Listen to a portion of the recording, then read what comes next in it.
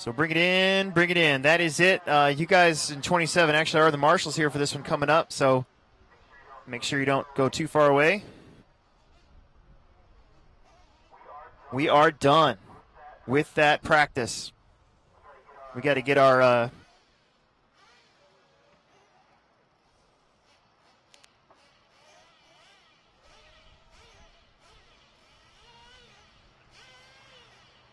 new drivers begin practice. Controlled practice has stopped. That's heat 1, I think, warming up.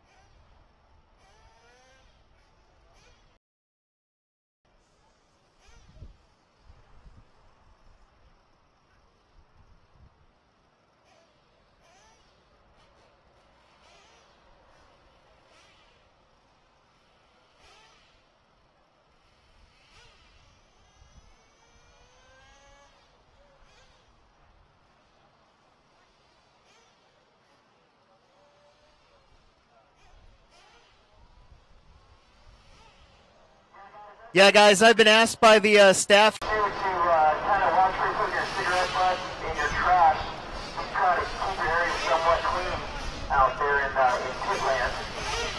I know that's something you should be doing anyway, but just take care of the grounds that you're on, considering they're not yours.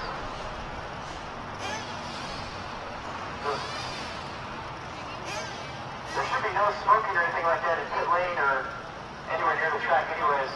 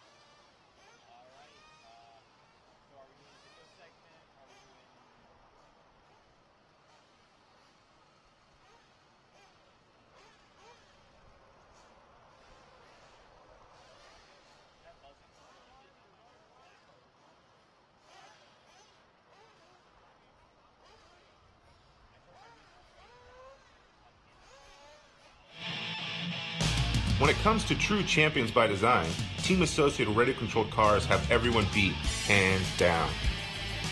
With multiple national and world titles won over the decades, it's no wonder Team Associated RC vehicles are the highest performing cars and trucks on the track today. So get behind the wheel of your very own Team Associated radio-controlled car or truck and be part of the winning team. Will you be the next world champion?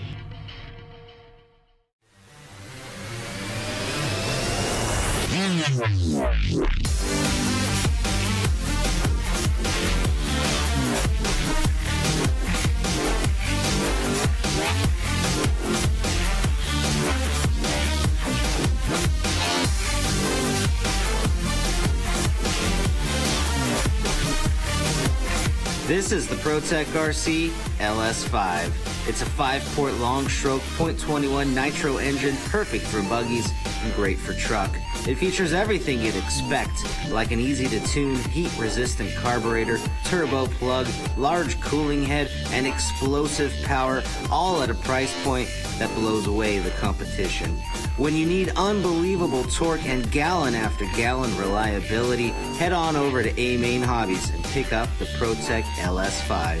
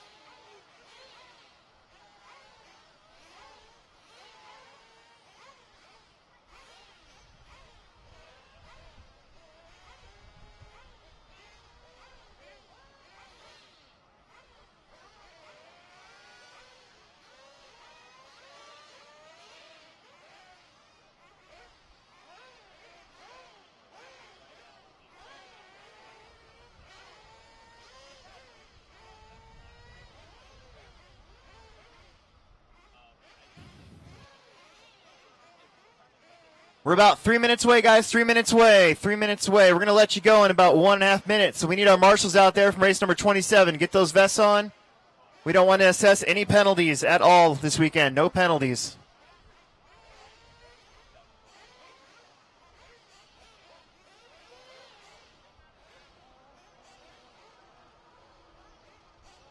We're missing bucket number 3.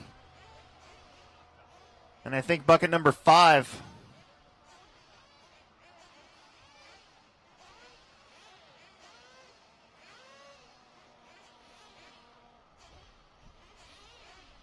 We need our race number 27 quarter marshals. We're going to get ready to go here. We're going to let him go and get warmed up.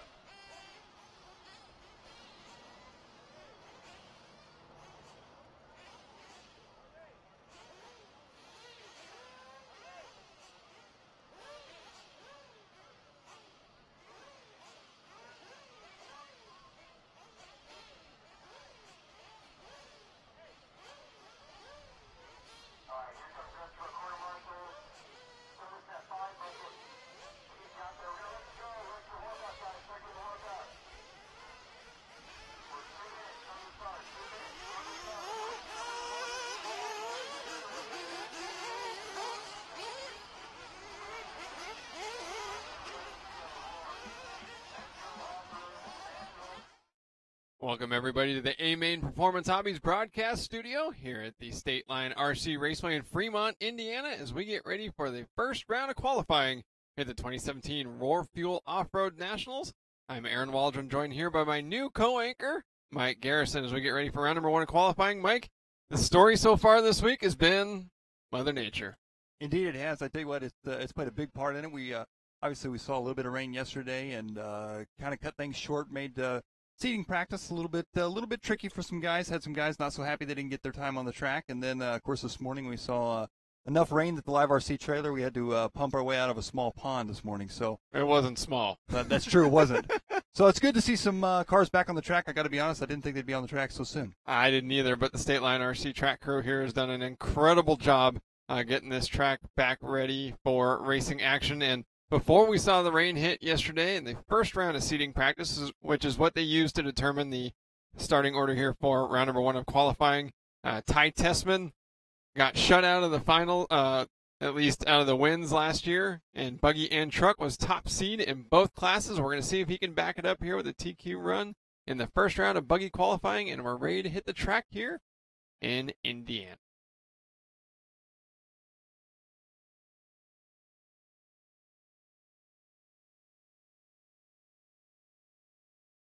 Our coverage this week brought to you by Team Associated, along with Leadfinger Racing and Absolute Hobbies, of course, LiveRC and Lifetime Scoring Engine, bringing you the live broadcast feed and live on 3 different platforms this weekend. Watching us, of course, on our website at liverc.com, as well as on Facebook Live, YouTube Live, and Twitch.tv. So Mike and I will be interacting with our chat room members throughout the weekend. And getting along here with our race number 1 of round number 1. We got 15 heats of the buggy class and then 12 heats of the truck category. Quite the turnout here at the State Line RC Raceway. Yeah, Aaron, you were talking about the turnout. 375 entries this year, which is definitely, I think, with the little bit of mix-up they had with signups, I think is more than they had anticipated originally. Ooh. But that was a hard hit right there. Yeah, got to stay short. out of the infield. I think this is because it was only a few years ago that they decided to recombine the buggy and truck events here for the Roar Fuel Off-Road Nationals, and I'm pretty certain that this is the largest turnout that they've had for this race because they've tried to limit the entries in the past. Well, and I tell you, the other thing that I think a lot of people didn't realize, but there was actually no waiting list. So I talked to a couple guys yesterday, the Fuller family being one of them, that after they got wind that there was no waiting list and still a few open spots, they signed up last minute and ended up coming out and racing this weekend. They had a truggy put together Thursday night and or Wednesday night, I should say, and then Thursday they hit the track for practice with it. Wow! And the big story here at this year's race is that every odd year, so 2015 the last time, and then here in 2017, this is the event that will determine the Roar World's Team drivers for the 2018 World Championships down in Australia. So that's why everyone's so keen to attend this event. They want to be able to try to qualify for that race. Everyone looking for an excuse to go down under and go race with Kyle McBride and the Kangaroos down in Australia. Probably not people coming out of heat number 1 here in the buggy class, really, with a shot at what we believe is going to be about the top 32, but you never know. You say that. There's a few names out there. We got Tyler Vick out in this one. Well, he didn't out make there? it. Oh, No, so he's not even out there. Yeah. I got my hopes up. I know. And It is exciting, though, to see race number 1 finally underway. It has been a long day of waiting. I think about for us especially, but even more so the drivers. Right. These guys are excited. They're pumped up. They're ready. So the schedule today is, as we understand it as of right now, it is going to be round 1 of qualifying for both buggy and truck, and round 2 of buggy. Right. And then Truggy will run 3 rounds tomorrow, and buggy will run their remaining 2 rounds tomorrow. Right. So a little bit of a modified schedule. So we will update the broadcast schedule. It's available on our homepage at liverc.com. Trying to give you an idea of when you'll need to tune in. Of course, just sort of waiting to get more of an official word from the Roar management, race management team on what time they expect those heats to go up before we update that broadcast schedule. But it's just an idea of when you'll need to tune in. Had to shorten up the day a little bit. Understand we can run here. This track is built in the backyard of Kevin Myers and his family. Kevin Myers, of course, is Dakota Fenn's father-in-law. It's sort of in a housing neighborhood right off the interstate here. And they have lights, and they are allowed to run until midnight, I guess, before the noise curfew. And we've got some catch-up to do. I was going to say, I feel like that midnight curfew, we're going to be pushing it. That's for sure. Yeah. Looks like old Kyle Phillips out here in race number 1 going to be the first one to try and set that early TQ pace with a 9 out of 5, 24.3 pace right now for Phillips. Car number 6. Julian Malavent in that number 2 spot. Our buddy Camden Line in that 3 spot right now. Camden and his father, Tim, actually flew out here from Arizona, and their baggage did not show up until yesterday. So luckily, as RC racers that travel via airline do, they brought their car and their radio, the stuff that they needed to get on the track. They brought his carry-ons and then checked all their clothes and stuff. So that's what didn't show up. So they actually hit the track the first couple of times, using borrowed gear, and then had to wait a day to, get a fresh change of clothes. But they've got all their stuff. They're super happy. Joined the HB racing team here for 2017. And hopefully Camden can have a little better luck, at least as he is here in the first round. Looks like he's off the track after 5 laps. And it's Kyle Phillips, Sonny Ochoa, and Julian Malevinitz trying to set the time to beat here. Phillips on a 9.5.17. Or look at the lap times as well right now. And I think fast lap right now in this one, a 32.9 is going to be the fast lap for our 7th place driver. I think we're going to see some pretty fast laps as the track starts working in. It looks like most of the rain is out of the forecast for the rest of the weekend. I think we're going to have a great weekend of racing, and I think talking to a lot of the drivers throughout the pits, the track seems to be one way or the other. A lot of the drivers, either way you go, it's the same track for everybody, and I think it's going to make for some great racing. That's for sure. And it looks like Kyle Phillips out front right now with a 9.4 second lead. As time has expired, these drivers finishing up here. Race number 1, the 2017 Fuel Off-Road 8-Scale Nationals in the books now. Phillips looking to take this one, set that early TQ time with a 9 out of 5, 21.308 as we get set for race number 2. Sonny Ochoa in that number 2 spot.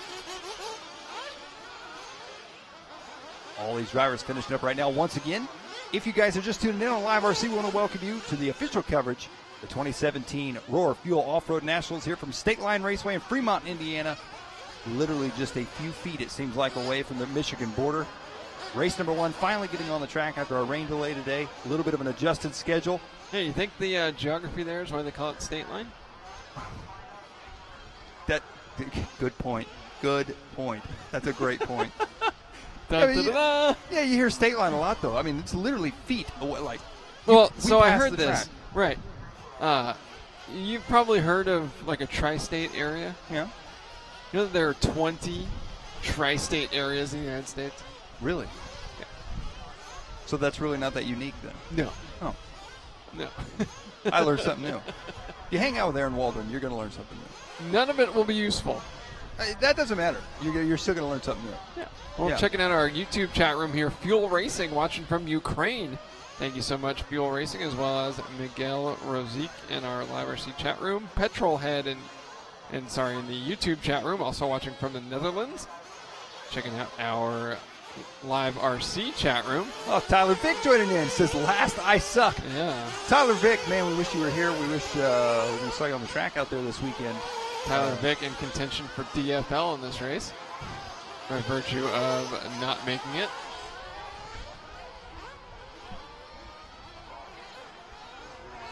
Looks like for heat number 2, taking the track right now. These drivers coming around, getting on the clock here for this one. 14 drivers in each heat race, so a packed race. A couple of no-shows in here in this one as well. I know at least Kyle Johnson's not here. We thought Kyle Johnson was here. You were convinced. Brandon was convinced Kyle Johnson. Kyle Johnson and his dad, Kenny. You guys were convinced you saw him. Somebody in this trailer was convinced that they saw him. Brandon was convinced he saw him. That's what I get for listening to Brandon ever. Quintus Vandermarva watching from South Africa on our Facebook chat room. Quintus, thank you for tuning in. Wolf Hoffman tuning in from Germany. That's my boy right there from South Africa. Yes. Oh, yeah. Vandermarva from the Neo race years ago. Would have been, 2011, something like that. 2012, maybe? 2010? I don't know. Steve Brummett cheering on Spencer. John Bernard cheering on Justin Fales. Rick Viglione giving a shout out to the State Line RC Raceway. Coach Nigel Townsend saying, "What's up? What's up, Nigel?" Chris Griffey giving a shout out to Mr. Ben. Jason Snyder. Originally, the entry limit was going to be, I think it was, they were going to cut it off at like 275 and then fill heats. I believe so. I believe it was something along those lines. 250, something like that. Or no, it was like 20. Honestly, I don't remember what it was. It was on the original flyer, but yeah, that's way out the window now. Jeff Guest saying hello to me. Thank you, Jeff. Mr. Pope Chop. Dominic McDonald cheering on the young phenom, Austin Woodward. Grant Moon cheering on Basil. I am particular to time and mint myself.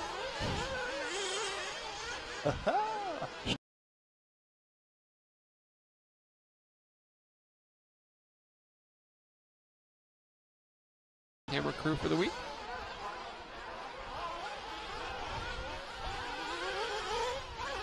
As these guys taking the track right now. Time to beat right now. Kyle Phillips out of heat number 1.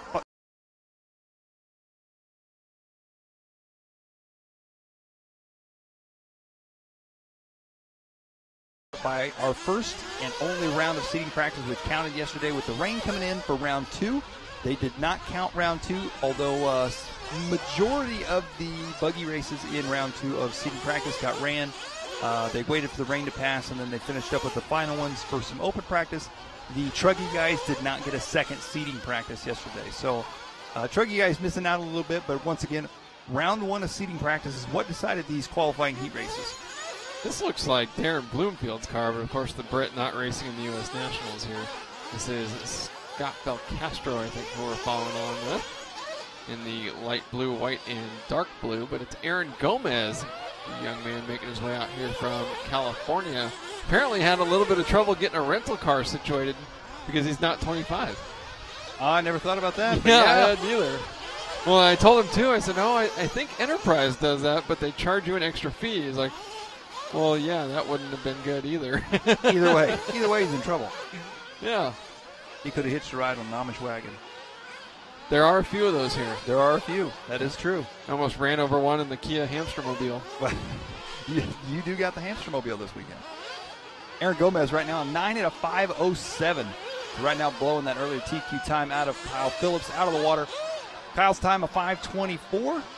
So Gomez right now almost 20 seconds ahead of Phillips' earlier TQ time. Now Chandler Elliott up to the top, 9 at a 5:18. The pace dropping a bit as this one gets a little further in. 2:20 into this one, 2:40 left to go here in race number 2. 15 buggy heats followed up by our truggy heats. Then once again, we'll go back into buggy. And then that'll be it for Friday here at the Roar Nats. Then tomorrow, the buggies will run 2 additional qualifying rounds. The truck class will run rounds 2 through 4. And we're supposed to get into some lower main events tomorrow. Yeah, we'll have to see how that It's goes. sort of in flux right now. Just the race management team and, of course, the State Line RC track crew here doing everything they possibly could. I mean, gosh, even I was blown away at the track crew out there digging their way through mud, covered from head to toe in mud. It was rough. The whole Myers family out there, literally the entire family were out there. Yeah. Just, like Aaron said, just covered from head to toe. Looked like they'd been sliding in it with a mud fight. Brandon picked up some LiveRC colored red ponchos for us to wear in the rain in anticipation of the weather. So maybe this whole thing was his fault. But I was walking around in the rain with one on yesterday, marveling at the fact that I looked like a Hershey's Kiss during Christmas season. Sure did. Yeah. You did. You sure did. 3:40 down and 1:20 left to go as Chandler Elliott leading the way by 4.3 seconds now over Aaron Gomez, with Justin Fales running third, Drayton Stobe in fourth, and Spencer Heckert in fifth. A lot of youngsters racing this week, and a lot of drivers here from the Indiana and greater Great Lakes region. Tri-State? Yeah, one of the 20 tri-state areas in the country. I'm talking to the drivers yesterday. Right there, you see Chandler Elliott working his way through the whoop section. That section followed by this jump right here. A very unique landing to that jump. Oh, yeah. A stairway down the backside of that jump, something that I've not seen before. So that's the opposite of the song. It's not a stairway to heaven. No, it is what would that be? The stairway to the straight. Yeah, no, it's the stairway to hell. Oh, okay. Oh, yeah, Aaron Gomez here in the white, blue, and pink buggy. Having a little bit of trouble mixing up with traffic. Oh, split them like the field goal uprights. This is one of my favorite sections of the track. Honestly, I love the layout. It is rad. There's Gomez. See, he tarps. We talked about, yeah, the tarps. We talked about before this that the trickiest part, the tarps have to be out there for the marshal's safety. The infields of the track is just disastrous, but the tarps are definitely going to play a part if you get off into the tarps. And it's also going to play a part for the turn marshals. Yes. And I had a slip and slide when I was a child, and running down it wet was never a good idea. You were a child. I still have a slip and slide. Yeah, I'm afraid of killing myself now, unfortunately. Oh, Aaron Gomez having a little trouble getting up on the wrong side of the pipe. It's Drayton Stobe, actually, in the second spot, who's got the fastest lap of the race so far, back on lap number 6, a 32.892. But he's running 9.2 seconds behind, and he just finished up. So it looks like it's going to be Chandler Elliott takes the win here as we're following along with Aaron Gomez, the early leader. Unfortunately, having a little rough go here in the later stages of his first qualifying round. And Elliott does take it with a new TQ2, a 9 out of 5, 10.7. So fast lap on that one. Drayton taking that with a 32.8. But the new TQ time, Chandler Elliott, 9 out of 5, 10.7. I got a feeling we're going to see some 10-lap runs, obviously, before the end of this. Yeah, top 4 in this one. Elliott, Stobe, Fales, and Gomez going faster than Kyle Phillips in the previous heat. And that's what we expect with the drivers sorted from their seating practice times yesterday morning, that each consecutive heat will go faster and faster. And we check out our race day hobbies pit lane cam here as the cars from heat number 2 coming into pit lane getting shut down, and the cars from heat number 3 starting to warm up those engines as we are tuned in here for round number 1 of qualifying in the 2017 Roar Fuel Off-Road Nationals, brought to you by Team Associated along with Leadfinger Racing, Absolute Hobbies, and Lifetime. Jumping back into our Facebook chat here, has been very busy so far. Brian Kuski saying thank you to us. Thank you, Brian, for watching.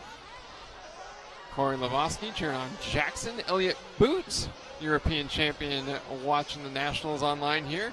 Elliott asked if there's any more rain in the forecast. Not at the moment. but we are in the upper Midwest of the United States, so wait 5 minutes. It might change. Eddie Fikes from Las Vegas cheering on Aaron Gomez. Ryan Mayfield's father, Perry, tuning in from 112-degree Arizona. Oof. Yeah.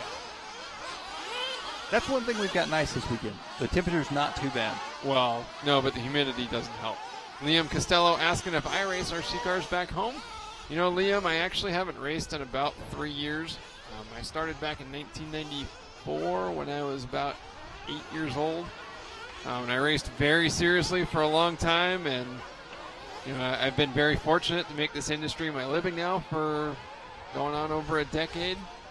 I really enjoy being at the track. It's just I got a whole lot going on. Got a fiance in med school, got pets at home, got other things that I do, and plus I'm on the road a lot here for traveling to races for LiveRC, so fortunately I haven't made it to the track in a while myself.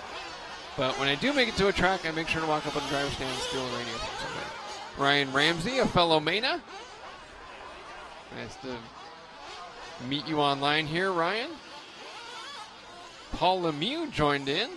Philip Neidart checking in.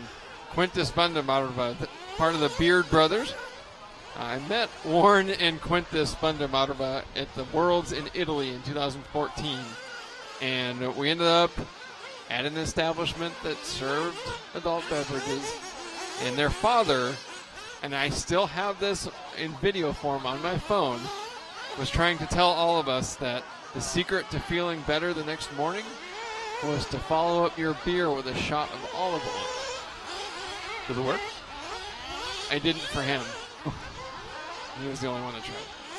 Jason Snyder from Ross Speed RC Raceway watching along. Matthew Egan from Wales in the UK. Thank you, Matthew, for watching. It looks like heat number 3 getting set to go here. Looking over at the LiveRC chat, we got some new one. Nick Edgington joining in. Hey, Nick Edgington. That's right, Danny B was in the last race. Danny Bartholomew.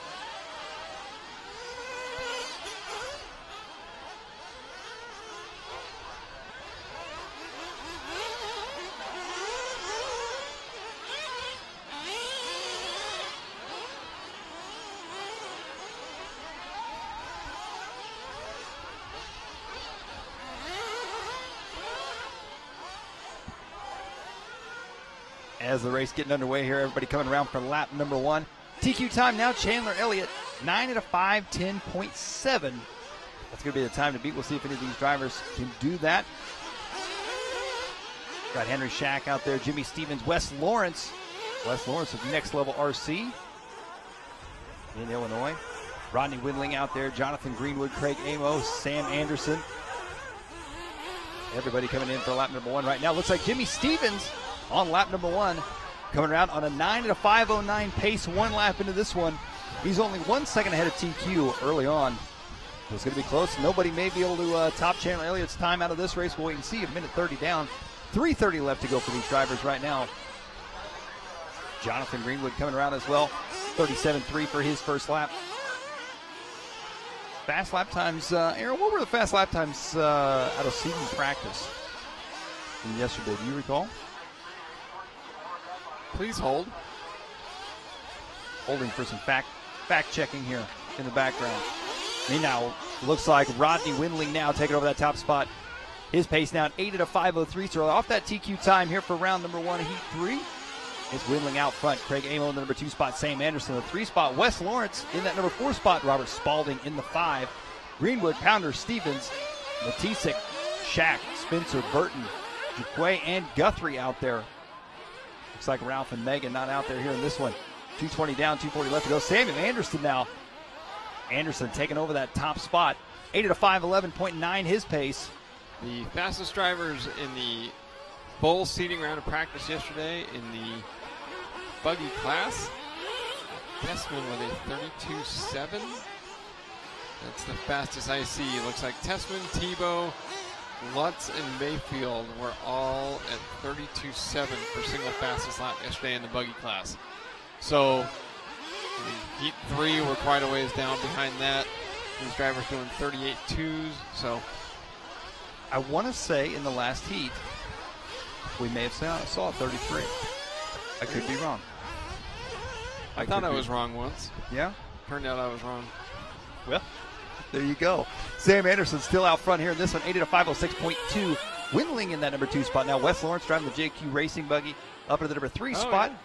Jonathan Greenwood in that 4 spot. Craig Amo in the 5 spot. We actually saw a couple of 32.9s last heat. Yeah, 30. I thought we were in the low 33s. I didn't realize we broke it down in the 32-second range. So Sam Anderson, 8 at a 508, still his pace. Anderson driving the Kyoto car.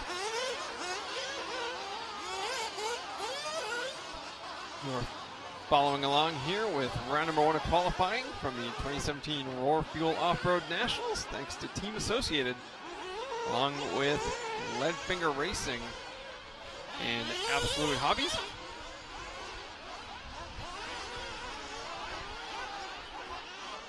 And of course, a Lifetime Scoring Engine, the official scoring software of both the Roar Fuel Off-Road Nationals, actually the entire Roar Nationals series, as well as,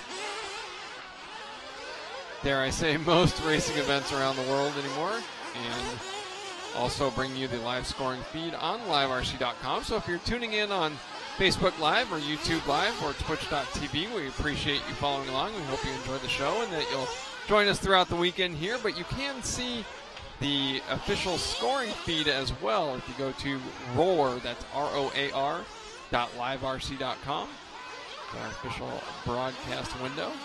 You'll be able to dig up results there as well.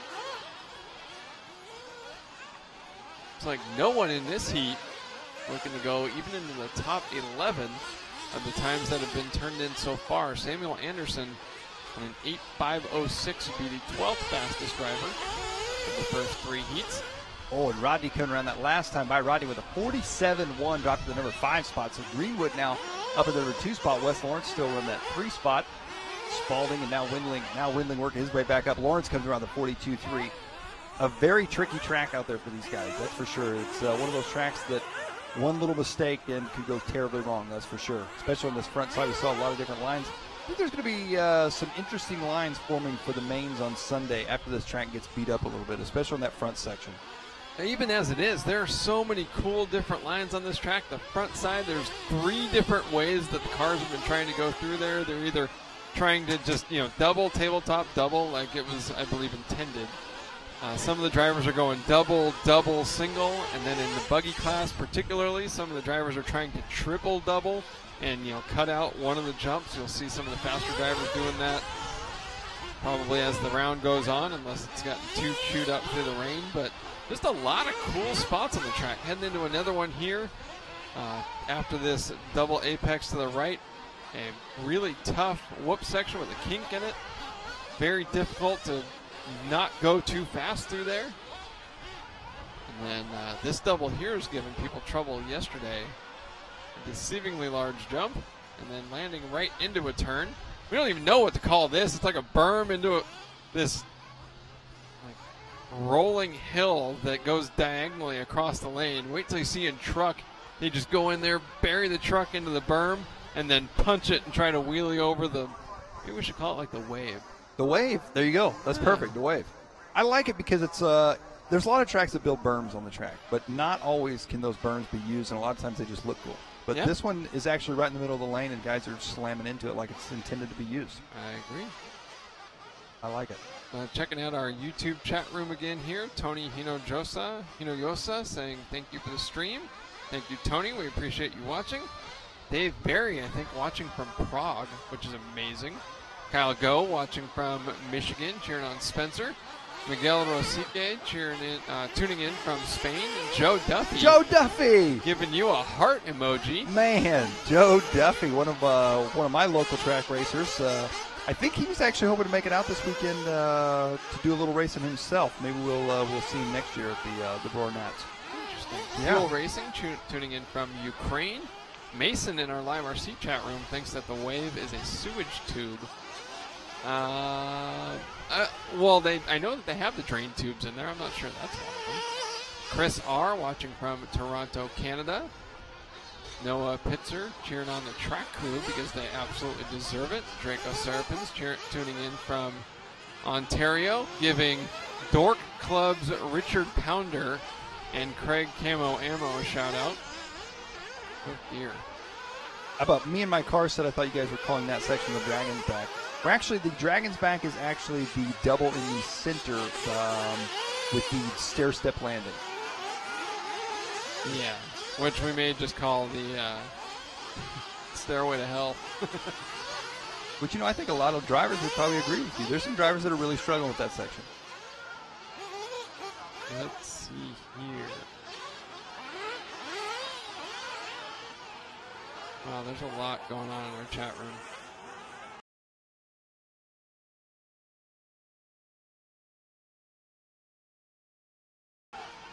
Fortunately, every time someone sends something new, it bumps me back down to the bottom. 40 seconds to the start here of heat number 4. Got Skip 109 cheering on Brad Shearer in this one. Brad Shearer's not even in this one. He's just cheering him on just for the heck of it. 14 drivers in this heat. All these drivers here, I believe, they all should be in attendance. Hopefully we'll make the start of this one. As you can see, some guys lining up there. There you saw driver we're following there going for the triple section. Not quite making it as everybody coming around now. Getting set to get on the clock here for this lap for heat number 4. DQ time still holds for Chandler Elliott. 9 out of 5, 10.723. That's going to be the time to beat. And as we were talking about, fast laps out of seating practice yesterday, dipped down 31, 32-second lap range for some of our fastest drivers, including Ty Tessman, Jared Tebow, Ryan Mayfield. And we actually saw some 32-second lap times in last heat race, in heat race number 2. However, the track has changed immensely from yesterday. The track yesterday during those time practice sessions was dry. I would consider it loose. It looked a little slick out there. With all this rain, I think there's, especially in certain spots, a lot of traction. Obviously, we've got peat moss mixed in with it now. So it's definitely going to be different here for qualifying. Wait, Mr. Moss was Moss chopped up and put into the track? He sure was. Oh, I missed that, yeah. He dried it out. Mr. Moss did a good job. Looks like one lap into this one. Sean Cuthbertson out front early on, 9 out of 5, 18 his pace. So still, Chandler Elliott laying down a pretty good time early on in heat number 2, I believe he was in, with that 9 out of 5, 10.7. Ron Lupo in that number 2 spot. Wade Moore in the 3. Jordan Husel and Francisco Ortiz in that number 5 spot. We got a chance to go over and look at Jordan Husel's X-Ray XT8 2017 earlier today, and I'm working on an article about the new X-Ray truck that will get posted to our homepage later, but part of the significantly growing, whoa boy, tarps. Oh, he got the bucket. Oh, he got the back of the Marshall. We got a broke collection going over there. And talking about the tarps in the middle, we learned something very interesting about that. There is a billboard on the property, and a lot of these tarps are actually billboard banners. Or I don't know what you want to call them. But well, yeah, because it's a banner that they put up over the billboard. So that's what a lot of these tarps are. So I believe he's sitting on a Big Mac right now. I'm almost positive he's sitting on a Big Mac. Oh, more trouble. Wade Moore down to the top here in this one. 9 out of 5, 19 his pace. Jordan Hughes in that number 2 spot. 9 out of 5, 28. Sean Cuthbertson, your early leader. His pace drops from 8 to 5.09. Fast lap in this one going to be a 34.7. Halfway into it. Through the wave, sewage pipe, whatever we want to call it. Down the back straight they go. I am shocked at how fast they got this track ready to race. It looked horrible when the tarp came off. It really did. It looked, yes. I honestly wasn't sure that we'd be racing at all today. But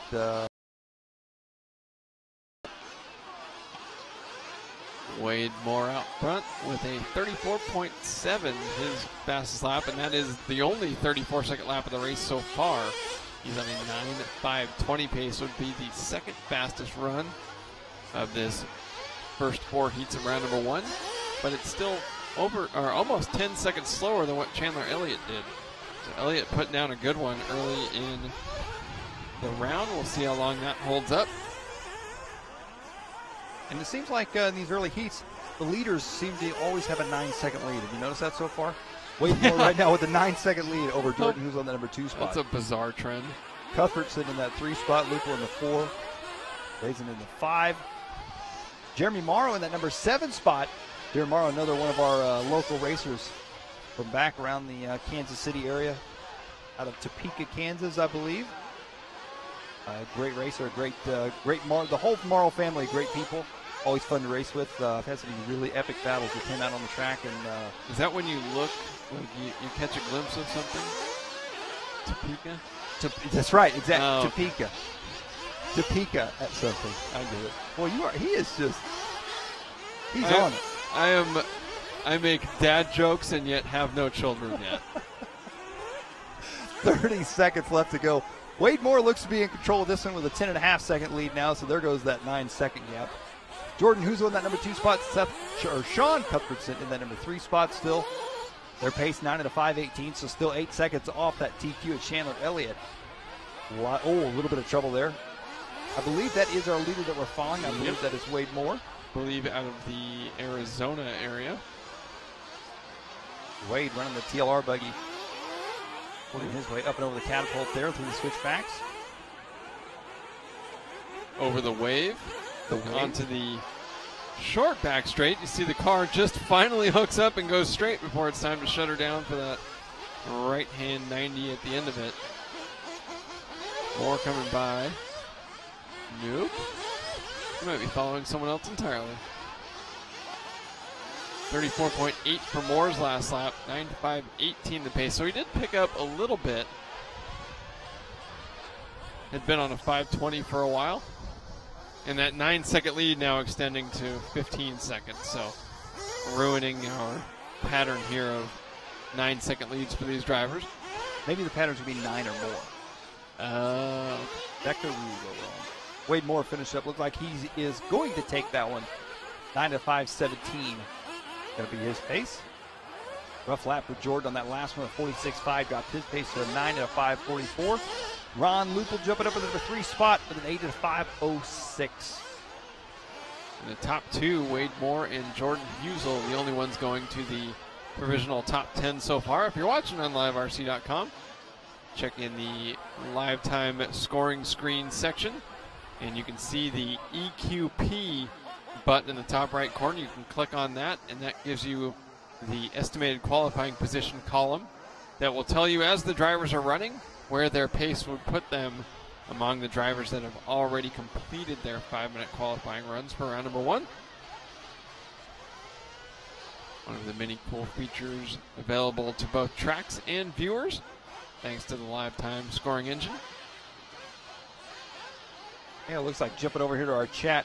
Lynn Stage says, not a hater, but that new X-Ray Truggy body is hideous. Nuh-uh. I was getting ready to say, now, Aaron, you've got an up-close look at the body. You're going to be... First of all, none of the Truggies look good. We had this discussion earlier in the trailer as well. I hate the name Truggy. I hate the idea of Truggy. You're just not a fan of Truggy. I don't like it. Well, now, let's talk about Seth Van Dalen's Techno Truggy. Well, okay. That's different because it's sort of still kind of a little bit looks like a pickup truck, other than the fact that, you know, it's got these gigantic out-of-scale tires sticking out 6 inches from either side of it. We're gonna try. We'll get Seth. We'll get a little update on Seth Van Dalen's Truggy. If you haven't seen his Techno Truggy, we have no idea at this point what body that is that he's running, but he is running a old school pickup truck body that looks like an actual pickup truck. Also, on his Truggy. I think just the word Truggy needs to die. Because if you tell is somebody... he like arena truck? You remember when it was arena truck? That's also stupid because we don't race in arenas. That is true. Just call it a truck. Just truck. Like if we're going to pretend that they're trucks, kind of, sort of. I mean, these don't look like buggies either. We race spaceships, basically. But if you say Truggy to somebody that doesn't know what an 8-scale Truggy is, like, yes, I know that the Terrible Herbst off-road team runs a car in the Score Desert Series that they call a Truggy. That's still not a reason to call an entire class of RC vehicle a word that the average non-hobbyist doesn't know. I had no idea that they ran that. I had no idea there was a real thing as a trudger. So what you're saying now is we're getting set to watch heat number 5. I have some strong opinions Nitro about Spaceship. So your current Nitro Spaceship TQ is Chandler Elliott 9 at a 5:10.7. Nitro 1/8 scale spaceship. That's right. Getting set to go here for race number 5. 25 seconds left to warm up for these guys. They work their way in and out of pit lane, topping them off. Looks like everybody has checked in this one except for Tony Sadberry. So another nearly full heat. If he doesn't check in, he's not going to be happy, Barry. More good jokes. Oh, we got Zach Edenburn in this one as well. All of my fiance, like the mutual friends of my fiance and I, just, shake their head and roll their eyes when I say all my dad jokes. I'm like, we're going to know when she's, like, after you guys get married and she is pregnant and you guys are expecting, if either your dad jokes, they'll probably just stop. Or they'll get more intense. I don't know that that's possible, Mike. I mean, as it is, you're only getting the ones that I've pre-filtered and screened and said, like, this is reasonable to say out loud. Yeah, our producer just said in our ears that when you have a kid, it's a brand new audience, and I get to use them all over again. I'm not sure yet if my future children are going to hate me or if they're just going to be the strangest kids in their class. I don't know. Looks like we are off and underway here with this one. Everybody coming around for lap number 1. We'll let these drivers get their first lap in. We'll see what their early pace is. This is race number 5 of 27 total for round 1. 15 heats of buggy, the remaining all being truggy.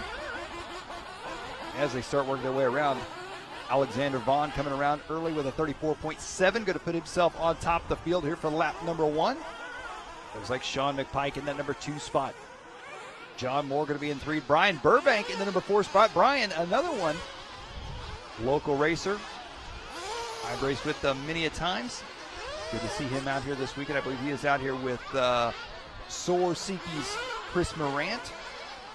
Running the new Soar buggy and truggy. Did it work out too hard last night? Because it's Soar. Ba-bum. Man. You're gonna run. Are you gonna run out of these? No. Are you gonna use them all Absolutely up at day 1? not. Okay. There's no chance. Okay. Good.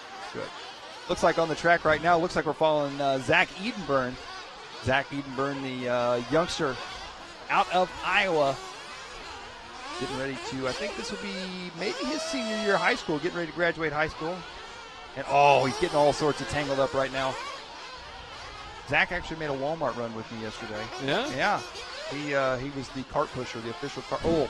Oh, no. He's off the backside in the tarps. Oh, yeah. There might be some mud over it.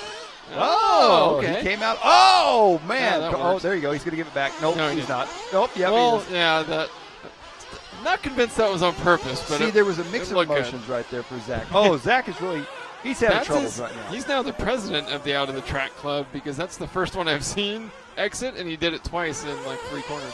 And now he's working his way back around. Zach's going to have to pull. I was just talking about, believe it or not, Zach is an incredibly fast young racer that is up and coming, that's for sure, from Iowa. Having a little bit of a rough run here in round 1, but that's what the rest of the 3 rounds are to go. Also, I feel like in the first, 10 heats of, the 15 for this class, do you really want to watch someone that's on like a 9.520 run the whole time? No. Let's watch somebody that's going to put a turn marshal in danger. Hey, I mean, excitement. That's what makes TV worth watching. Drama. Alexander Vaughn out front here. That's right. Alexander Vaughn out front here in this one. 9 at a 5:22. 12 seconds off Chandler Elliott's TQ time. So Chandler laying it down early on. We said earlier that we didn't think one of those early times would be pushing that, the top 10 or top 20 or so. But Chandler Elliott's time right now holding strong.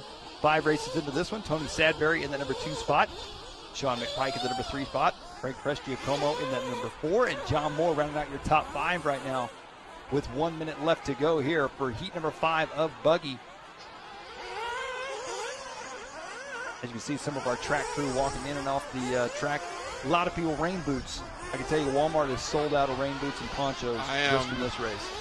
Incredibly thankful that Brandon had the foresight to get us several pairs of boots and LiveRC red ponchos for the crew here this week, because we're in the upper Midwest, and when it rains, it pours. Yeah, it's kind of like there's someone above us with a swimming pool, because it just comes down in sheets of water. It really does. I cook Alex Sturgeon is the race director, the announcer this weekend, track announcer, and we were talking about it. And he came here last year for the Roar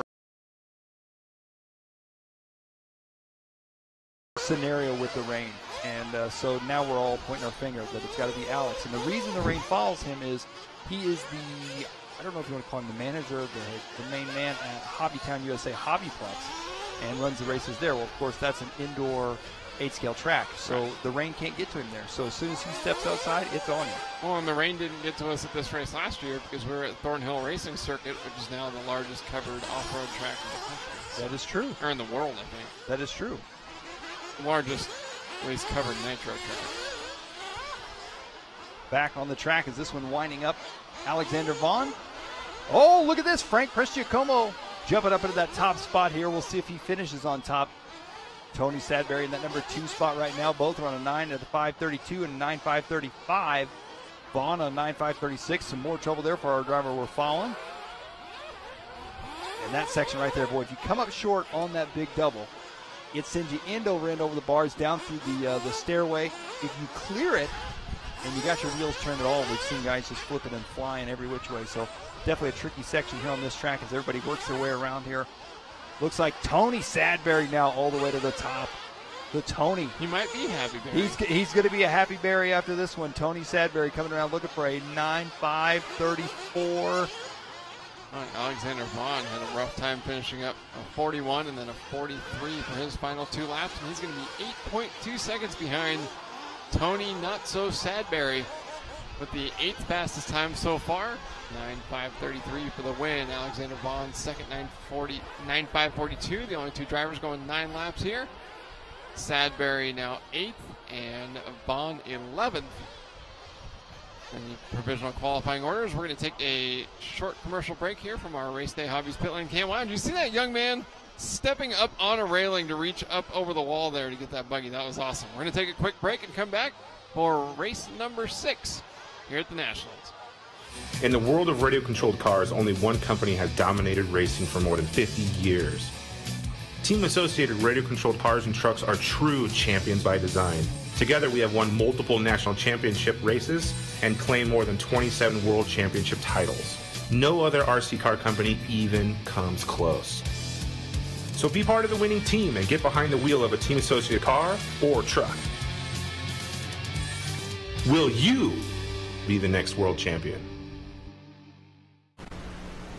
Feeling the need for speed? Log on to AbsoluteHobbies.com. We stock more of the items you want and less of the items you don't. Most domestic orders ship same day for no extra charge. We carry a full line of nitro and electric RC cars, parts, and accessories, and we have a knowledgeable staff providing phone support from 7 a.m. to 4 p.m. Eastern on weekdays. Tired of waiting for your orders and being treated like a number in line? Make the switch to AbsoluteHobbies.com today, and you will never shop anywhere else. And we're back here for heat number 6 of the first round of buggy qualifying at the 2017 Roar Fuel Off-Road Nationals. Brought to you this week by Team Associated, Lead Finger Racing, and Absolute Hobbies. To all of our sponsors for this week's broadcast. Coming to you live from the State Line RC Raceway in Fremont, Indiana. Some interesting weather conditions definitely this weekend.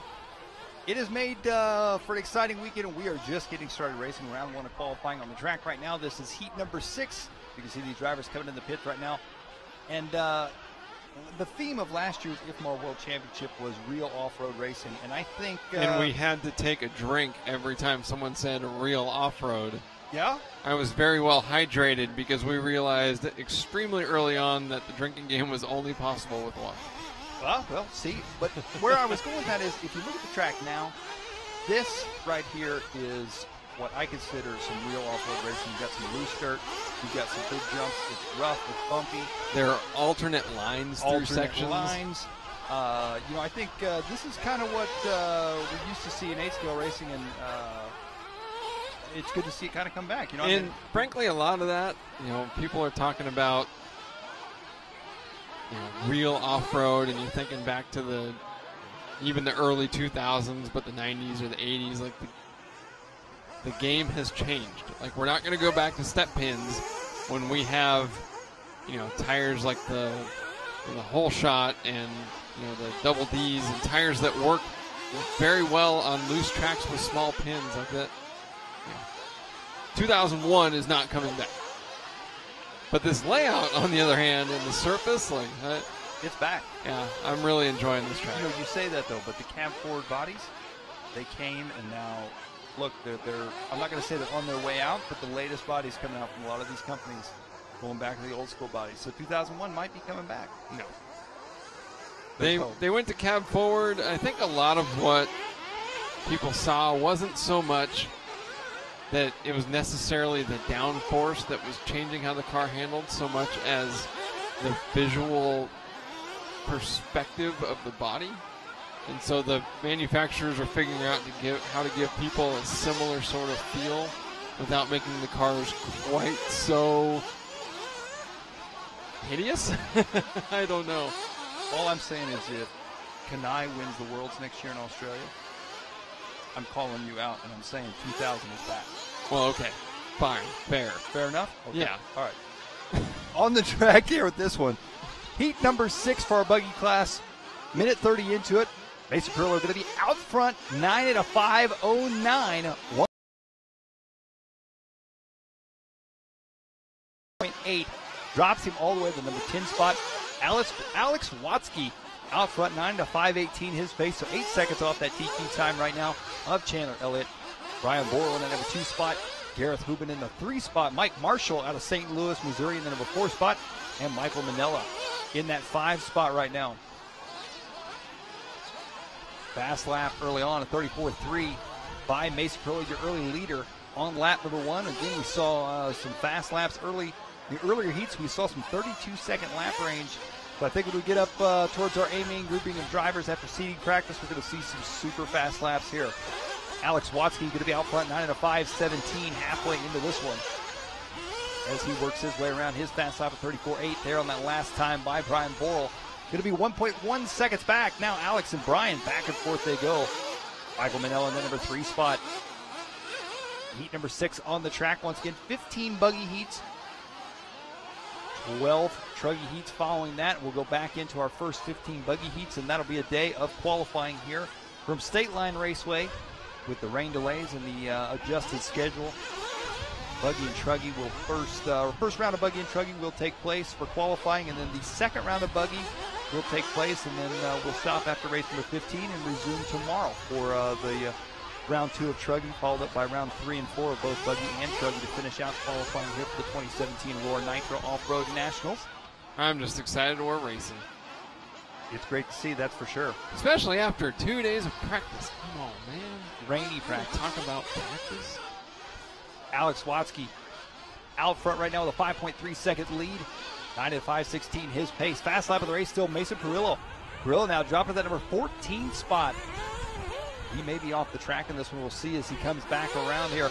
Watsky going to be out front, 5.3 seconds ahead of Brian Boyle. Gareth Hubin in that number 3 spot. Orlando LeBron in the 4 spot. Manella in the 5. Valdez. Scott Scarvelli out there. Scott in the number 7 spot right now. Keeping sharp, Mark Pavitas' longtime buddy and mechanic. Although, interestingly, still running the TLR buggy. Oh, boy, they're not that good of buddies then.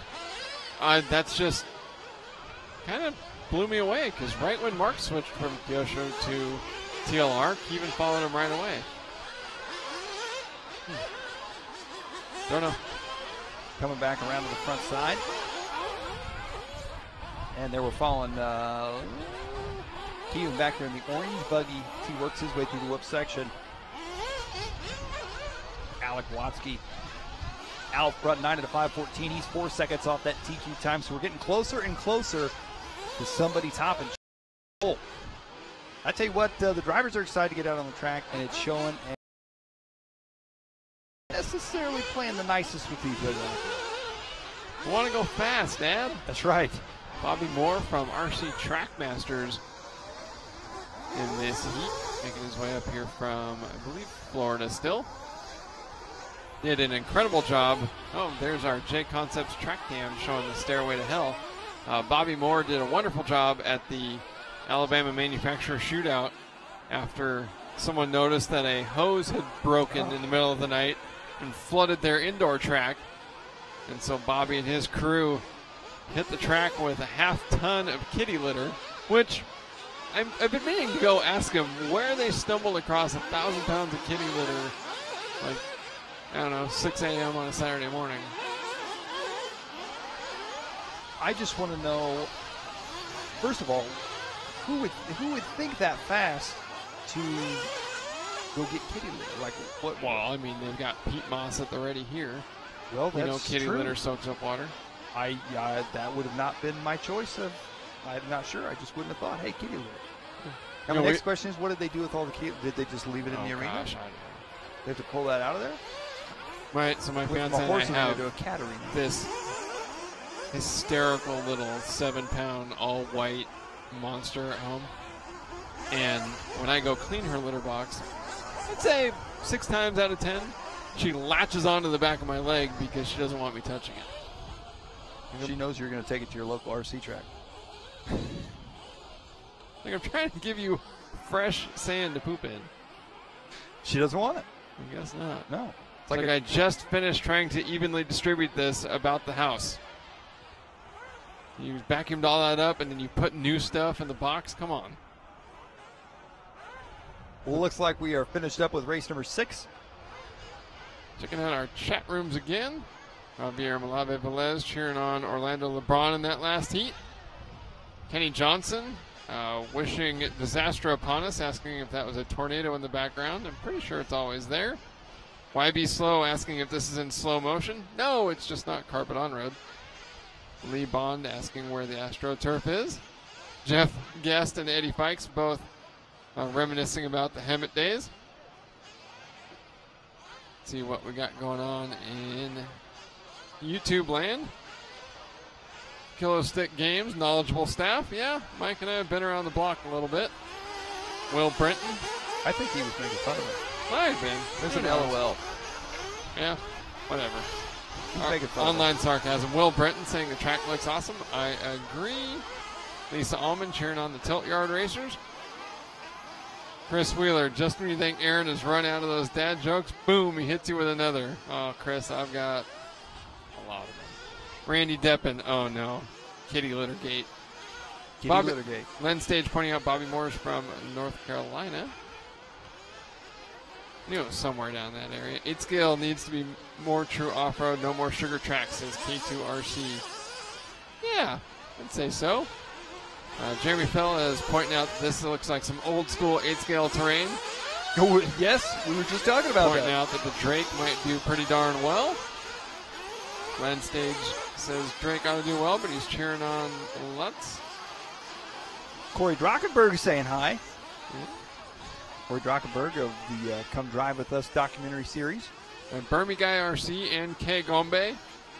You're both right, actually. The buggy guys, buggy drivers will do 2 rounds today. Truck is only doing 1.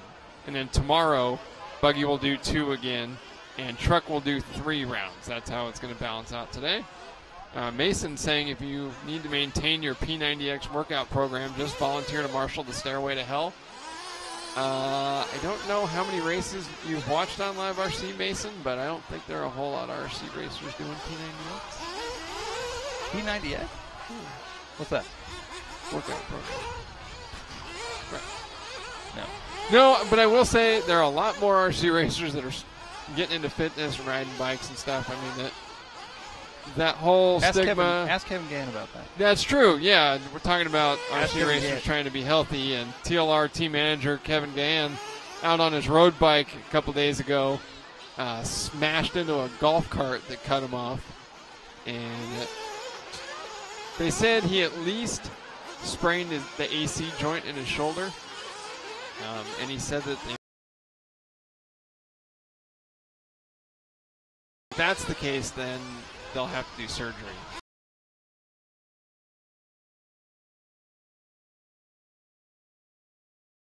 Out that the AC is the acromioclavicular joint back here where the collarbone meets the scapula, and the coracoclavicular joint is a little bit closer on the front side where it touches the top, what they call the spine of the scapula. And Todd Hodge looked at me like I was speaking Greek. He's like, how do you know what those mean? Well, my fiance's in high school. Similar to how I'm looking at you right now. Right, yeah. Yeah. Like I'm You know what, something though? I can guarantee you if Kevin would have been sitting with me at McDonald's just having a McDouble, he would not have hit a golf cart. That's true. If he wasn't trying to be healthy, he would not be hurt. No, but if you're Brandon Rohde and you go to Wendy's, you throw up. Only if there's mayonnaise. Only if there's mayonnaise. Or if there's anything on the burger that grew out of the ground. That's true. Lettuce. He's all about that manufacturing. On the track here for race number 7. Looks like 1:30 in, 3:30 to go. And it's 5:10.7. Jeremy McGuigan. McGuigan?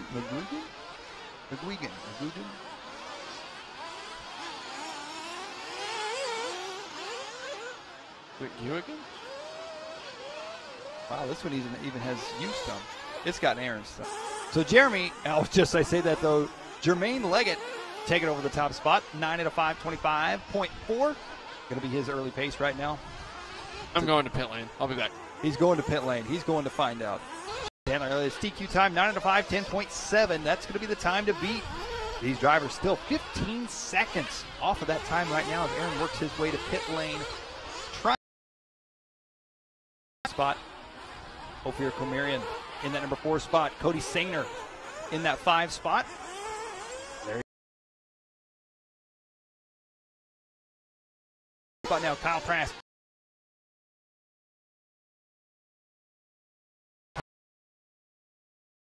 .250 down, 210 to go.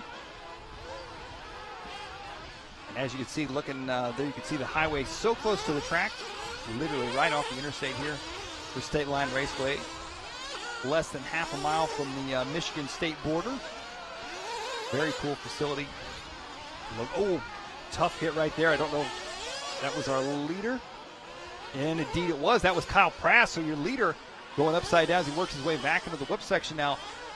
The green, pink, and white. It looks like, I believe that's going to be the Techno buggy as he's now got a bit of traffic. This could change things up a bit now as Jermaine Leggett going to be trying to close the gap on him. He was 5.5 seconds back. I don't think Kyle lost 5 seconds with that crash, but I could be mistaken. Works his way back through the wave. All into the back side of the track he goes. Back around to the right side. We'll see what he's got this time around. It's going to be a slow lap, that's for sure for Kyle. 40.2 for Kyle on that one. 9 out of 5:28, his pace. We'll see what Jermaine's got as Jermaine comes around. And Aaron is back. According to Techno RC team manager Matt Walter, it is McGuigan. McGuigan. There we go. We were both wrong. Well, McGuigan, as we say that, moves up a spot. He's now for the number 2 spot. Marion in that number 3 spot. Sainer in the 4, Leggett in the 5 with 50 seconds left to go.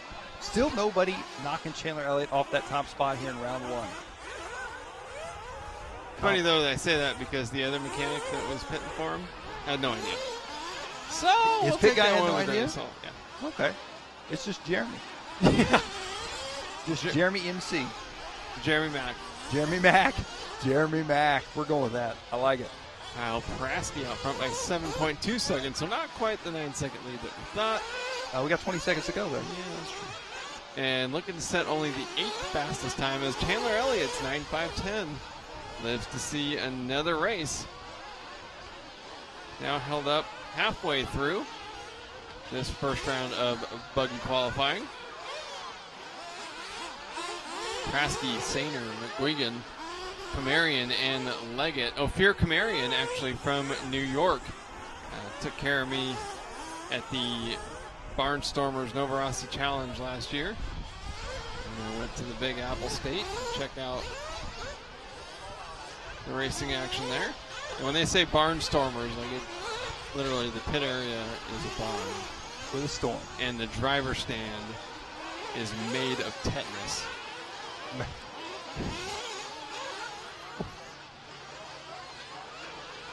As the driver's finishing up right now. Race number 8 coming up next. Looks like Kyle Pratt's going to take the win in this one. 9 out of 5, 28.9. So 18 seconds off of Chandler Elliott's TQ. Cody Sander coming in second. Marrying it in that 3-spot. Leggett and Commissar rounding out your top 5 as we get set to go here for race number 8 now. We'll head back over to the chat over here. Stover says it's Big Mac. Jimmy McGuigan?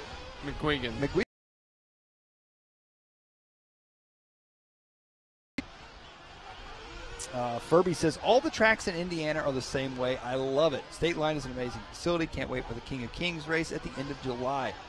Yes, indeed, Coffee. This is my first time here to State Line, and I don't think it's going to be my last. Whether I'm sitting here with Aaron or maybe wheeling a car myself. Pretty fantastic facility, that's for sure. I really like the track layout. Yeah, very cool, and it's neat to hear that most of the tracks in Indiana. This is first trip to Indiana for me, for RC racing anyway. And I like the terrain here, that's for sure.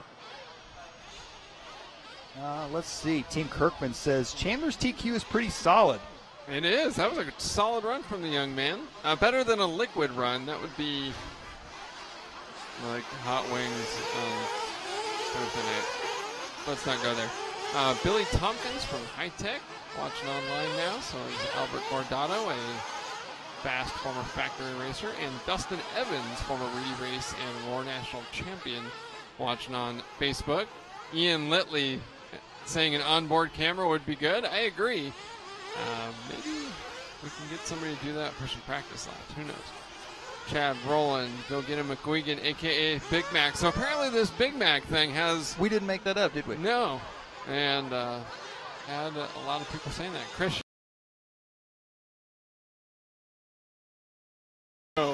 Schaefer. I am marrying out of my league. Chris Schaefer, if you hang out with Aaron Walden for a day, you're going to feel like you're hanging out with Doc. Well, interestingly, I will say some obnoxiously big words and throw out some weird medical trivia, and then also say like some of the most inane comments you've heard all day. Got to cover both ends of the spectrum. You said that using a word inane. Yeah, I guess I just kind of proved my point. Right? Tony Hinoyosa on our Facebook chat saying he thought headsets were against roll rules, and they were for many, many, many years, and that rule goes back to the original AM and FM brand radios, AM and FM band radios, just because the headsets could cause a little bit of radio interference, and then there was worried that when they went to the 2.4 gigahertz radios that it would still kind of cause a problem, and then they decided that was a load of hogwash, and so it's allowed now. We've seen a lot of people running them. A lot of people really like them. I've heard particularly from father and son teams, it works out very well because the dads really want to be helpful and talk to their kids, but it's hard to communicate, and so they end up yelling up to their sons, and then the sons hear their father's voices excited, which they don't hear very often, so then that gets them fired up, and then they kind of yell back, and so now the dads can talk to their 12-year-olds very calmly, and the kids are driving better, which they super love. And I was talking to David Lee from RC Racing Communications, that's selling a lot of these specialty headsets, and he said that the one group that hasn't really caught on with yet are like the upper echelon factory racers. That was my question, is when will those guys start using it? When they can get their pit man to shut the heck up. That's true. That's a good point. A lot of them don't like to be talked to. Yeah. Or talk on the driver. Then there's a couple guys that they can have a full-on conversation with you. They're very full-lappy 7 times. Jalen Fairchild wants to sleep at your house next weekend. We've got you, but they can have a full-on conversation with you. We've got a local race next weekend, and yes, he will be camping. He'll be avocado.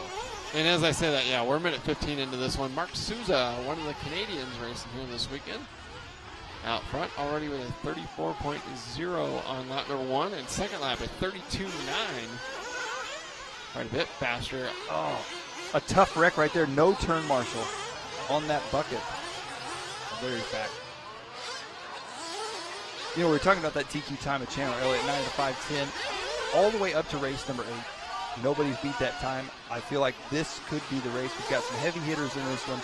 We've got Alex Kazuziak, Alex K. Koskiushek.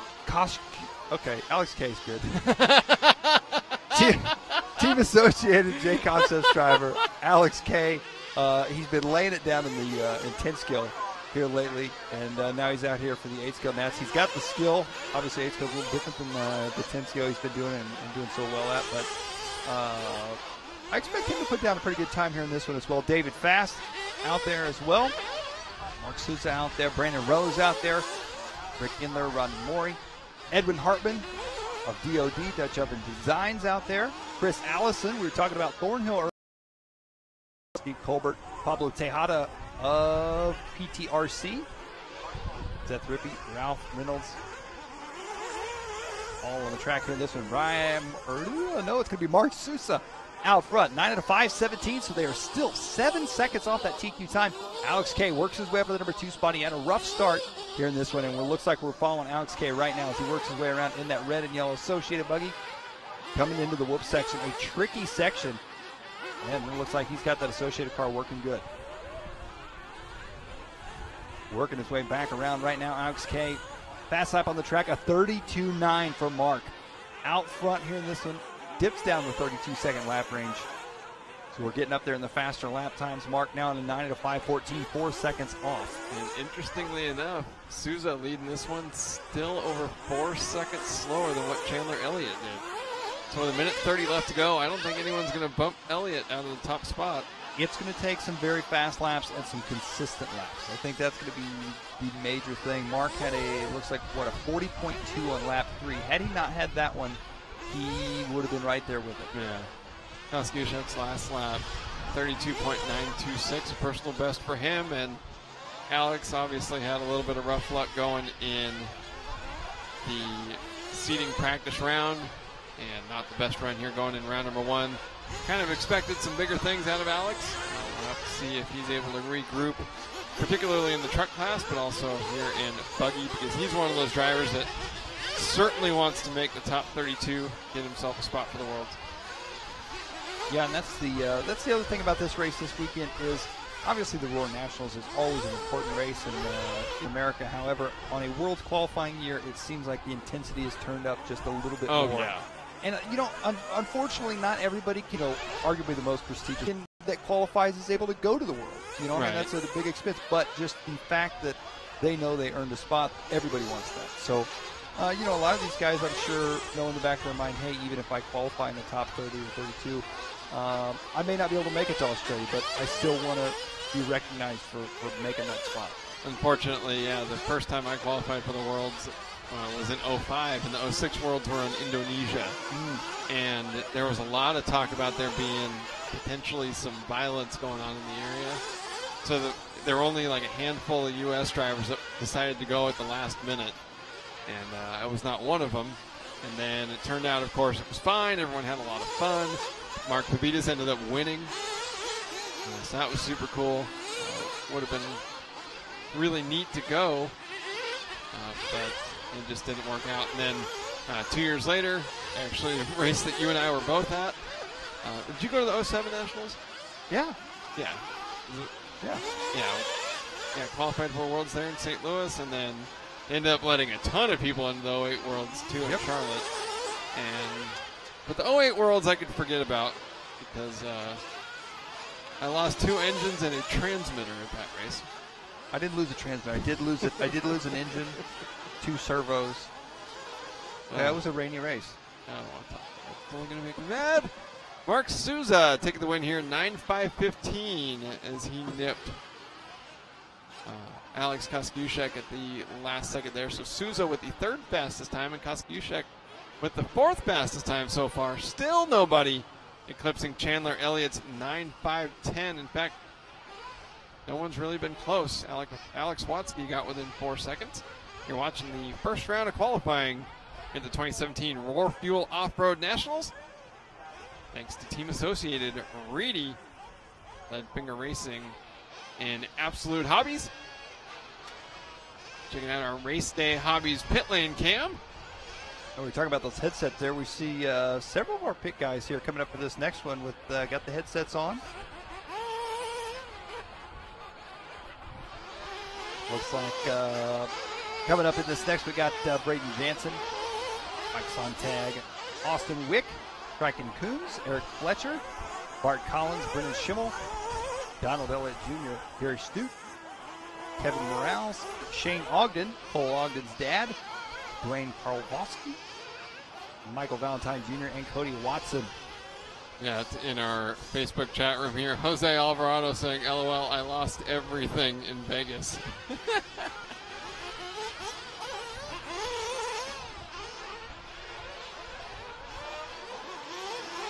As we get set for this one, Corey Drockenberg pipes in and says, Waldron used the word lament. It's Mike's favorite word. Where? Down here at the bottom of this one. Oh. So the funny story behind that is he had that in a script one time for one of the Come Drive with us, and I had no clue what that word meant. Lament. Lament. I can't even say it.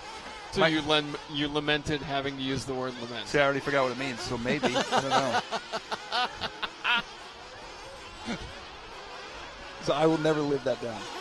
Nope. I will never live that down. Corey will probably enjoy that too. Oh, I'm sure he will. I am sure he will.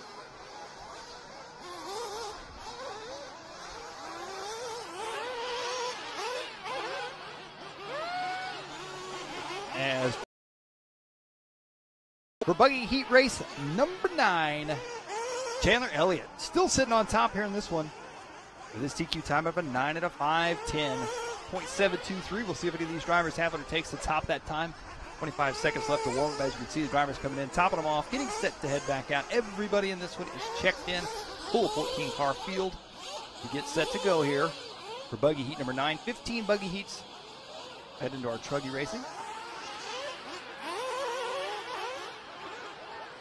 Chandler Elliott still on top right now, 9 at a 5:10.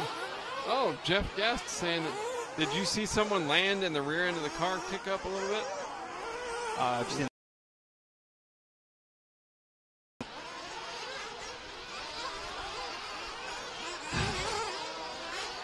You got a whole weekend of this thing. Yeah, you do. Whole weekend. Yeah. That's Ron's mad, Bill. Still looking for Chandler Elliott's 9.510.723 is the time to beat. Got some fast drivers out there in this one. This could be our heat that we see Elliott knocked off the top. We'll have to wait and see. Alec Watsky right now sitting in second for the round with a 9.515. So a 5-second gap right now in times from first to second out of our drivers that have ran here in round 1. Still quite a few races left to go. As they are all on the clock now, working their way around here for lap number 1.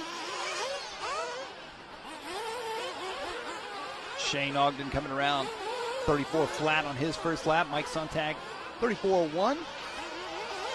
We'll see what Braden's got as he works his way around along with Austin Wick, Kevin Morales, Michael Valentine Jr., and it looks like Shane Ogden going to be out front here on lap number 1, 9 at a 5:06.8. Gary Stute in that number 2 spot, 9 at 5:06.9. 6 thousandths of a second right now behind Ogden. And just as you say that, Austin Wick jumps out front as everyone's swapping through on just the first lap.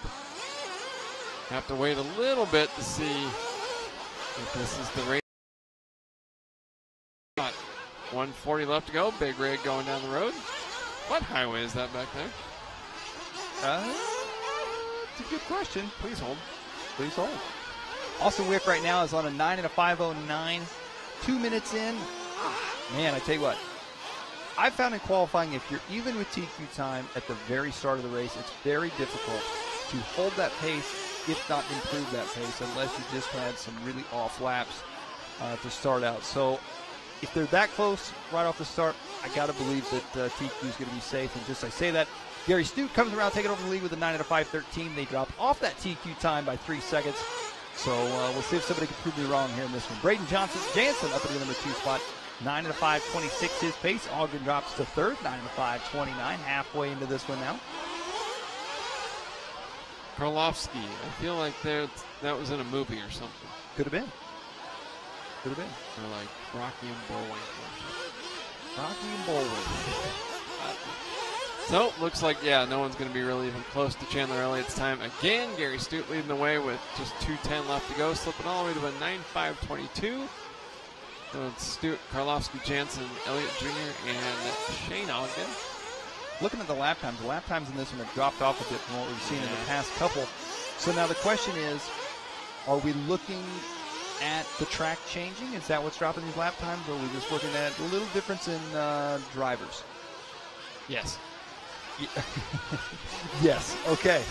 I think, well, look at it. I mean, the track is kind of dried out in some spots, and with it being so wet and then drying out, it just turned the top into some really silty sand in a lot of these spots, which is going to make the track slower. And there were some drivers, I think, that had extra problems in the first. I mean, we know Chandler Elliott and Mark Souza, Alex Koskushek, like those drivers, you would not have expected in the first, in the slow half of the field here. So, yeah, the answer is both. Fair enough. Gary Stute going to be out front, weighing, how do you say that, Karlovsky? Yeah. Karlovsky from Rocky and Bullwinkle in the number 2 spot. I don't think that's it. Donald Elliott Jr. in the number 3 spot. Bart Collins in the 4 spot. Shane Ogden, our early leader, drops to the number 5 spot right now with 45 seconds left to go here in this one.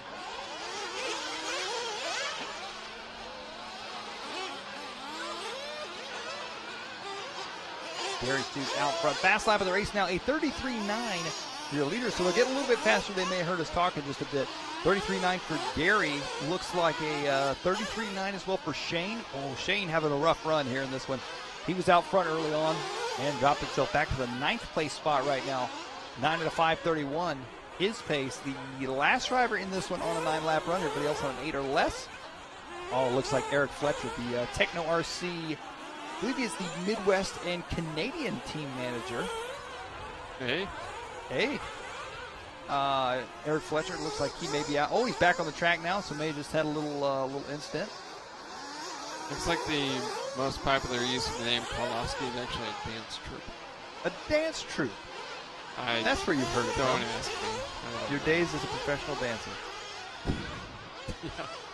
Yeah, I do a mean can-can. This one winding down now. Everybody working their way around for their final few laps. Gary Stute looking to take the win, but not TQ, as he's on a 9 out of 5.21. Kevin Morales working his way up into the number 2 spot now, only 3.6 seconds back. 9 out of 5.20. Shane Ogden now. How did Shane do that? Shane went from 9th to 2nd. And he had his personal best lap of the race at 33.887 on the final lap as several other drivers. Oh, there's Kevin. Yeah, Kevin Morales bumping him down by 1 second, but Ogden finishing up strong. And, yeah, the Morales and Wick both put him back in his place. We should stop saying his name now. Every time we say he's finishing strong, he drops a spot. So Stute takes it, 9 out of 5.20, not TQ. Chandler Elliott holds on to that TQ. So jumping back into our LiveRC chat room here, Corey liked the lamenting lesson. Yeah, see? Yeah. Two Full Racing saying the track looks pretty good considering the rain they got. The track looks amazing considering how much rain they got. Spike Seth, yes, thumbs up on allowing headsets. Homer Allman pointing out, yeah, it is Interstate 69 that's running behind the track here. What else we got? Frank Alberto Losada in our YouTube chat room saying, what a nightmare about something. William Singh watching from Costa Rica. Kilo Stick Games was, he was talking about one of the commercials we ran. He said that we're great. Thank you, Kilo Stick Games. Let's see. Kelsey Tipton cheered on Gary. Eric Gann, yes. Tracks do bid on these events, but there is no money involved. It's simply they put together a packet or a digital file based on a resume. Yeah, basically saying like, this is what our track's like, this is what we can do, this is why we think we're a good choice for the event. That's why, how the tracks are chosen for the Roar Nationals. And James Williams pointing out this is, State Line is one of the funnest tracks he's ever been to. We agree, this place is awesome. David De Oliveira asking how this track got a national event. That's how they found out. Ron Waugh saying the track looks fun. I agree. Eric Gann, yes, that middle jump is a doozy. David De Oliveira says, God, I can't watch another car crash in that middle jump. David, Eddie Fink and James Williams, Kurt Schleister, all pointing out that it's Interstate 69. I shouldn't have bothered trying to load Google Maps. I just needed to ask online. Colin Herzig saying we're both doing a good job. Thank you, Colin. You were talking about the gnats and the tracks getting the gnats. And I've been asked that question a lot. Sometimes you'll see tracks get the gnats several years in a row where it seems like one track gets it more than the other. The thing about it is, in order for a track to get the gnats, they have to put their bid in for the gnats. Right. So if only one or maybe two tracks put a bid in, it kind of narrows it down. Yeah. I mean, they're not. Roar does try the best that they can to rotate each of the national events to the different areas of the country. They don't want to have them all on the West Coast. They don't want to have them all in the Midwest. They're not trying to put them all back east. It's just the tracks. I mean, that the process goes that a track has to submit a bid in order to have a shot at being selected. The bid process is not super easy. I've helped quite a few tracks put them together, and it takes a lot of work, and there's a lot that goes into it. And on top, the race on itself is a lot of work. And it's not just like holding a big trophy race. There's a lot of other stuff going on. They've got to do a tech inspection. They've got to be able to handle not just a crowd of 375 entries, but there are more teams and more mechanics and more parents and more families here watching than at the normal club race that they'll have at one of these races. So there's just a lot to it.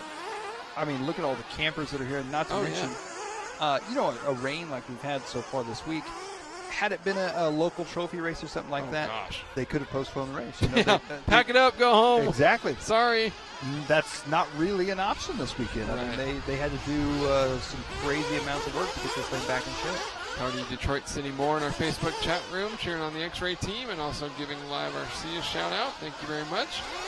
Joseph Elijah Martinez watching from Santa Cruz, California. Thank you, Joseph.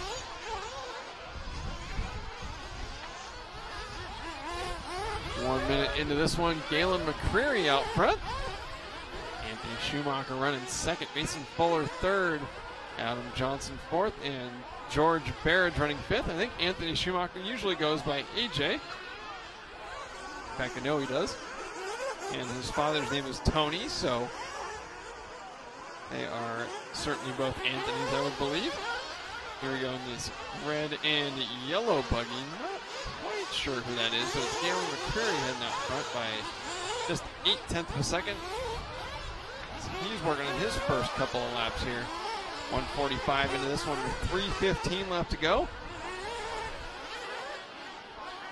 Anthony Schumacher in the number 2 spot. Mason Fuller in that number 5 spot. That is little Mason Fuller. Saw him at the Reed race. Yes. Yeah. Yeah, he won the junior class. Yes.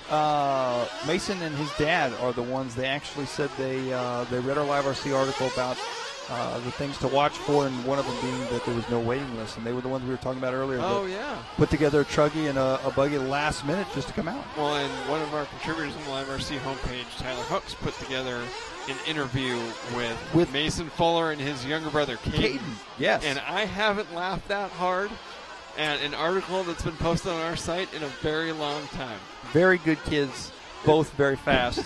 Asking 9-year-olds, a 9-year-old and a 6-year-old questions that, man, kids say the darndest things. Yep. Yeah. Yep. this, short little 6-year-old kid. I mean, already like small for his age.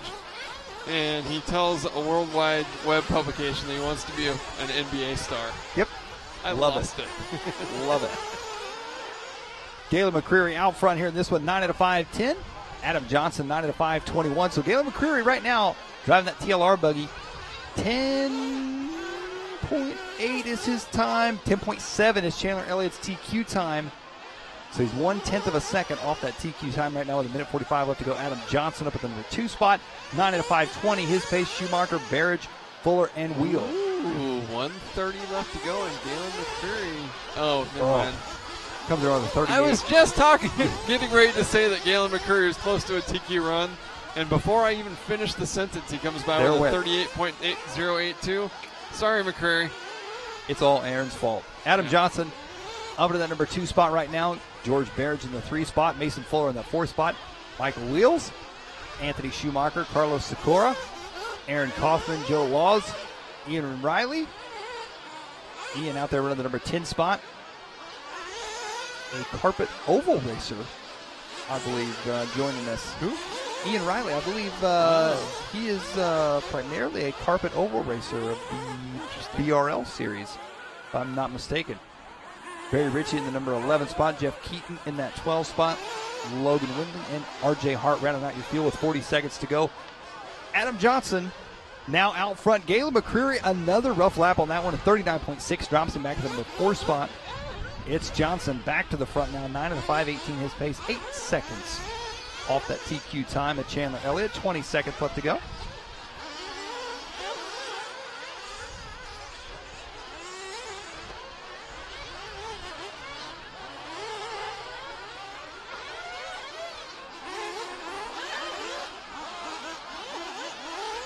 Ten seconds left to go. Adam Johnson in car number 11 leading the way here in this one. 9 out of 5, 18, still his pace. Master clock has expired. These drivers finished up their final few laps.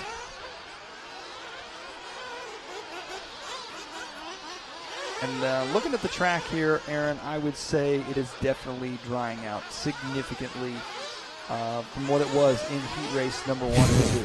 From what it was 4 hours ago. Yeah, I mean, I could potentially see possibly the need for some water before the end of this whole thing. So strange.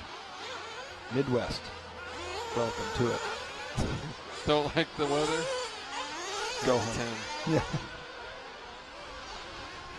Adam Johnson going to take that one. 9 out of 5, 16. Mason Fuller jumping up to the number 2 spot. Good to see Mason putting in a good run there in that one with a 9 out of 5, 19. Galen McCreary going to take 3rd. George Barrage in that number 4 spot. Michael Wheel will round out your top 5 here in race number 10.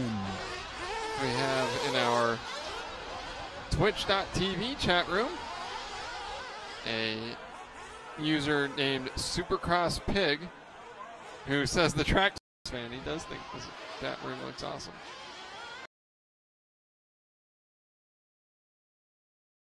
Looks awesome. I haven't slept much. But yes, I would agree. Track is awesome. Supercross Pig. Frank Alberto Losada in our YouTube chat room, not super pumped on the track. I don't know. I think this is great. And his point was that he would say that non-RC people would see this and never come in. I think it's just, it would matter on the non-RC people because some non-RC people are going to see off-road cars with slicks on clay or running on green AstroTurf and think that's weird too. I mean, unfortunately, there is no perfect formula for this. I just kind of enjoy seeing a variety. I think the coolest part about off-road racing and off-road tracks is there's so many, although it's all off-road, there's so many different kinds of tracks. As long as it's not asphalt. Although the Manufacturers Cup in Idaho that ran for a couple of years in like the mid-late 2000s, that track basically was asphalt. Yeah. And that was one of the coolest off-road tracks I've ever seen because the cars were going so fast. Right. And the jumps were massive. And they had a massive crowd too, as I recall. Yeah. Well, massive might be. No, like it was the biggest crowd I've ever seen in an RC race. See? No. Coffee in the LiveRC chat room was laughing because I said I turned 31 this year, and he said I was still wet behind the ears. I said, well, yeah, I know I'm just not 17 anymore. And he tells me that things are going to get worse. Thanks, Coffee. Appreciate it. Something to look forward to. And Cody Peterson in our YouTube chat room saying the gnarly track rules. Keenan White all over the place. I think he's in all 3 chat rooms so far. Keenan White saying the track will get better. I think it's already pretty cool. He's a pro chatter. He's an A-main chatter. Yeah. He's in the A-main No, grouping. yeah, Keenan White is TQ when it comes to chat. See what's going on in Facebook land. Saw Ryan Dunford, Billy Titalaska, a couple of industry personnel joining in our Facebook chat. Johnny Johnson saying Eddie Larrett working on that dad bod. Hashtag dad bod. Billy Titalaska. Yeah. Billy, how is your elbow? Elbow. Kenny Mock cheering on Jeff Keaton. With Aiden Burke. And people in Facebook land and on YouTube, if you like what we're doing, smash those like buttons for us. The light button? Like. Oh, I think it's a like, light button. Love. Go smash your light switches. Yeah. Just smash your Watch lights them in the on. dark. That's right. You know, we want to get this race broadcast out to as many people as possible, and so if you're liking and commenting, that means that your friends will see it, and then we'll get to have more people watching our broadcast. Speaking of broadcast, we are off and underway for race number 11, and we just saw this orange and white buggy here that we're following that I just made crash by talking about it. That is HB Racing West Coast team manager Victor Guerrero. Is it? Yes. I did not realize that was Victor's car. Well, Victor on the front stretch just went triple, which we have seen a lot in Truggy, but not so much in buggy. We'll see if he does it again this time around. And here he comes. We'll see if he sets up and goes for the triple. Yes! Nailed it. Beautiful. Triple double. Like I said, we'll see that a lot in Truggy, but not so much in buggy. So, well, the buggies have an easier time jumping that. I was talking to Joe Bornhorst yesterday, and he said that the track is a lot of fun. Really likes the track, but he said it's very, very difficult going from buggy to Truggy or vice versa because the Truggy is so much easier to maneuver on this track and get away with stuff, and so then it kind of makes you relax. Because I remember 10 years ago when we were racing like the first generation trucks, and it was the opposite because the trucks were so big and fat and slow and dumb. Yep. And then you go drive your buggy like this thing's like driving a scalpel. Not like the J-Concept slash conversion. I mean like a very razor sharp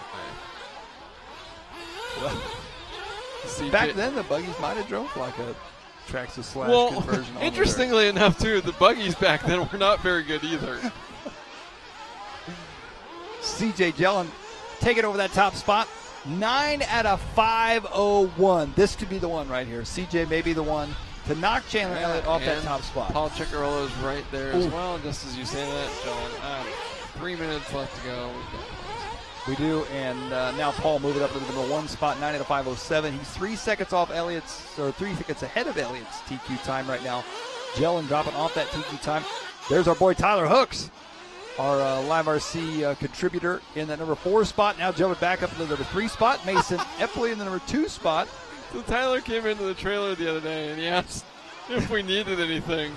And I told him I needed him to blow out so that he could help us run around the pits getting information during the upper main events. You're right. Could this be the race? We'll see. He's in 4th right now. We'll have to keep an eye on I want Tyler to do well, but it would be helpful if he just blows out. He's available for the 7. Well, we got to find him on the track. He's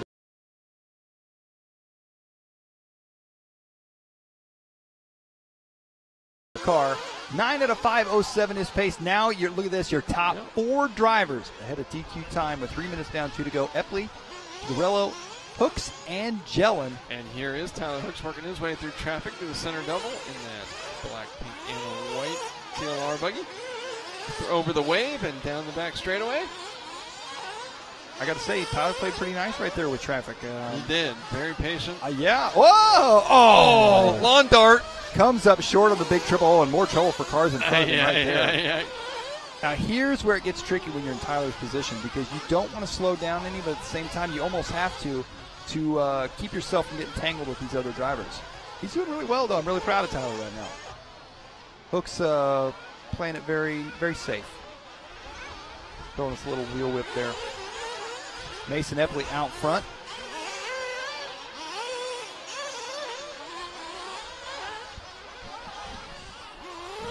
As they're working their way around here for race number 11. Close. Class.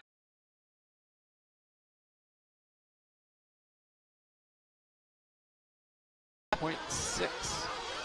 And Mason Epley has slipped down to the third spot. Jalen Hook's now up to the top.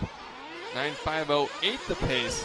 So 4 drivers flirting with the idea of going faster than what Chandler Elliott did. And there's Hooks. Hooks right now coming up. Oh, believe that's Epley that he's going by right now. Onto the front stretch. Both drivers going for the triple. Oh, what a line right there for Tyler Hooks. Yeah, that's not Epley behind him. So that is a slower car. Looks like Epley's paint job. Yeah, Epley's is like black, pink, and I think that's a flame out for Guerrero. Color. Believe that was Guerrero that just flamed out. I could be wrong. Oh, I think Epley is blue, pink, and then that yellow color in the back. It's a technically. Oh, okay. Yep, you're correct. Close. Yeah. Close. Why? You don't. We can't instantly recall 216 paint jobs. Well, actually, you might be able to. No, not you might close. have one of those photographic memories. But me, no. I can't even recall my own paint job right now. Tyler Hooks out front, leading the way. This is not going to be the race that Tyler blows out for Aaron, that's for sure, as he is out front. Well, so this is kind of, I mean, I was telling people about how I felt about what I was calling the precipitation purgatory, with how the rain was just kind of flirting with the idea of raining for a while. It was like lightly sprinkling for hours, like, look, rain, either go away or flood the track and leave no doubt that the race is going to be canceled. Pick one. I want Tyler to do the same thing. Pick one. Either do really well, make the semis. Make the A. Yeah, have a shot at racing your way into the final here. Or blow out. Don't be like, yeah, I'm going to be, Midstream. 26th qualifier, like right on the edge of the quarterfinals. No. One or the other. Pick them. Well, regardless of what his paint job looks like, Mason Epley has put himself on top with a new TQ by a 1/10 of a second over CJ Gell and Tyler Hooks. Finishes up in the 3 spot. All 3 drivers ahead of that previous TQ time as this one finishes up. So it's Epley now on top with TQ. CJ Gell in second, Tyler Hooks third. Landon Lewis taking 4th. Nate Jask out the number 5 spot. Chicky in the 6th spot. Kevin Tomsovic in the 7. Langer, Bright, Rippey, Whitaker, Mechanic, Guerrero. Finishing out the field in that one, getting set to go now for race number 12. You're watching the 2017 Roar Fuel Off-Road National Championships live from the State Line RC Raceway. Coverage this week brought to you by Team Associated, along with Leadfinger Racing, Absolute Hobbies, and Lifetime Scoring Engine. And a lot of people from the Dominican Republic watching in our YouTube chat room, along with the BBT Racing Team, the Big Blue Tent podcast, saying he loves the coverage and wishing he was more of this. Yeah, we definitely like covering as many of these big races here. State Line Kevin in the LiveRC chat room, dropping the microphone. Races are never canceled here. Boom. Boom. Randy Pike joining us. He says that's also not a techno. Randy, you are correct. That was not a techno. It was a joke. I was way off, wasn't I? Paint job was backward. You had the wrong car completely. Hey, Supercross Pig wants to know, what car brand do you think this track fits the I best? think it's more about how the individual driver would attack this track, because it is pretty difficult. So some drivers that like to go in, drive it harder. They're going into the corners. We got pretty good mix of, some tight 180s and some sweeping turns. So the guys that like to drive harder want the pillow ball cars. The drivers that want to be able to sort of tiptoe around a little bit, of course, prefer the C-Hub cars. So many of the cars are so good these days that it's really hard to say, which brand is best, especially for a particular track. This sounds like a total cop-out, but just don't think there's a perfect answer to that. I'll say it. So many of the cars are so similar these days Well, that too. that they're all good, and they've all found what is best at this point, and so they're all, yeah. Kay Vergata asking in the LiveRC chat room who is the track announcer, and Helmer Elliman pointed out it is Alex Sturgeon. Competition director for Roar is the track announcer. Here on LiveRC, you're listening to Aaron Waldron along with Mike Garrison. What else we got? I haven't checked the Facebook chat. Let's see, Jerry Morris cheering on Noah. David De Oliveira giving Alex Koskiuszek some setup pointers in the Facebook chat. James Hedstrom cheering on Seth and Kyle from the great state of Minnesota. Glenn Sparks is watching. That's throwing back to like a 2006 Facebook status right there. Mark Lyle cheering on Donnie Ward. Stephen Hossein watching from Trinidad. Thank you, Stephen. Had a wonderful time meeting the Trinidad and Tobago team at the Worlds. Eddie Fink cheering on Cole Caston. My buddy Stephen Bess watching online. Hey, Stephen Bess. Yeah. Ryan Kenny. Oh, Ryan Kenny saying Mason running some new colors this weekend. Yeah, that makes sense. Let's go to the National Championship with a brand new paint job and throw off the camera crew. Well, no, see, now, who he is.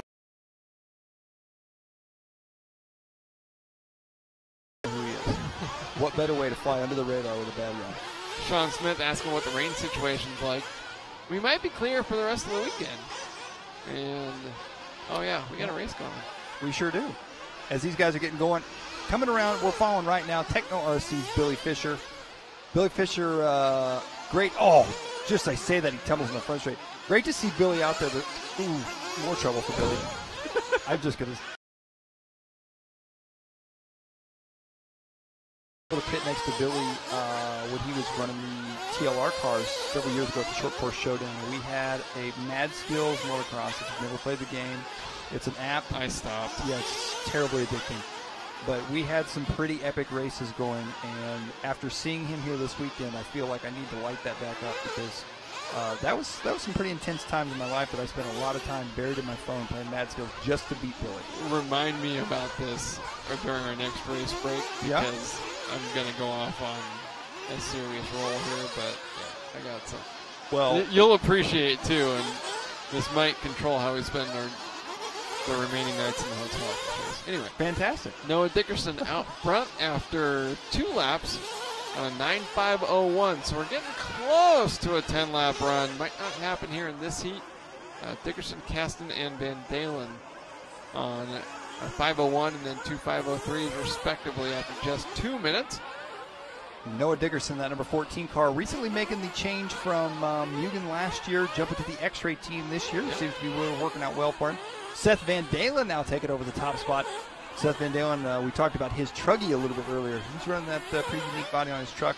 Anxious to see that out there in not too long. Here's the blue and white X-ray of Noah Dickerson. Got a little bit of red in there. And now, have you seen Noah Dickerson can do backflips? Not in his car, like standing back? Jump backflip. Yeah. No. And I told him we're going to have to get him on camera. I'm going to go stick a camera and a microphone in his face and tell him to do a backflip. Then again, I've never just wheeled my way up to him and just said, "Hey, Noah, can you do backflip?" I did yesterday, and he's like, I mean, like a little bit of warm up. Like, well, I'm going to come over with a camera and you're going to have to do it. Well, he's not doing backflips right now. He is in control. Well, he was, Aaron. Camera curse. He was in control. But Seth Van Dalen now taking over the top spot of the number 8 car, leading us out. 9 at a 5:02 his pace, 2 seconds off that 10-lap run, and 6 seconds ahead of Mason Epley's TQ time. Cole Caston in the number 2 spot, Dickerson in the 3. Who do we got in the 4 there? Kyle Holmgren? Oh, Abby Burku? Yeah. We were talking about Abby earlier. Yeah.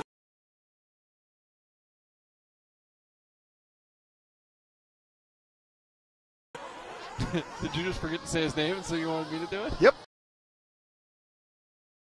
I had a feeling that's what that was. Sure was. We had a little debate going as to how that name was said. Van Dalen going to be out front 9 and a 5:03. His pace now, 3 seconds off 10-lap run, 5 seconds ahead of Mason Epley. Cole Cass, the number 2 spot. Billy Fisher working his way back up into third now. Burku in the number 4 spot. Brunson in the 5. Chris Morant driving his Sorsiki buggy right there. I believe that is Chris Morant in that yellow and blue that we're following now, working his way around. Morant in that number 11 car. Another local racer from the Missouri-Kansas area. Can you say local racer when you're in Indiana? Well, I meant local racer for me. I guess maybe one of my local racers. There you go. He races at our local track. I have to admit my Midwest geography sucks. So. Well, we're not. Yeah, I was going to say no. We're not local to Missouri or Kansas. He traveled a long way along with. There's a lot of people that travel a long way for this weekend. That is for sure. Yeah. 15 seconds to go. Seth Van Dalen looking to set new TQ time. Nearly a 10-lap run with a 9:5:02.7. 2.7 seconds off a 10-lapper. Cole Caston, the number 2 spot, 5 seconds back. Billy Fisher's worked his way up to third. Dickerson, Brunson, your top 5 right now. And time has run out. The drivers finished up their final few laps here in this one. Seth Van Dalen, one clean lap away from putting in the new TQ run ahead of his Techno RC teammate. Mason Epley had the fastest time at 9:5:08. And young man Van Dalen here on a 5:03. And actually second place in this one, Billy Fisher, another member of the Techno RC team. Van Dalen finishes up with a 9:5:04 to take the win, nearly 7.5 seconds ahead of Fisher. Fisher with the 6th fastest time so far. And Noah Dickerson will finish this heat in 3rd. You're watching the 2017 Roar Fuel Off-Road National Championships live from the State Line RC Raceway in Fremont, Indiana. I almost said Phoenix, Arizona. Your coverage this week brought to you by Team Associated, Lead Finger Racing, Absolute Hobbies, and of course the Live Time Scoring Engine, the official scoring software of the Roar Nationals. There's a look at one of those RC Racing Communications headsets. Courtesy of our Race Day Hobbies pit lane cam. Yeah. Pretty cool, the different cameras we have set up this weekend. The pit lane cam. Oh, we've got all sorts of cool stuff we haven't even started turning on yet. That's true. We got here and set up all this cool stuff. We've got sector times. We've got speed trap. Yeah, speed trap down the back straightaway. The first time we've done a speed trap. We're going to have a pit lane challenge, which was supposed to be today between the first and second round of qualifying, but who knows when that's been rescheduled to. Here's another look from our J Concepts track cam showing off the driver's stand here at the State Line RC Raceway, and a lot of cool stuff set up here. We got here, we got it all set up. We've got this super cool new wireless setup that we can get here in the morning, drag stuff out, plug it in, it's ready to go. And then the rain came, and then it started again, and then they said you have to not go set those up because if we need to pull the tarps back out, we're going to destroy your antennas. And can't have that. Right. Getting set here for race number 13. Got some heavy hitters in this one. We got Cole Tollard, Charles Hicks, Aiden Horn, Evan Vale, Jason Schreffler, Anthony Westgard, Tyler Jones, Richard Saxton, Matt Gosh, Ethan, leaving the last name up to you. You're not paying attention to me. Nope. They say Ethan's last name. Lefebvre, okay. Colin Weatherholt, Jonathan Burkhalter, Tater Sontag, and Matt Klein. Getting set here for race number 13 as these guys are warming them up.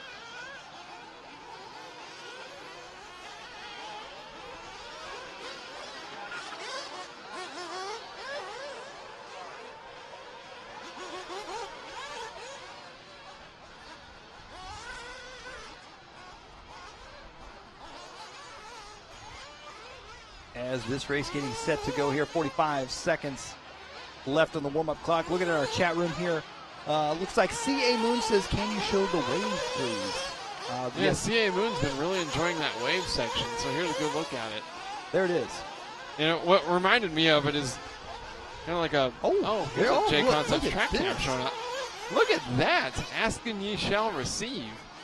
It looks like a boat sort of cresting over the wake of a larger boat. I got to admit, I have not seen this angle yet, and that makes it even cooler. Yeah. I like it. I'm not sure where that design came from for the wave, but it's cool. I definitely like it for sure. 5 seconds left before this loop goes live here for Buggy Heat number 13. Only a few to go here, and we'll be heading into our truggy class. Heat number 15 actually going to be our top 10, or top 14, I should say, out of seated practice for our buggy class. TQ time right now, Seth Van Dalen, 9 to 5:04.417. That's going to be the time to beat. We'll see if any of these drivers could do it. Some heavy hitters in this one. We'll let them all get a lap in here. We'll see who comes out on top. We're following Cole Tollard right now, the team associated driver out of Wisconsin, in the pink and yellow. I believe his middle name is like Franklin. I believe so. CFT. Right, yeah, those are his initials. Yeah. In the white, I think there's some blue in there, yellow and pink associated buggy. Former open four-wheel drive winner at the Greeny race. Got Tyler Jones out there. Tyler Jones coming around for lap number 1 at 32.4 on lap 1. Tyler Jones lead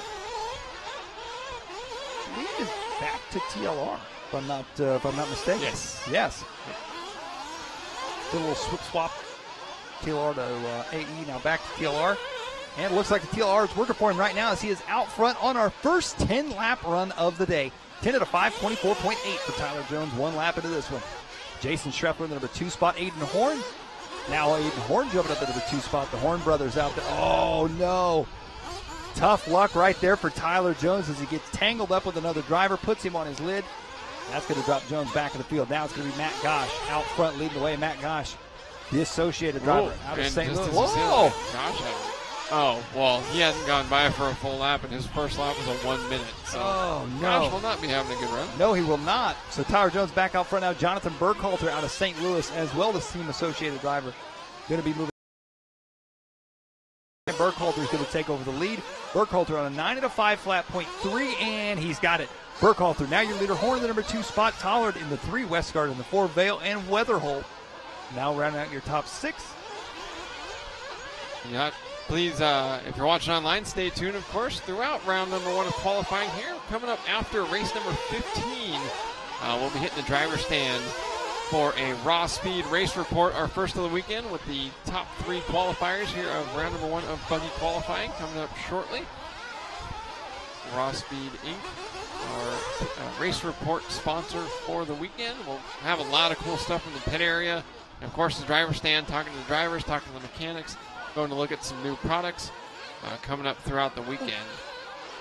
Tyler Jones doing a little breakdancing there, getting caught in a rut. Raw Speed Inc., the Jason Snyder of the YouTube channel Short Course World. Right. YouTube famous. Decided, you know what, I'm going to make some tires of these. Why not? Let her rip. I think he's, so far, from my understanding, he's done a dang good job of it. Back on the track here in this one, Cole Tollard. Out front leading the way now, 9 at a 5:05 his pace, 1 second off that TQ time. Tyler Jones in the number 2 spot. Colin Weatherholt, a local racer here to State Line Raceway, not one of my local racers. And he's a local racer here. That makes more sense. Anthony Westgard at the number 4 spot. Ethan, now it's all changing up here. Tollard still out front though. Fast lap of the race, Tyler Jones. 32.4. He's had a couple rough laps in there, but he's worked them out right now. Tollard still out front, 9 at a 5:06 his pace. 2 seconds off that TQ time with a minute 15 left to go. We're following Cole Tollard right now, your leader. Tollard, the number 1 car through the whoop section, getting a little bit sideways. The associated J Concepts OS engine driver.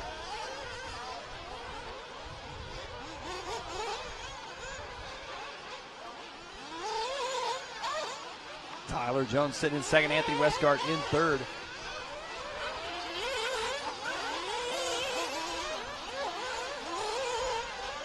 .45 seconds. And now Tyler Jones and Cole Tollard going back and forth right now for that top time.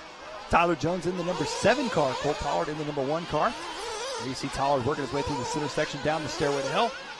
Back around through the center section he goes. That is maybe one of my favorite track feature names we've come up with. You're very cynical. I have issues.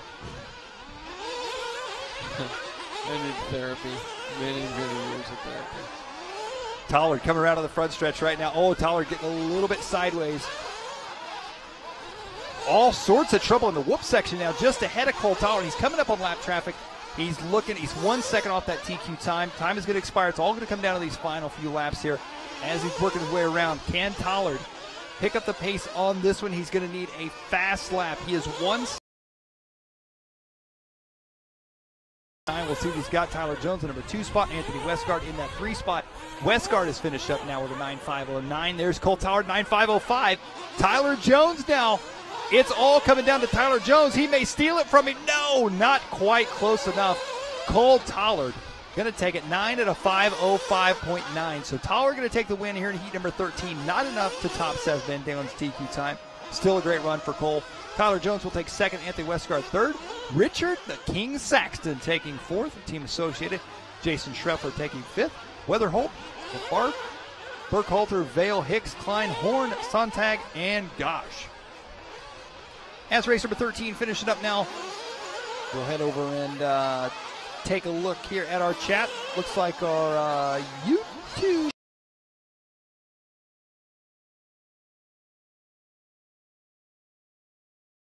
Pig. Twitch.tv chat, okay. Joe Bornhorst must be disappointed that it dried out and he can't use his new boat. Yeah. Right? Joe Bornhorst was real close, if not already has done it. He was wanting to buy a boat this way. He was wanting to drive. No, he went and got one. He did? Yeah, he went and got himself a RC boat. He did. He bought a boat this morning. It's been raining so hard. Joe Bornhorst, one of the more entertaining drivers in the pits. Like that guy a lot. Hope he does well this weekend, that's for sure. Let's see here. Checking out our J Concepts track cam. Here's the LiveRC hospitality tent trackside. There it is. See Chris Allison there from Thornhill Racing Circuit in the red hat. I think that's Mason Fuller, the young man. It is. Mason and Mike next Fuller. to him. And look, we got Tyler. Yeah, people are waving. The reason I asked, there's Tyler Hooks there. Look, Tyler's waiting for his spot. He's like, man, nobody wants me in there. Man. I can't get in it. Tyler, we need you to blow out so you can help us for the semis. He looks like he's doing a podium interview right now for Monster Energy. Look at it.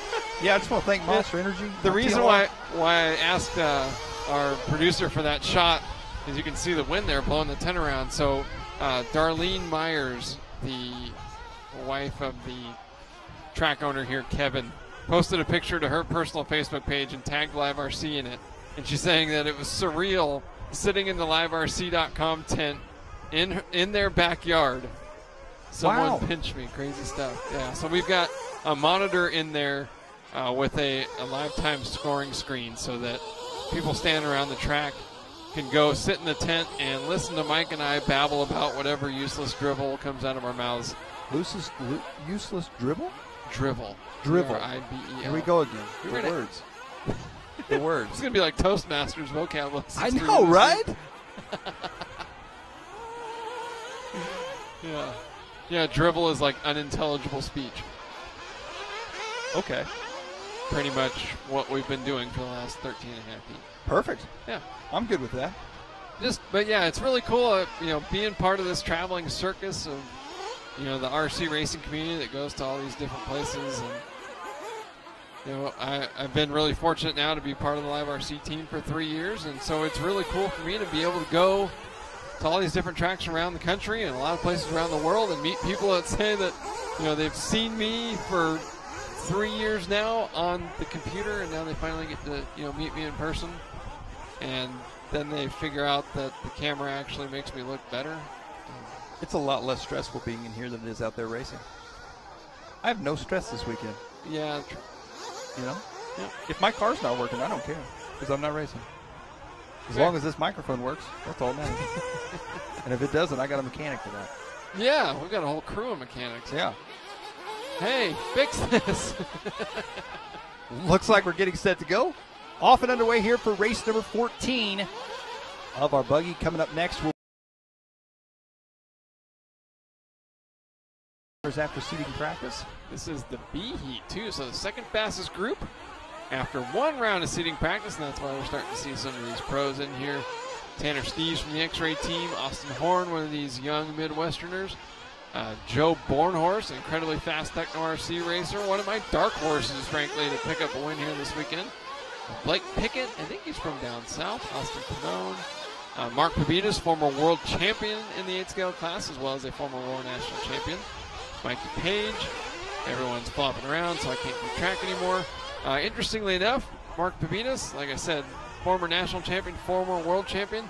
You can go to today's Flashback Friday headline story on our homepage and see a list of all the drivers that have won the Roar National Championship in the 8-scale buggy class. Pavitas won in 2003, and I think that was in Oklahoma that year.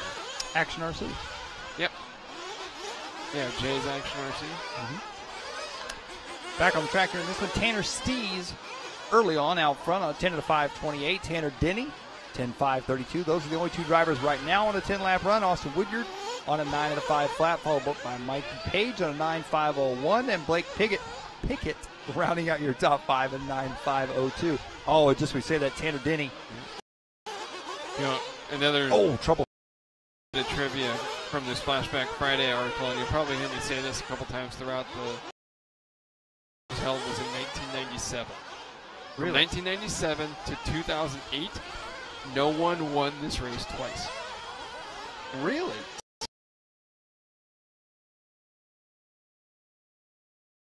Two-time winner. Then Jared Tebow won his first national championship, 2010, and then from 2011. Every time. Wow. Didn't realize that. Was not aware of that. Yeah. And then, well, no, I take that back. Tessman won. So Spencer Rivkin, winning his first World National Championship last year. And this class has had some weird history. Really has. And history will be made this weekend. Yep. You better believe it. Tanner Stees out front on new TQ time.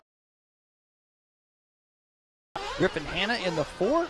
Graham Gonzalez in the number 5 spot. It's changing up a little bit now. Austin Pannone working his way up in there. Joe Bornhorst, the Techno driver, in that number 7 spot. Not quite where Joe wants to be right here in round 1 of qualifying, but still 3 rounds of qualifying left to go. Tanner Denny in the number 8 spot. Michael Page, Wiggins, Horn, Phillips, Pavitas, and Hogan. And Tanner Stees in the car number 1 should be coming toward the finish line now, and I think his car is like a gray, pink, white, something. Just went by the line. Triple double, that's him right there. Yep. So it's camera curse right now. Tanner Stees going to be out front, 10 to 5:30.5. Well, before that mistake when we camera cursed that's him. true. Blake Pickett maybe will take over the top spot now. I don't think so. I don't think he lost 6 seconds, but we'll see when they come around there. Woodyard in that number 3 spot. Gonzalez and Hanna around that the top 5. Joe Bornhorst just sitting outside the top 5 right now, 1.9. Now in 9/10 of a second back from Griffin Hanna. Now Bornhorst into the top 5. 45 seconds left to go. Steve's still out front, 9 at a 5:01. Oh, but a 36.4 that dropped him off that 10-lapper. We got a Savox going just out of the frame there as we were trying to pick up with our leader, and then he donks the pipe over here. And then Superman Turn Marshal comes flying in. Look at that. Wow! Airtime. Was that hooked? That. I'm telling you, I don't know. I don't know. I mean, he was Superman, at least in that instance. He was. He deserves the LiveRC Golden Beacon Award. No, that's pretty much always Ryan Lutz when he turn marshal. Okay, fair enough. Just the fact that he is one of the top drivers and he's always out there volunteering turn marshal. Well, and he's just very fast getting the cars because his leg and arm span is like 13 feet. This rainy it was Tyler Jones that had the flying turn marshal. Oh, Tyler Jones. He wasn't Tyler. Right. Just wasn't Tyler. With a 5-letter last name. Yeah. Wow. Oh, you really added that up quick. Tyler Jones, super marshal. As this one finishing up right now, Tanner Stees going to take it. New TQ for Tanner Stees, 9 at a 5 flat .2. Tanner coming out of Phoenix, Arizona. Blake Pickett, the number 2 spot. Austin Woodyard, 3rd. Griffin Hanna, 4th. Graham Gonzalez looks like your top just Tanner Stees, the only one going to beat that earlier TQ time. Blake Pickett, 9 at a 5:04.454. Seth Van Dalen's TQ is 9 at a 5:04.41. So 0.04 of a second difference right there. There you see, as all the drivers coming in there from heat number 14, courtesy of our Race Day Hobbies pit lane cam. Getting set now for race number 15, our A Resort, our top 14 drivers. Checking out our LiveRC chat room, Chad Dew, a.k.a. the Doofus, asking who's announcing here for LiveRC. It's Aaron Waldron, along with my new co-anchor here, Mike Garrison. And for one weekend, we are not just co-anchors, we are co-people. RC37E cheering on Mikey Page. Homer Allman is cheering on one of his tilt yard racers, Austin Woodyard. State Line Kevin saying that the track looks better in real life. I don't know, man. This place is awesome. C-Bomb asking if we can get a shot of that Burkhalter kid. His hair is gorgeous. His hair? I guess. Oh, that's old Baumgartner. Yeah. Chris Baumgartner. Right. I didn't know that Burkhalter had gorgeous hair. A Resort, and already somebody in the tarps. Right.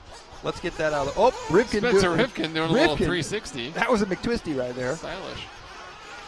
Getting all 3-3. So it is virtually impossible to beat TQ time without a 10-lap run. I got a feeling all 14 drivers are very capable of putting in a 10-lap run. My guess is top 8. Top 11. You going to say top 11? Yep. Okay.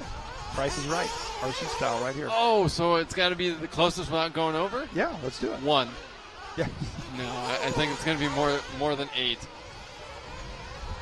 Tony Tiger 68 pointing out in the LiveRC chat room, come on, Dakota, this is literally your track. Not quite literally, it's his father-in-law. If we're being literal. It's the Tebow having trouble coming in out of the pits. Also to see a quick pit story here about Tebow. Tebow planned to fly into the race this weekend and made a last-minute decision to pack up his wife and his 3 kids, and the entire Tebow family is here this weekend cheering on Dad. Tebow, Nash, cry by just the sight of me, put him in tears. So I am forbidden to visit the Tebow pit when Nash is around. And not. Kevin Myers pointed out on the LiveRC chat room that Dakota actually came up with this track feature, and they were calling it the State Line. Oh, I like it. Yeah, kind of like Wave. Yeah, but I mean, it's I had that going through my head for a couple of days before Kevin. Yeah, but it's like what they called it. Across the state line, it's Michigan. Smooth road ahead. Looks like we're getting set to go 10 seconds to the start of this. Testament, after winning 3 national championships in a 4-year span in the buggy class, did not win the title last year. And is hungry here for his first major buggy win. Of course, he did win the Manufacturers World Cup with his new X-Ray rides, but when it really comes down to the majors, we've got Dirt Nitro Challenge, obviously, Silver State, probably the Neo race, the Worlds, which of course is only every other year. I would call the Roar Nationals and the Euros, I think, would be the Nitro Off-Road majors. And Ty's won more of those, frankly, in the last 5 years than any other driver. So, for him to be, he was super close to Nitro Challenge. He had everybody covered. Fluke electrical problem, flew out the track. Wasn't quite there at Silver State. That was frustrating. Didn't have all the pace he was looking for at the Neo race. So, he's super motivated. And it's funny, when Testament is super motivated and on it, because he's extra smiley and extra talkative. Most people, when they're totally in game mode, they're like focused, they don't want to talk. It's just locked down. Opposite thing. Opposite for Ty and Gord. They're smiling, having fun, cracking jokes, offering to do orange chicken runs for the X-Ray team. That's another point you said, the X-Ray team. X-Ray has never won an 8-scale Roar national title. That's true. So not only if Ty could pull this off this weekend would it be huge for Ty, it would also be equally as big for X-Ray. I think X-Ray trying to make a bigger presence here in North America, and what better way to do it than national championship. 2 laps into this one, and Ty Testament is out front on the 10-lap run right now. 10 to 5:17. We got Jared Tebow in the number 2 spot. Now Ryan Mayfield, the Mugen driver, up in the number 2 spot. Jared Tebow dropping to 3rd. Ryan Cavalieri in 4th. Dakota Finn in 5th. Cody King in 6th. Ryan Lutz, Spencer Rivkin, Adam Drake, Austin Blair, John McGinty in third. Oh, trouble there for Tessman.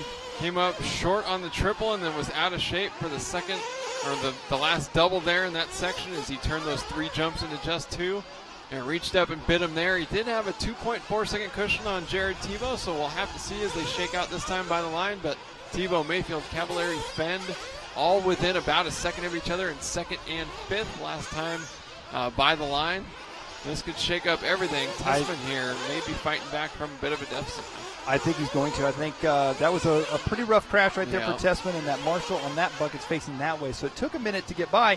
And he's only down to third, but the top 3 less than 2/10 of a second apart. In fact, top 4 all within 6/10. So now it's Ryan Mayfield in car number 4, leading the way here in this one, 10 at a 5:26. And Aaron, we were both wrong. Looks like our top 5 drivers at this point, the only ones on a 10-lap run. I'm a bit surprised to go to Fend in 6th, Rivkin 7th, and Blair 8th. They're right on the cusp there.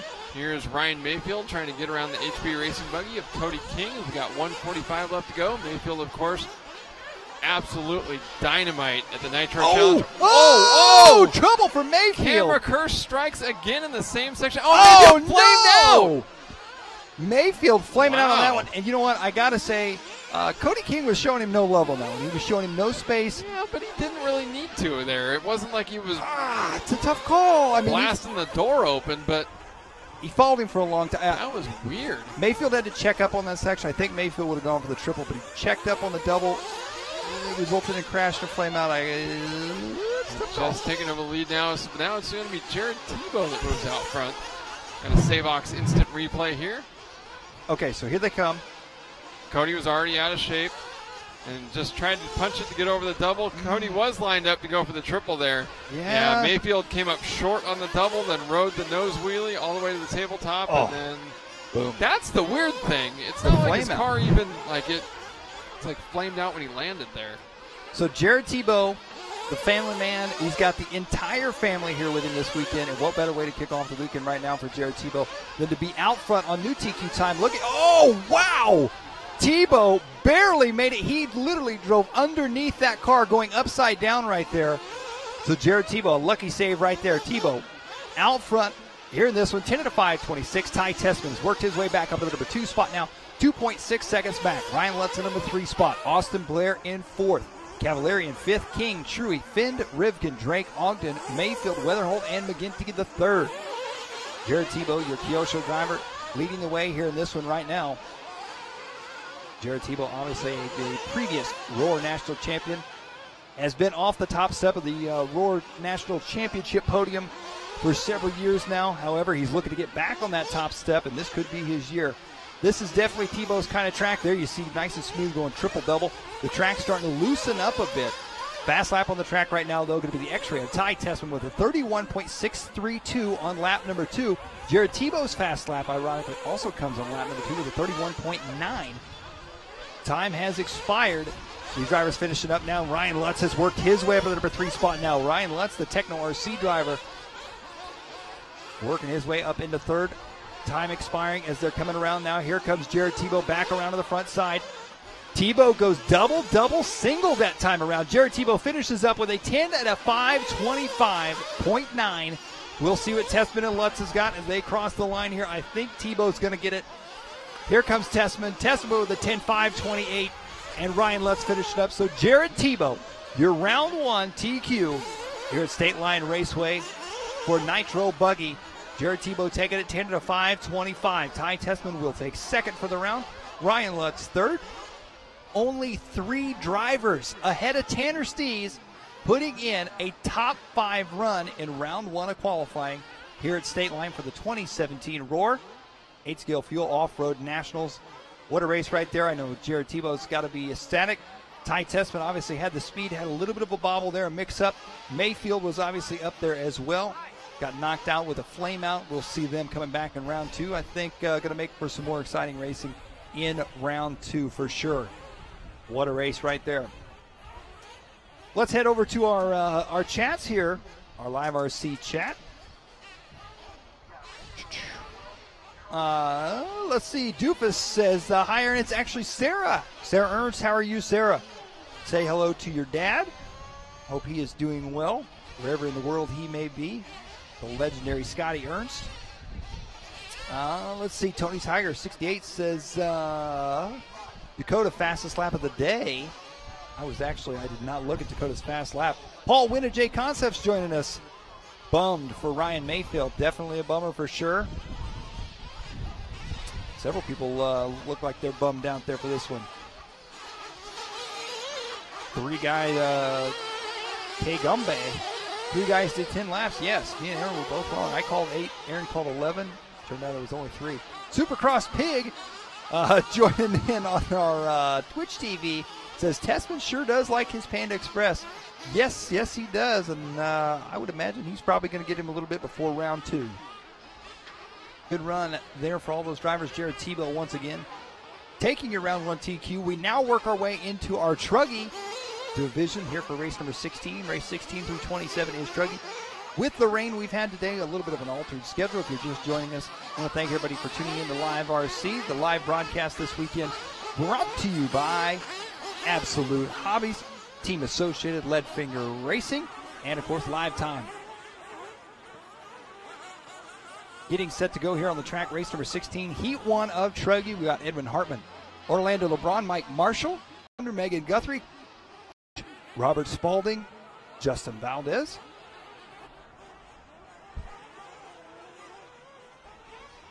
Race number 16 coming up here in just a minute.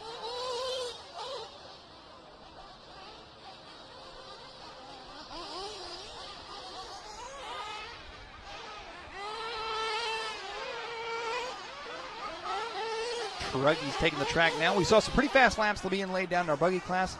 Some 31-second laps by the fastest buggy drivers. We'll see what the Truggies can do. Talking to some of the drivers in the pits yesterday, they were saying how much more forgiving, obviously, the Truggy is. But on a track like this, it's very easy to make a mistake. It's a tricky track. There's rough sections. There's a lot of timing involved. And with the Truggy, you can pull out of it pretty easy. You can drive the Truggy a lot harder. So I think we're going to see some pretty fast laps being laid down in Truggy. We saw some really fast laps yesterday in Truggy. I think we'll see it again today for sure. Looks like we are off and underway here for race number 16. As they're working their way around for lap number 1, we'll see who comes around early on top. This is Heat 1 of Truggy.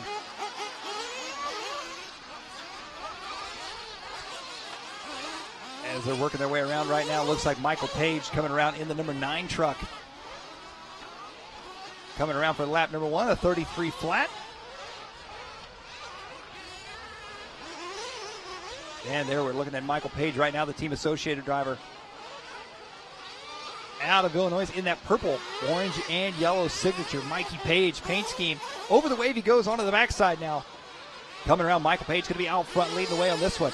Page, although he's in the first heat of truck, he had some tough luck in seating practice. Yesterday, he's out front with a 10 at a 5:30.1.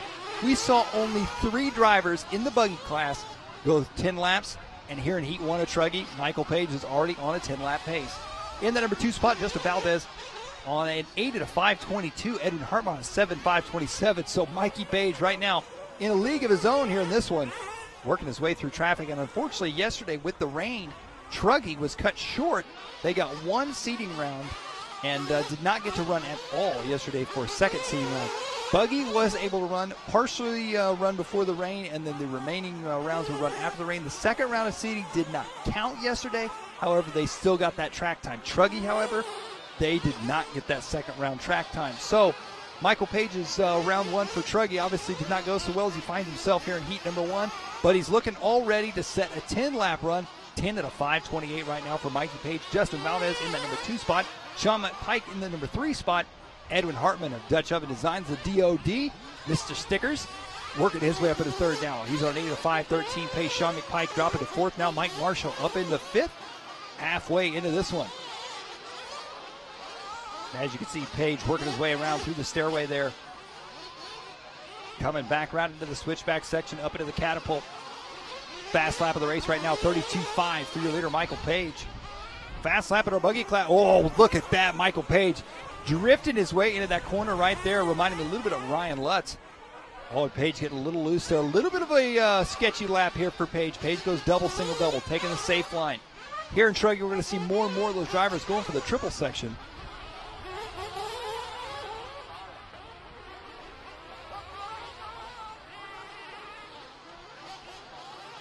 As we're watching Page working his way around, we're going to send it over to Aaron for a raw speed pit report. Down here in the pit area with Brent Telke, team associate, team manager. Brent, we've seen a wide array of track conditions so far this week. How tough has it been to chase the track down and try to make the cars work? You know, it's not really that difficult. I think the hardest part is not overthinking it. You know, you come to a race like this with a good baseline that you've ran at a lot of different tracks, and I think it's important to stick to those guns, trust your testing, trust your tire selections, and just go out there and be in the right mindset. I mean, you see the guys that have the experience on this type of surface really rise to the top. You know, Jared, he loves this stuff, so you see the good result. Mayfield has raced everything under the sun, and he was out there leading as well. And, you know, you never count out Ty. Obviously, he's done all this stuff too. And, you know, people always say it's always the same guys going fast, but there's a reason they're doing that. It's because they've been in these positions before. And, you know, for us, we've been a little bit off pace, in my opinion, for the past couple days. But, you know, just getting reset, nice night's sleep last night. Staying a little bit more calm this morning. Ryan chose not to run the practice run. He said to me, this is the first time I kind of felt just like calm and prepared. So he put in a good drive, a couple little mistakes out there, but I think he could have been right there with those guys for the TQ. Got a 4, Spencer got an 8. I'm happy with that to start with, so let's go back and do it again. Good luck this weekend, Brent. Thanks, bud. This is Brent Telke from Team Associated, Team Manager. We got 2 very talented drivers that he hopes to be near the top this weekend.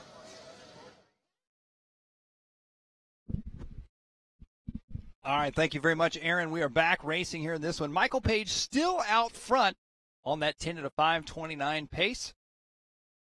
Lead the way right now, looking to try and put a main run in the books here in heat number 1. As you can see, Page coming back around to the front side. Page going for that double, single, double line, taking the safe line. May not be quite the fastest, but it is the most consistent, that's for sure. As he's working his way through the whoop section, back around into the stair step. Justin Valdez in the number 2 spot, Sean McPike in the number 3 spot. McPike and Hartman going back and forth. This race finishing up right now, getting set to cross the line. Tell you what, I think this time is going to be a tough one to beat. At a 5:27.267. So a 10-lap run right out of the gate for Mikey Page. Justin Valdez going to take second, 9 at a 5:27. Edwin Hartman with an 8 at a 5:01. Followed up by McPike, Marshall, Nicolau, Pounder, and Spalding. Getting set now for race number 17. Let's head over to our chat boxes here. Let's take a look over here at the old Facebook chat box here. Dana Smith says, "Hey, Mr. Garrison, how are you, Dana? Thanks for tuning in." Corey Sanderson wants to know, where is this? This is at the one and only State Line Raceway in Fremont, Indiana. Martha Joe is watching from Phoenix, Arizona. Thank you very much. Jeremy Moser of Cal RC joining in. Thank you for tuning in and joining us, Jeremy.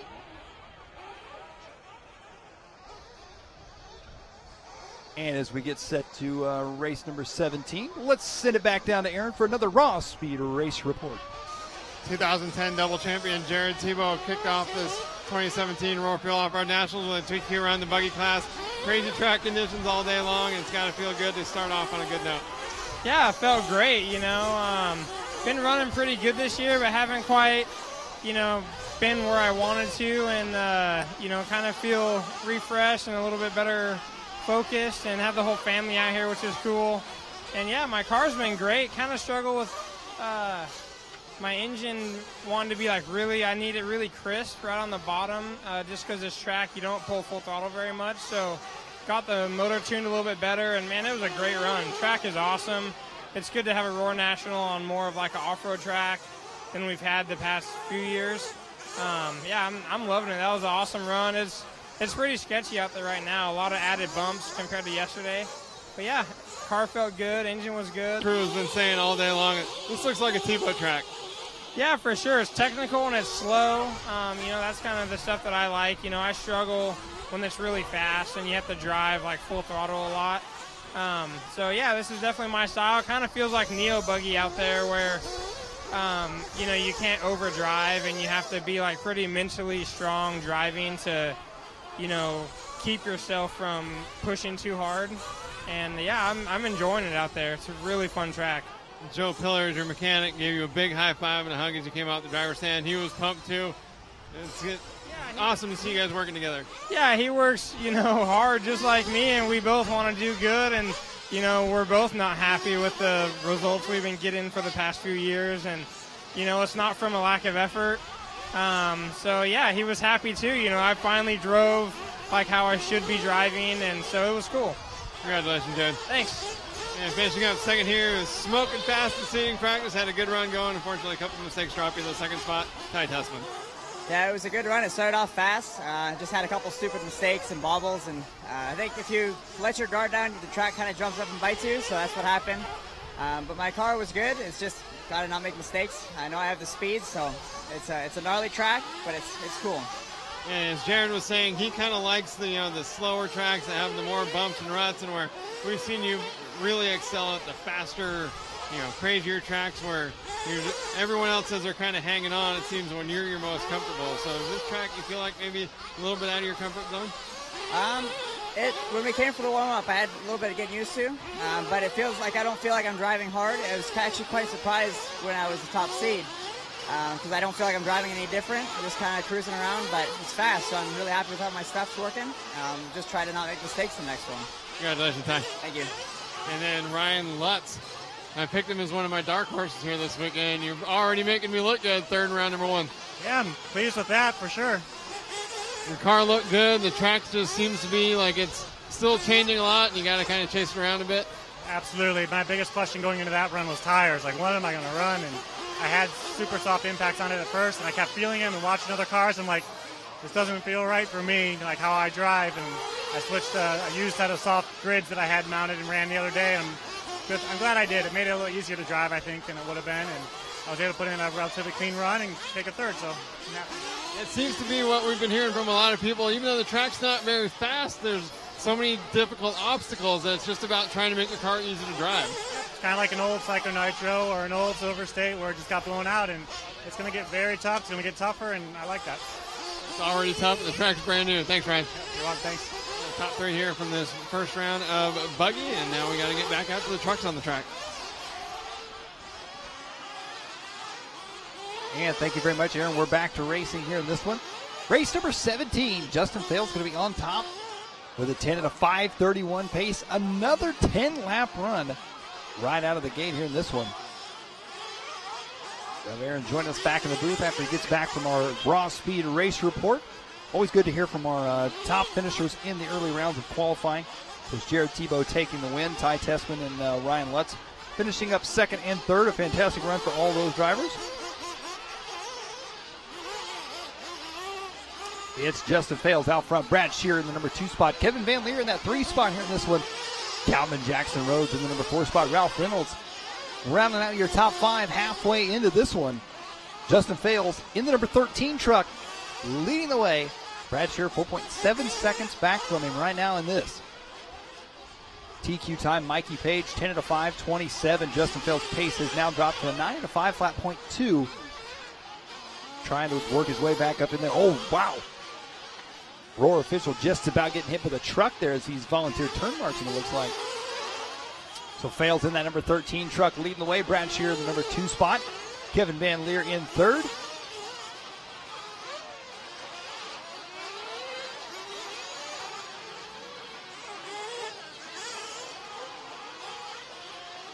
As our leaders heading back around to the track right now, onto the right side they go, coming back down the front stretch. Justin Fales working his way around that time with a 33.1. As these guys are working their way around, let's head back to Aaron for yet again another Raw Speed Race Report. Down here with Kevin Myers, the track owner here at State Line RC Raceway. You and your crew proved your worth even before the first round of qualifying. You guys had a lot of work today. We have been blessed with good people around here for sure.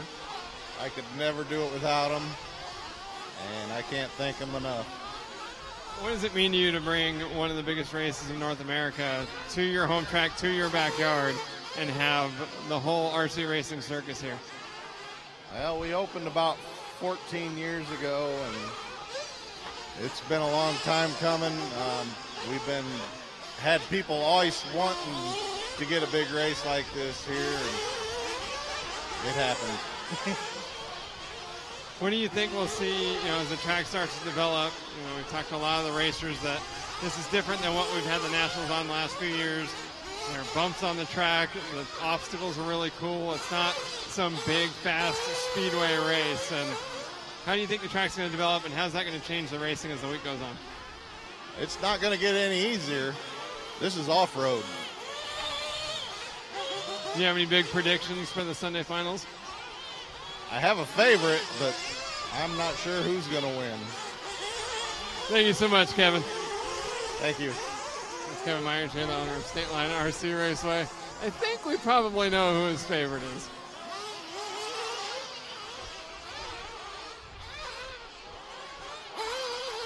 And back on the track, the Myers family putting together a fantastic facility here for this weekend's race. This race here, race number 17, finishing up right now. Looks like Justin Fales going to take the win here in this one. He's on 9 at a 5:05. Brad Shear on 9:5:09. Some very competitive racing going to be taking place this weekend in our Truggy class for sure. Shear finishing up there. The first one done, 9 at a 5:10. His finishing time. We'll see what Fales has got as he works his way around. Looks like Kevin Van Leer going to be coming around for that number 3 spot. There's Justin Fales, 9 at a 5:04.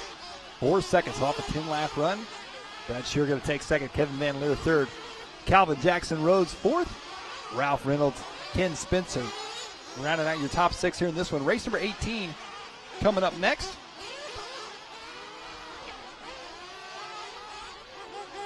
As we get set for our next Truggy heat here. Jump over here to our chat once again. See you all join us here. Felix Harsh joining us, says Mike on the mic. Thanks for tuning in, Felix. Good to hear from you, that's for sure. Dylan Chatterton joining us.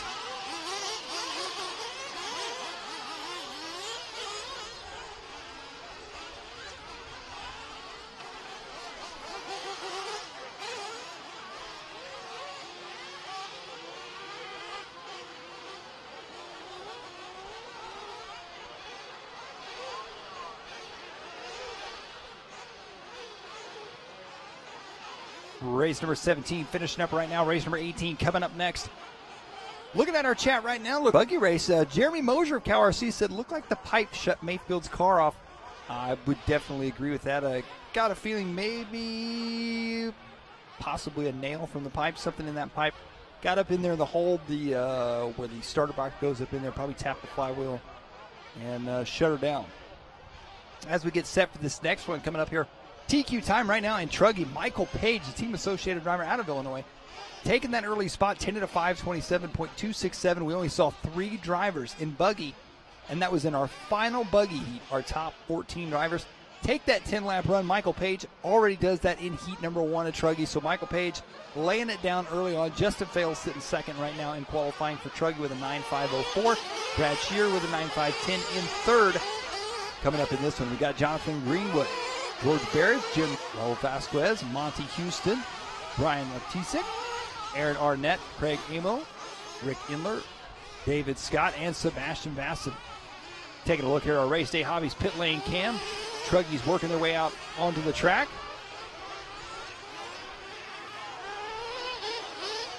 Warm up here for these guys. Once again, TQ time, Michael 267, I should say. And there you see all the pit crew lined up there in pit lane, waiting for their drivers to make their way in there. You see one of the headsets we talked about a little bit earlier. This is the first Roar National allowing the headsets between pit lane and drivers.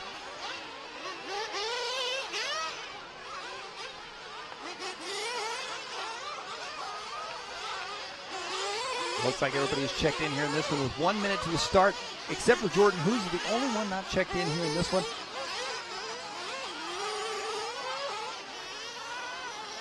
As they're working their way around here, and as you can see, that stairway, pretty tricky for all the buggies and truggies, but truggies, tell you what, get a little bit out of shape on that one.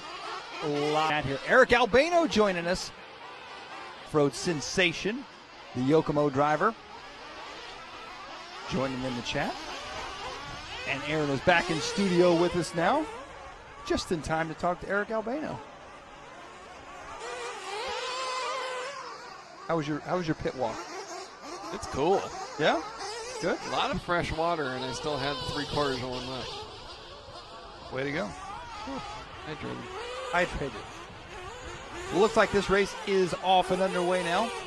So, Aaron, as you were out in the pits, we saw 3 10-lap runs in buggy. That was all we saw. Right. First heat of Truggy, Michael Page comes out with a 10 to 5:27. Well, and we've seen that a lot at the big Nitro off-road races for the last several years. Since the trucks, lost a little bit of weight, started getting more athletic, the extra footprint of the truck and the bigger tires and the longer travel, came up quite a bit short there. And they can just attack the more difficult and the rough tracks harder. So you're talking about P90X or maybe the Kennedy one. It's like the dancey version. Yeah, yeah, I could see that. Truggies are dancing. Years, there was a long time where the trucks couldn't make the big jumps at the Nitro Challenge, and now that they can, it's so much easier for the drivers to drive hard with the bigger trucks, and they forgive a lot more of the mistakes.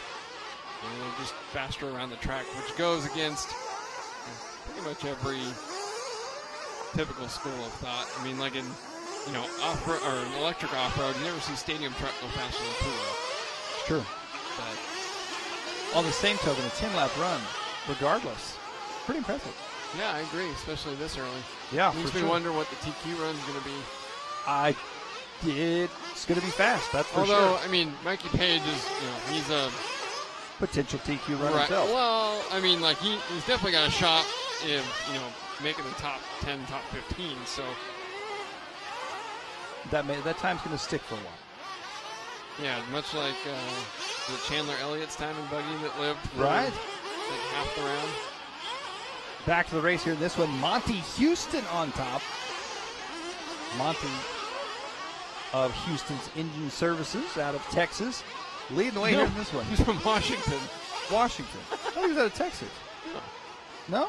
Just because his last name is Houston, he's got to live in Texas? That's not even what I was thinking. I just thought he was from Texas. Washington. Yeah, Houston, Washington. He's from Houston. Monty Houston's from Houston, Washington. No, Monty Houston is from like Everett, Washington or something. I don't think there is a Houston, Washington. This is going downhill quick. I know. We should get away from this. Regardless, Monty is out front leading the way. 9 to 5:10.9. Bart Collins in the number 2 spot. Sebastian Bassett in the number 3 spot. Jordan Huzel in the number 4 spot. Craig Amo in the number 5 spot. Monty right now on a 9 to 5:10.9. Not quite on TQ run. Monty in the number 8 truck. I believe that is him going on to the right-hand side. We're following him around right now. Coming back around to the front side. Going double, single. Mikey Page, you saw with that current TQ run, his line was a double, single, double. And, a little trouble there for Monty. Ooh, coming up short on the stairway. That is certain death. That was my favorite part of chatting down there after the interview. I was talking to Kevin Myers and a friend of his that actually helped him build. And they said that having 3 different lines through that front section, either going double, single, double, or double, double, single, or triple, double, they didn't plan it. Wow. The plan was for it to be a double tabletop double. They had no idea people were going to try that. He said if we had known that people were going to try to go double, double, single, we would have put a downslope in there. Wow. On the 4th jump. Yeah, they had no idea. Like, and then, first practice run, someone Somebody goes out and, like, starts jumping it in a way that we didn't intend. We're like, well, oops. Oh, well. Yeah. Monty Houston still out front, 9 to 5:10 his pace. Bart Collins in number 2 spot, Sebastian Bassen in that 3 spot. Houston's fast lap right now, 33.7. Fast lap on the track right now is showing as Francisco Ortiz with a 27.9. I don't think that's right. Not without a little help through the infield. A couple Truggies already out of this one as well.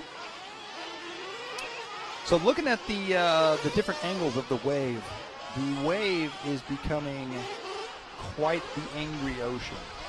It is getting rough. And Monty Houston. See, that kind of save doesn't really happen in buggies. No, it does not. You're absolutely right. Same with when you come up short on that right there.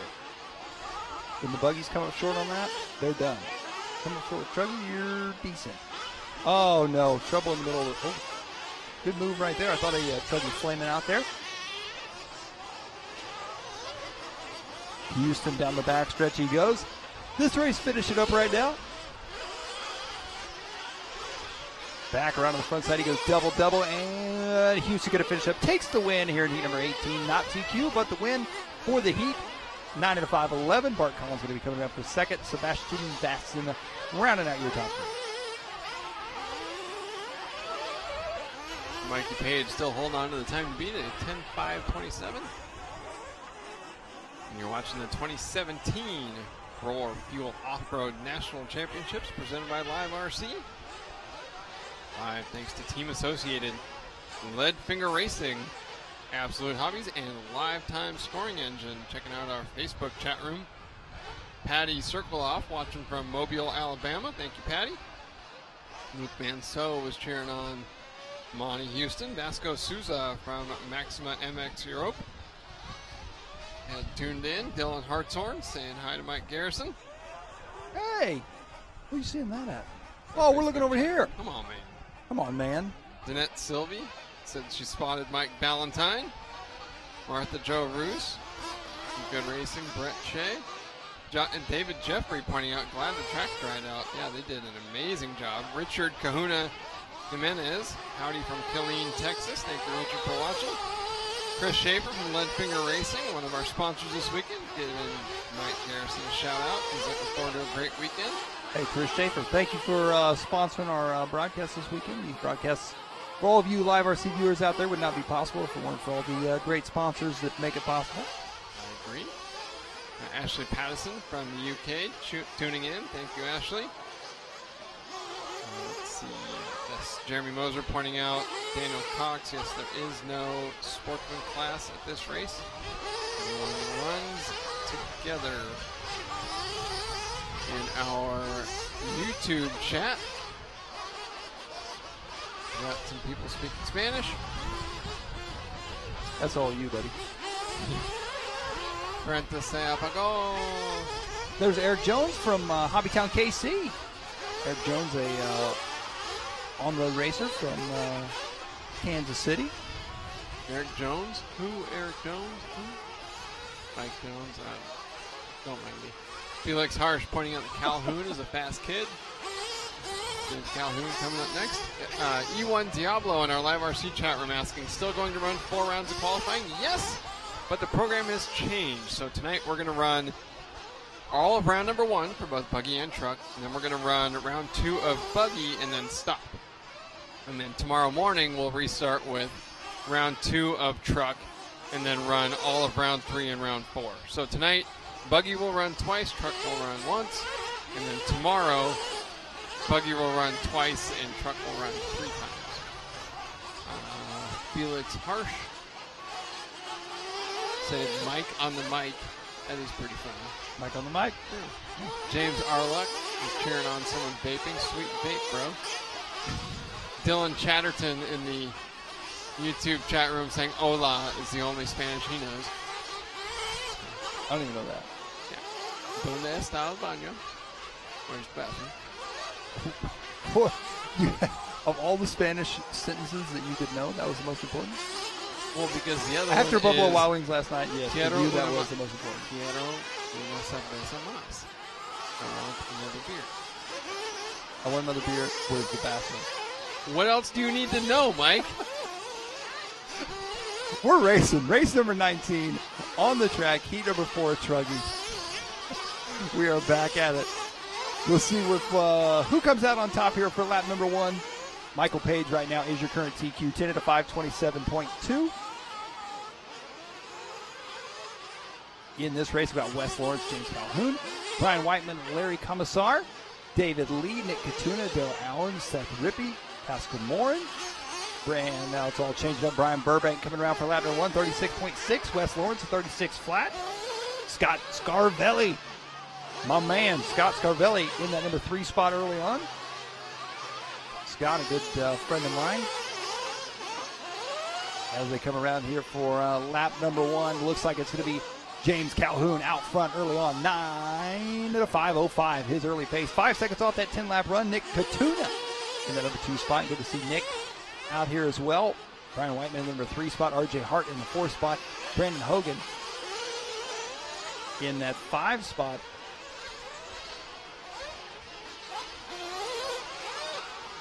And it's all changing up now. Nick Katuna going to take over the top spot in the number 6 truck. Leading the way, 9:05.06 his pace. James Calhoun in the number 2 spot.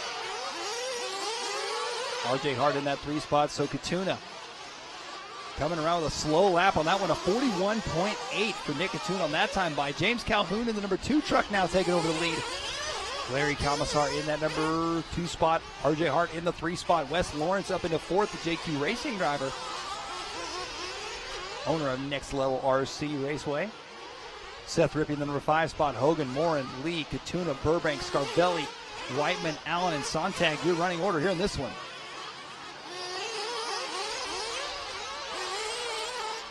.210 down, 250 to go, 210 down in this one. Larry Commissar now taking over the top. So now RJ Hart to the top here in this one. RJ Hart now your leader, 9:05.09.4. James Calhoun dropping the number 2 spot. Larry Commissar in the number 4 spot, 3 spot, I should say. Brandon Hogan in the 4, Seth Rippey in the 5. Halfway through this one as we work our way back around to the front side.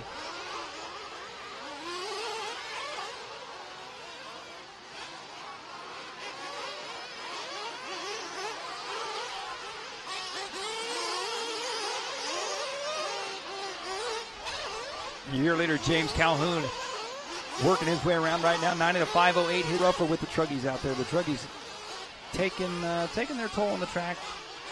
Although they may have lost some weight since their original birth years ago, they still being so big.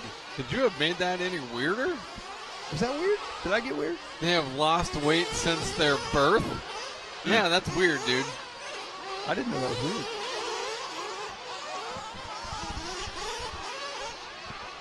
James Calhoun on pace to go the 3rd fastest time of what we've seen in the first 4 heats so far on a 9:05.06 pace. And he is the orange, white, and blue truck. White and blue movie. And we did have someone in one of our chat rooms pointing out that, yeah, it was Felix Harsh that said that James Calhoun is fast, and unfortunately a big mistake there coming into the whoop section. Said whoops before he even got to the bump. And that's going to cut into what's now a 4-second lead. Oh man, things going from bad to worse for Calhoun here. 2 mistakes on this lap alone will surely give up the lead. So it was Calhoun, Hart, Hogan, Rippey, and Katuna top 5. We'll see where Calhoun drops down to. His last lap was already a 35. And this lap at 44.9 drops Calhoun to 4th, so it's RJ Hart out front. Brandon Hogan 2nd, Seth Rippey 3rd, Calhoun 4th, and Nick Katuna still 5th. RJ Hart on a 9:5.14 pace would be the 5th fastest time we've seen so far. No one having anything for that 10-lap run from Michael Page. It's out early on.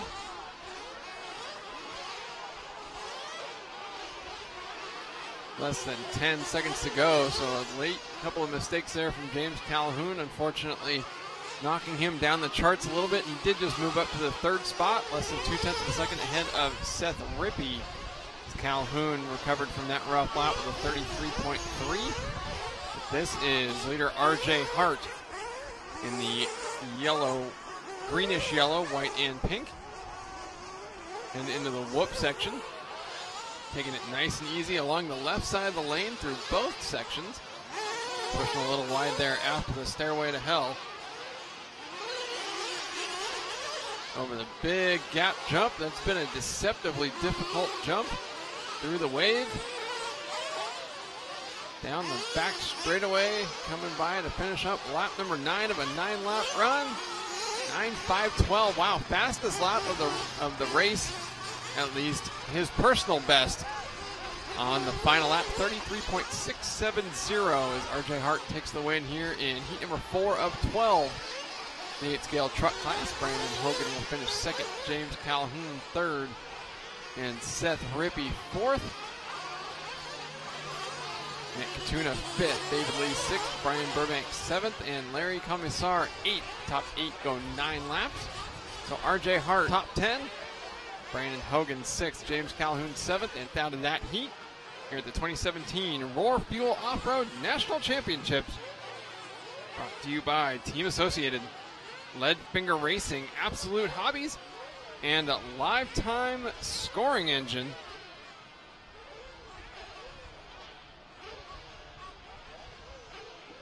Jumping back into our Facebook chat room here, Martha Jo Roos was cheering on Andrew Tristan. Brian Borland was cheering on Hogan. Chris Schaefer was cheering on James Calhoun, who had a great start to that race. Jeremy Moser and David Jeffrey both cheering on Brandon Hogan.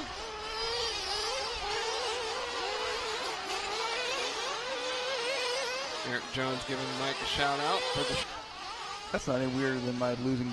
Yeah, it weight. is a lot weirder. In fact, someone in the LiveRC chat room, Felix Harsh, pointed out, yeah, it sounded like he was talking about a fat kid. A little strange, Mike. Well, okay, let's. Would a truggy not be a little? No. I'm out. Although it is funny because the original weight limit was like right around 9 pounds. See? Right. I'm not disagreeing with you. I'm just saying it's a little weird. What would this broadcast be? I like this dynamic. So we've got one pit man in an apron taking the pit lane clothing very seriously. Standing right next to him. Can't really get much more random combination of that in pit lane and RC race. No, you really can't. Welcome, Indiana. We're not in Illinois. We're not in Kansas. We're in the tri-state area. Yeah, we are. Illinois is not part of the tri-state, is it? There are 20 tri-state areas for 50 states, 2 of which are not connected to the other 48. How is it a tri-state if they're not connected? Oh, I see what you're saying. Okay. Mike, I see. Killing me, Smalls. Alaska and Hawaii are not part of any of the 20 tri-state areas. That's what I'm saying.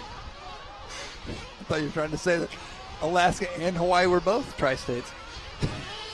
Well, when California breaks off from the continental 48, then perhaps Alaska, California, and Hawaii will be their own tri-state area. Woo! Too much.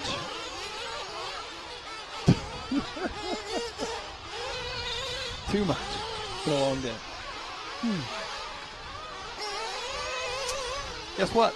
I don't know a lot of things, but I do know that 5 seconds to the start of race number 20. Damon Bowl from the Facebook chat room saying hello from Maryland. That's where you're. No, that's not where you're from. Yeah. So states that start with MA are all the same now? You're all up in the top corner-ish area. It's rainy, cold. MA, Maryland, Massachusetts. They're buddies. I don't live in either of those states. Oh, you live in Maine. Oh, yeah. There's another one. Man, this is getting wild. Mike's getting a vocabulary lesson, a geography lesson. We're working on some phonics. Oh, man. Woo! This day. Yes, Sam and Bowl in the Facebook chat room. Massachusetts and Maryland. Totally different people. Totally different states. Oh. Frankly, not all that close. Y'all got to forgive me. You can say I'm from Missouri, from the backwoods. Missouri. Back on the track. Shane Ogden is your leader, 9 in a 5:03. Jermaine Leggett, the number 2 spot. Cody Sainer in that 3 spot. Gary Stute in the 4 spot. Pablo Tejada, PTRC. Oh, just I say that, Pablo dropping back. So Shane Ogden in truck number 12 leading the way here in this one. Now on a 10-lap run for Shane. Shane Ogden is Cole Ogden's father. 10 in a 5:30.8. Was that a question? That was a statement. That was a fact. I am Ron Burgundy. The teleprompter had a question mark. Ogden out front right now. Fast lap of the race, 32.4. Gary Stute. Now Brian Borrell up in the number 2 spot.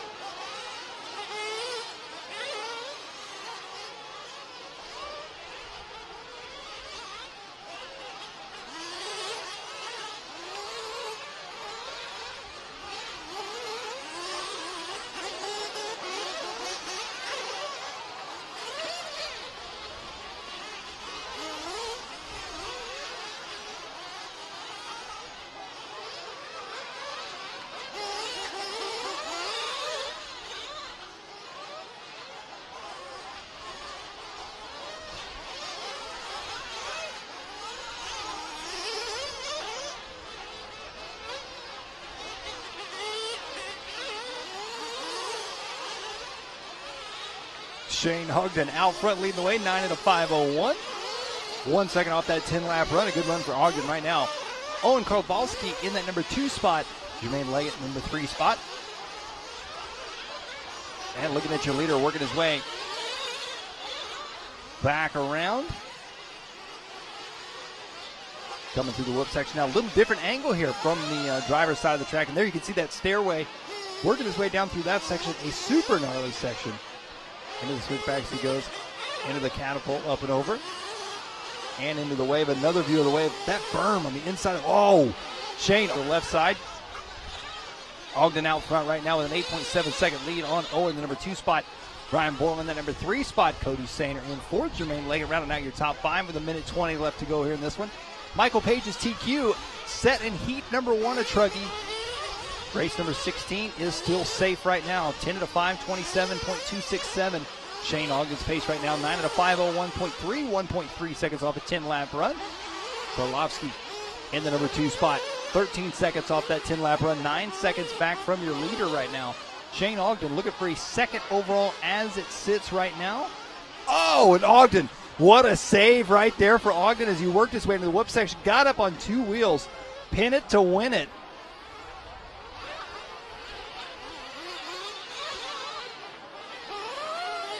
Ogden working his way onto the backside of the track right now through the wave once again. Didn't lose that much time.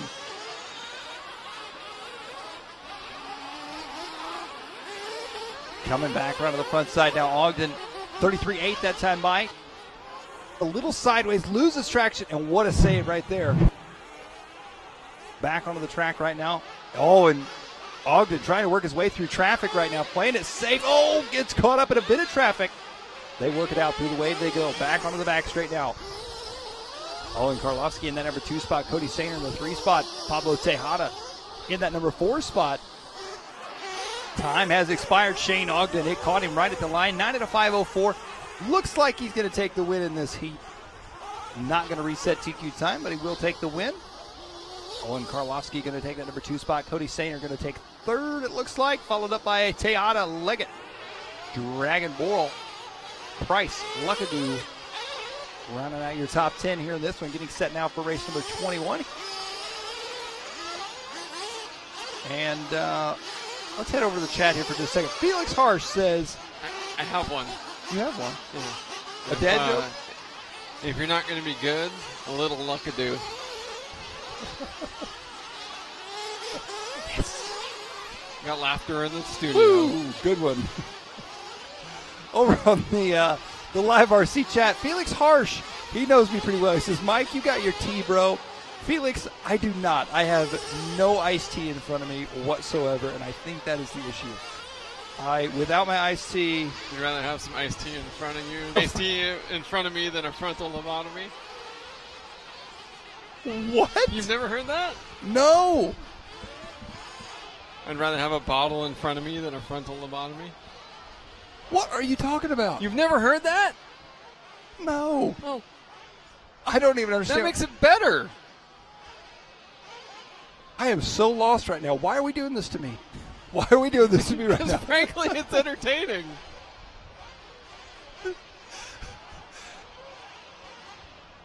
What's a lobotomy?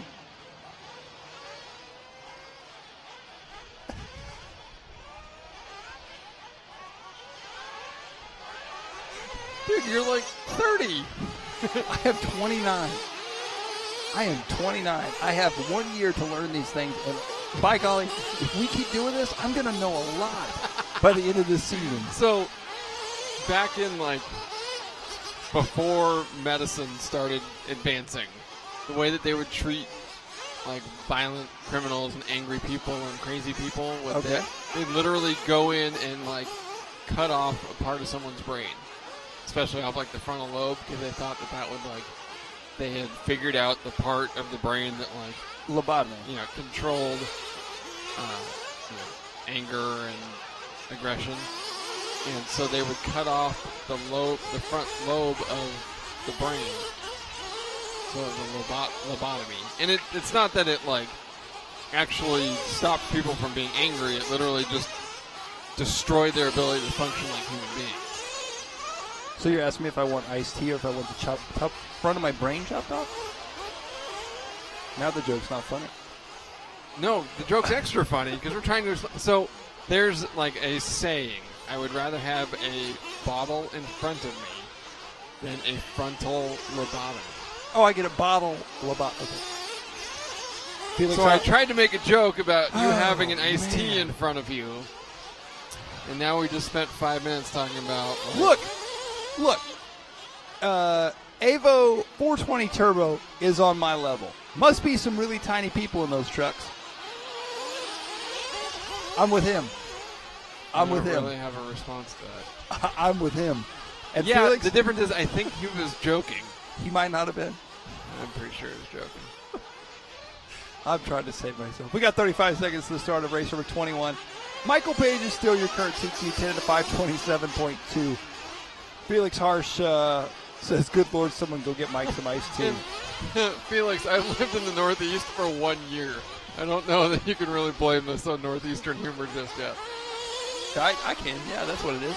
It's all Northeastern. If you're not from the Northeast, you wouldn't understand. It's not just me. If you're not from the Northeast, you wouldn't.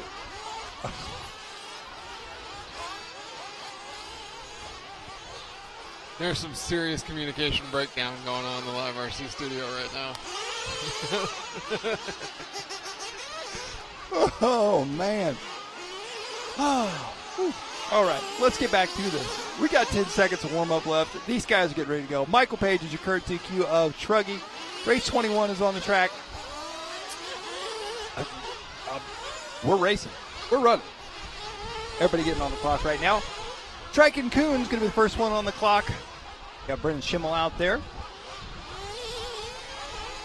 We'll let these drivers all get a couple laps in here. We'll see how it all shakes out.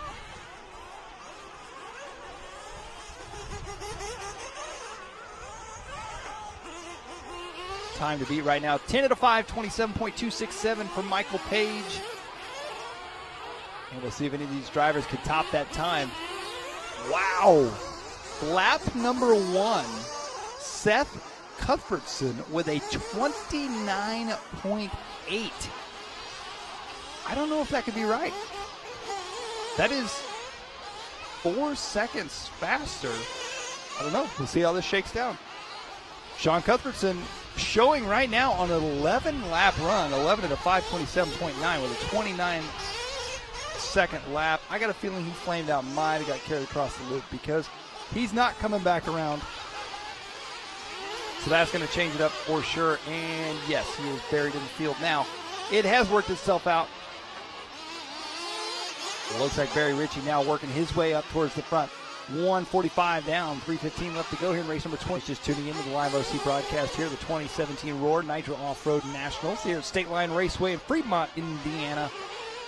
Today's qualifying has been altered just a bit from the original schedule. We'll be doing all of round 1, both buggy and truggy. After race number 27, we will then do race 1 through 15. That is our buggy division for round 2, and that will be the end of qualifying for today. Tomorrow's qualifying will pick up with race number 16. To kick off round 2 for truggy, and then round 3 and 4 for both buggy and truggy will also take place tomorrow. And of course, Sunday will be our mains. Tentative schedule originally was for lower mains to be taking place after qualifying tomorrow. Whether that is still in place, we are not 100% sure at this point. I would imagine there's going to be still some lower mains, maybe not as many as they planned on, but we shall see. Halfway into this one, Ethan Lefebvre going to be out front and leading the way, 10 at a 5:31, so he's on a 10-lap run now. 10 at a 5:29, 2 seconds off Michael Page's TQ. Barry Rich in the number 2 spot, 9 at a 5:06. Michael Wheel, 9 at a 5:07, his pace. Windle and DePlacido rounding out your top 6 here in this one. A minute 50 left to go.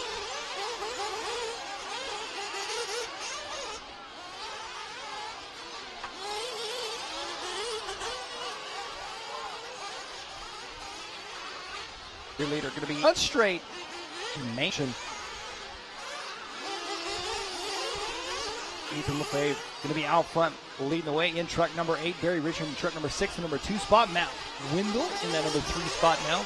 Your leader out to an 8-second lead over Richie. 1:10 left to go here in this one. And let's take a Savox instant replay. Watch this front straight action right here. 3 different lines going every which way, up and over the top. It looked to me originally like they'd hit, but they didn't. Just getting squirrely. And up and over the bar as he goes. Back around to the front side now. Through the stairway section. Ethan still up front. Barry in the number 2 spot. Windle in the 3 spot. Wheel, DePlacido, Sadberry, Rodriguez, Coons, Cuthbertson, Bowman, Fast, Sharp, Schimmel, and Valentine Jr.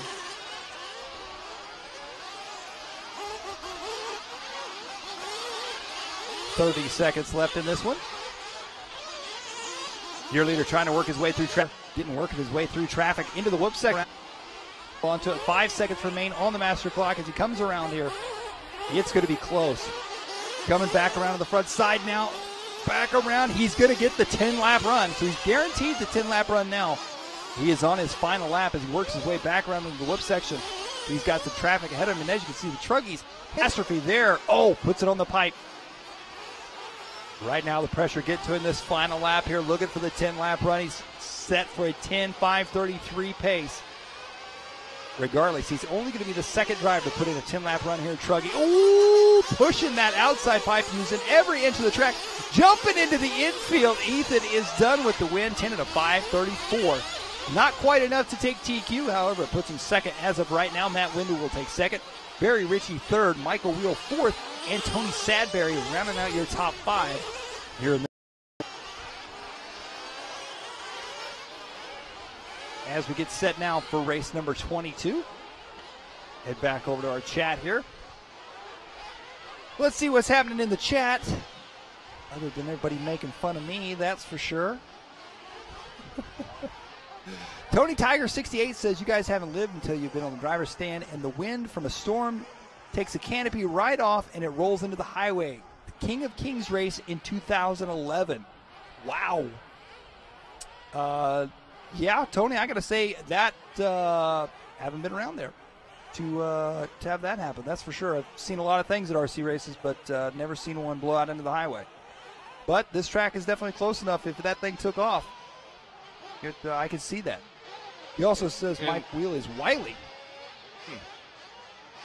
Oh, I think that might just be what they call him. Well, yeah. Well, like I pointed out to Tony Tiger in that chat room too. Silver State, like basically every year until they moved it to RC Tracks Las Vegas. Yeah. Was just a constant windstorm. That's true. And so yeah, I said the 03 Silver State during practice. I remember like I was on the track and I stopped in the middle of my practice run and held onto the railing because I thought I was going to get blown off the top of it. And I happened to turn my head about 45 degrees to the left to watch the 6 easy ups that were zip tied together along the row of tables on which I was pitting get pitched out into the desert and destroyed. That seems like such a good idea, but man, when one takes off, you're taking a whole group. Well, they were all going to go anyway. I mean, like, we had, like, barbells and ice chests and heavy, heavy stuff anchoring them down.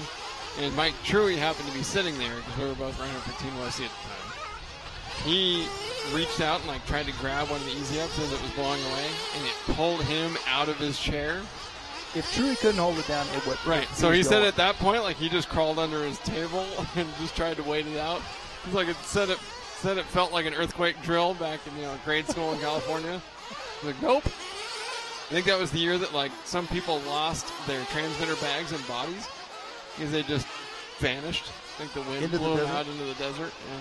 So maybe like hundreds of years from now, archaeologists will find RC parts, and they're going to think it's something like from a spaceship. Really, it was just our RC parts, RC bodies in the middle of the Vegas desert. Yeah, maybe. Possible. You never know. Okay, looking at our, let's take a look at YouTube chat here. Got some new people joining in. Nicholas Carroll says, "I love that stair-step landing." I would agree. From an outsider's point of view, talking as someone who's not driving on the track, that section is great. Yes, talking to the drivers, it's a very split right down the middle. It seems like they either love it or they hate it. There's some guys that are like, "Yeah, that's the coolest thing ever." There's some guys that are like, "No, hate it, terrible." Terrible. Nicholas Carroll also says, "Think Page can keep TQ. I bet Lutz gets it. He's an animal and Truggy." You are absolutely right. Yeah. Lutz, wow. I'm jumping around here. Look at the face of that jump. There's a missing... Well, and that's why... So, it's the first time we've really had this camera angle. Look how much of a quarter pipe that jump is. Yeah. And that's why that jump's been so inconsistent for people to clear, because an impressively shaped launch ramp there, which is cool because you're dropping down you know, from a height instead of really jumping, distance-wise, and that's why you can land down the downside there for that corner. But, yeah, the lip is just disappearing. That's going to make things interesting if that continues to fall apart like that, for sure. And it looks like we are live and running. Truggies in the fence and tarps. Not the place you want to be, that's for sure. The track has dried out. The State Line Raceway track crew doing a fantastic job getting the heck the turn marshals, as those areas are really soft, if not just pure liquid mud. So, and as we were talking about, if you're just tuning in, there's actually a billboard on the property, and we have learned that some of those, not all of them, but some of those tarps are actually billboard banners. So, kind of interesting to see who's sitting on what advertisement. Back on the track, though, Mason Perillo going to be out front leading the way, 9 at a 5:01. Now 5:07. His pace drops a bit. Victor Guerrero of HB Racing, and then Alex Watsky rounding out your top five right now. Jeff Keaton in the number 6 spot. Wick, Watson, Belcastro, Bartholomew, Lupel, Sontag, Lime, and Lewis. Your running order. Victor Guerrero now taking over the top spot in that number 5 truck. Guerrero working his way through the center section. We'll follow him right now through the wave he goes. Onto the backside of the track now. Coming onto that right-hand side. Victor Guerrero out front, 9 at a 5:03 his pace. Pushing that 10-lap run right now for him. Halfway into this one, Kim Morales up at the number 2 spot. Alex Watsky in the 3. Jeff Keaton working his way up in the 4th.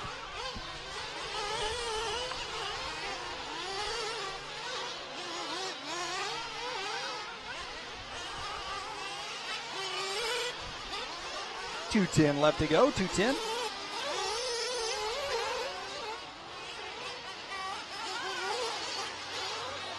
Victor Guerrero out front still, 9 at a 5:02 his pace, 2 seconds off. 10-lap run. Kevin Morales, 9 at a 5:12 pace. Jeff Keaton. Keaton right now is the man on the move here in this one, but fast lap of the race right now, Cody Watson. 32.462 for Cody on lap number 5. That's going to be our fast lap in this one.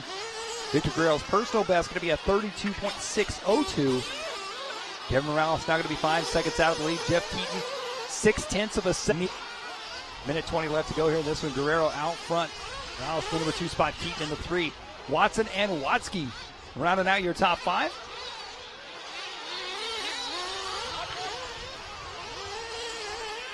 Minute 10 left to go here in this one. Minute 10. Victor Guerrero still in that 9 at a 5:02 pace as he works his way up onto some traffic. Not quite able to see who that was. Oh, no! Guerrero gets caught up right there, lands back on his wheels. That's still going to cost him a little bit of time. Now Cody Watson up into the number 2 spot. So Watson has worked his way up into second. Kevin Rouse in the 3 spot. Jeff Keaton working the opposite direction. Oh, and Watson now comes around with a 39.6. Drops him back to the number 8 spot. 35 seconds to go. Guerrero out front. Tater Sontag, one of the youngest drivers out here this weekend, Sontag now up into second. Kevin Morales takes that second place spot back from him. So Kevin and Tater, trucks 12 and 13, battling it out back and forth. 15 seconds left to go on the clock here in this one. Victor Guerrero 9 at a 5:02. 2 seconds off the 10-lap run.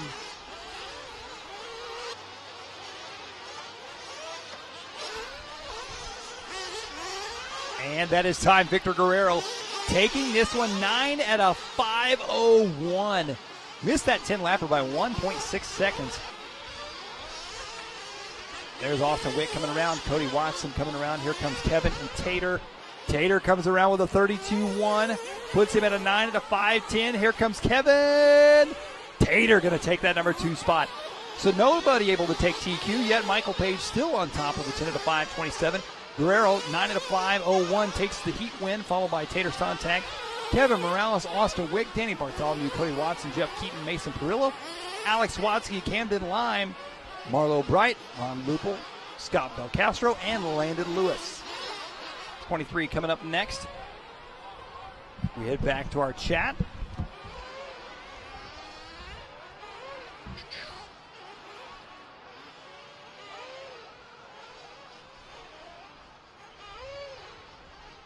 As we head over here, State Line Kevin jumping in.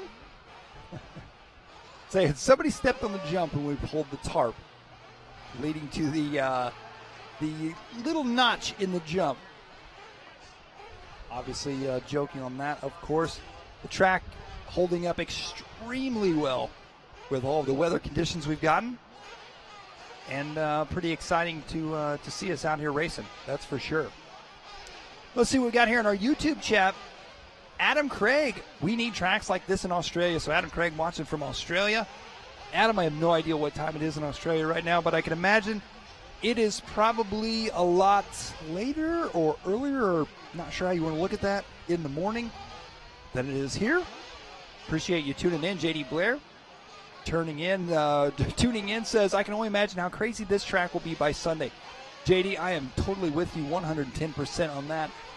I think by Sunday we are going to see basically a totally different track. I think a lot's going to happen. No more rain in the forecast, knock on wood, but we got a lot of racing to go, and I think this track's going to change immensely. Nicholas Carroll, yes, the launch ramp's going to have a huge V in the middle. They have to swing wide, and that's going to be super sketchy.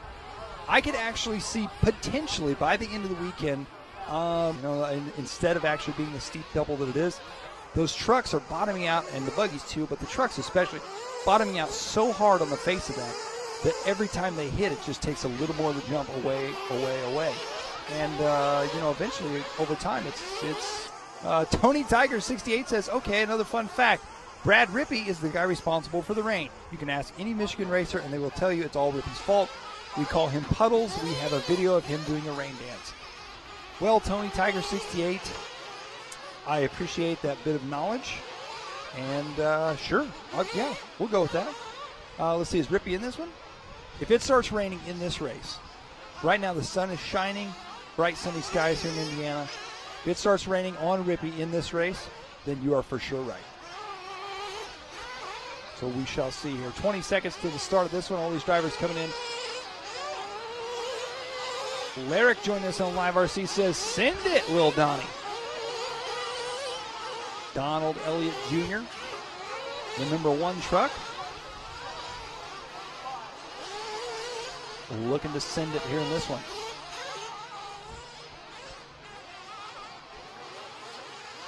We are off and running now. We got Donald Elliott Jr. on the track, Brandon Rose, Aaron Sykes, Blaine Kowalski, Jake Spalding, Wade Moore, Braden Jansen, Donnie Ward Jr., Roger Windling, Bradley Rippey, Joe Laws, Eric Fletcher, Chris Morant, and Kyle Prasky.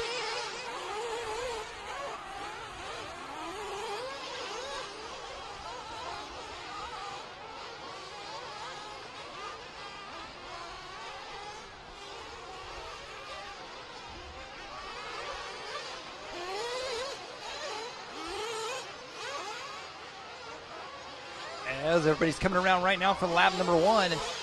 We'll see who ends up on top. It looks like Brandon Rose coming around now. Joe Law, Chris Morant now.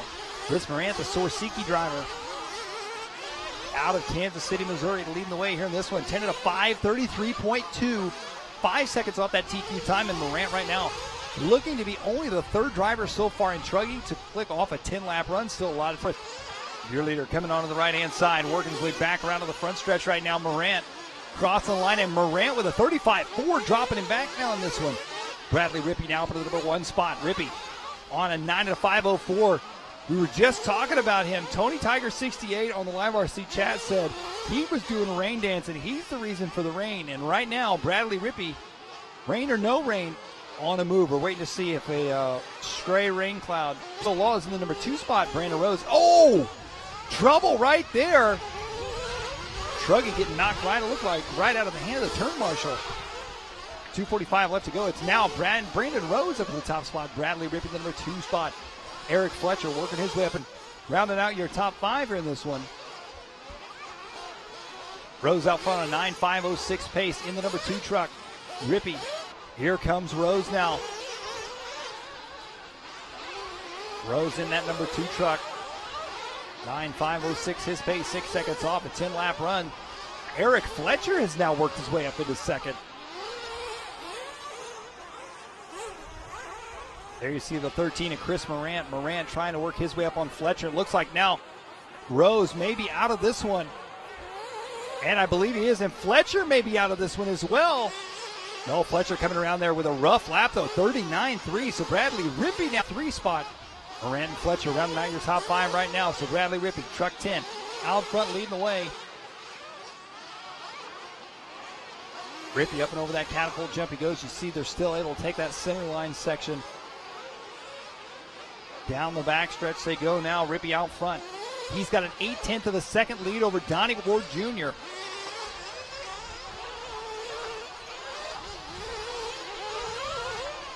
Back over the left side. Coming into the whoop section right now. Donnie Ward Jr. now is going to be 2.2 seconds back from Rippey. Chris Moran has worked his way up into third. Oh! Big trouble for your leader. Tries to pull out of it on the stairway. As he's working his way back, now that's going to lose some time. That's going to change things up. Chris Morant may be able to take over the top spot. The Sorsiki driver feet out of the corner. Tries to straighten up. Not quite enough. Hits that outside pipe. End over end over end. Just about saves it. And it's upside down. A good turn marshal, though.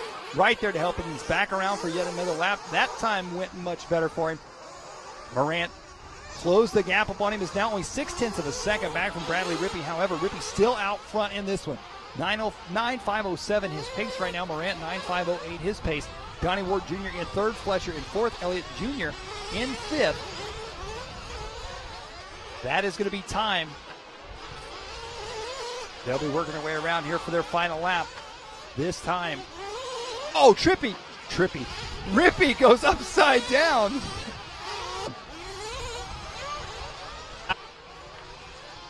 You're going to take it on that last lap.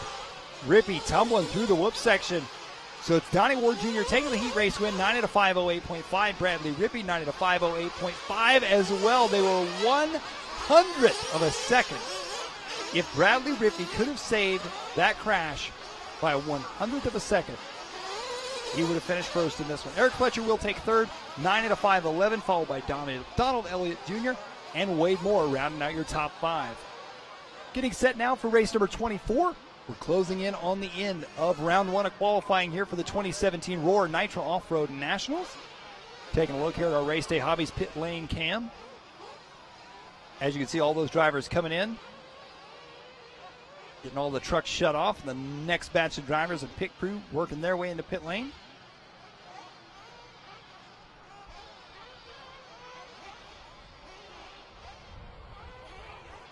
As we get set for heat number 10 of Truggy coming up next. Race number 25.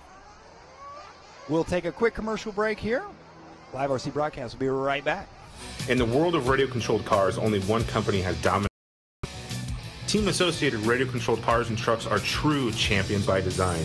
Together, we have won multiple national championship races and claimed more than 27 world championship titles. No other RC car company even comes close. So be part of the winning team and get behind the wheel of a Team Associated car or truck. Will you be the next world champion. Feeling the need for speed? Log on to AbsoluteHobbies.com. We stock more of the items you want and less of the items you don't. Most domestic orders ship same day for no extra charge. We carry a full line of Nitro and electric RC cars, parts, and accessories, and we have a knowledgeable staff providing phone support from 7 a.m. to 4 p.m. Eastern on weekdays. Tired of waiting for your orders and being treated like a number in line? Make the switch to AbsoluteHobbies.com today, and you will never shop anywhere else.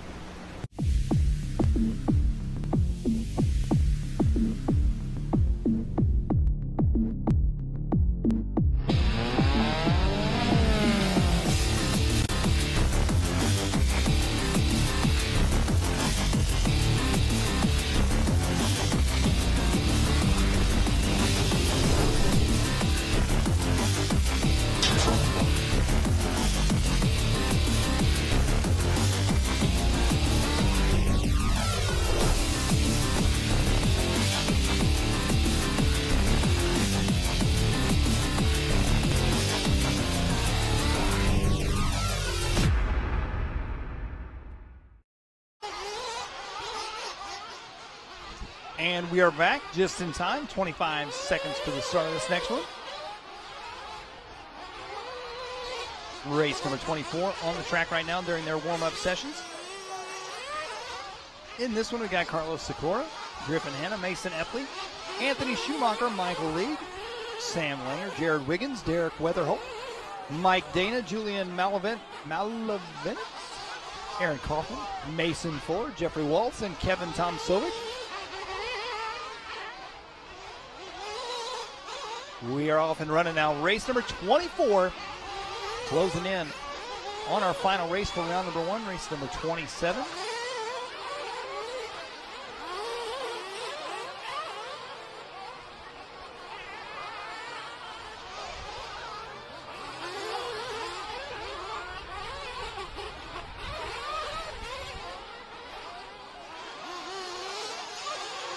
Number 1. Trophy heat number 9. It's like one lap in. Jeffrey Waltz, 31.6 his first lap by. Jared Wiggins, 32.5.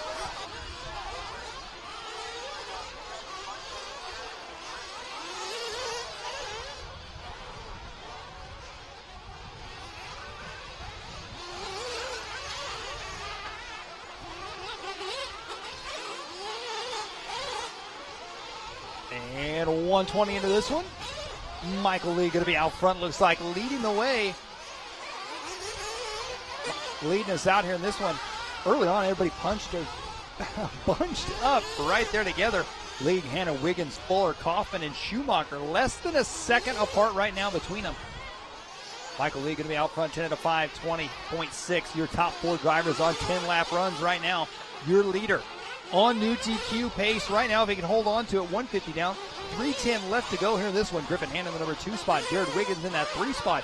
Mason Fuller in the number 4 spot. Aaron Kaufman now rounding out your top 5. Now taking over the number 1 spot. Hanna now out front. 10 to 5, 24.187. Coming up on the halfway mark here in this heat race.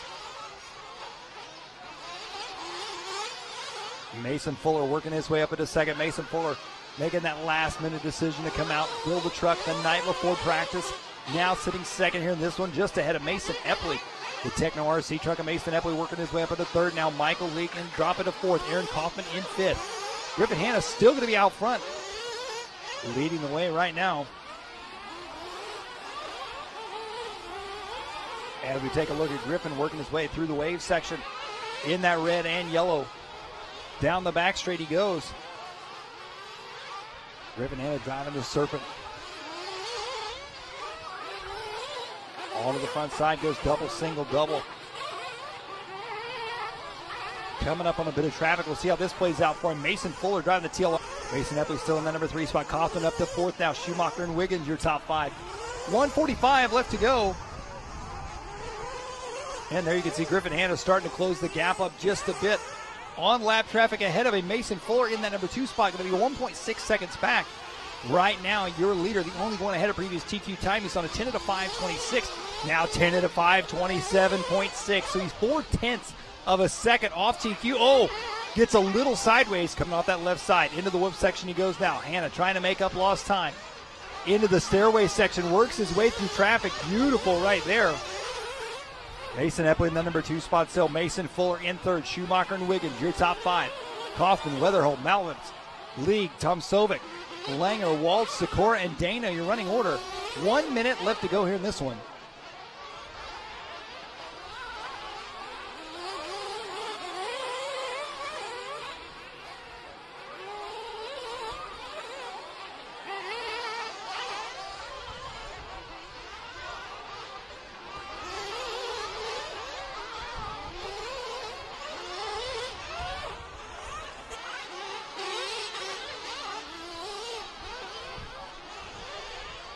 Top spot. So Mason, Epley, and Griffin Hanna going back and forth.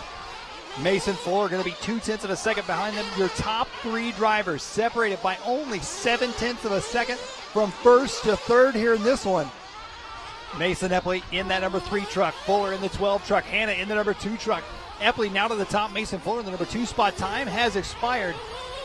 It's all going to come down to these final 3 laps. Any one of these 3 drivers is capable of not only taking the win, but setting new TQ time of Michael Page, 10 at a 5:27.2. That's going to be the time to beat TQ as they work their way back around right now.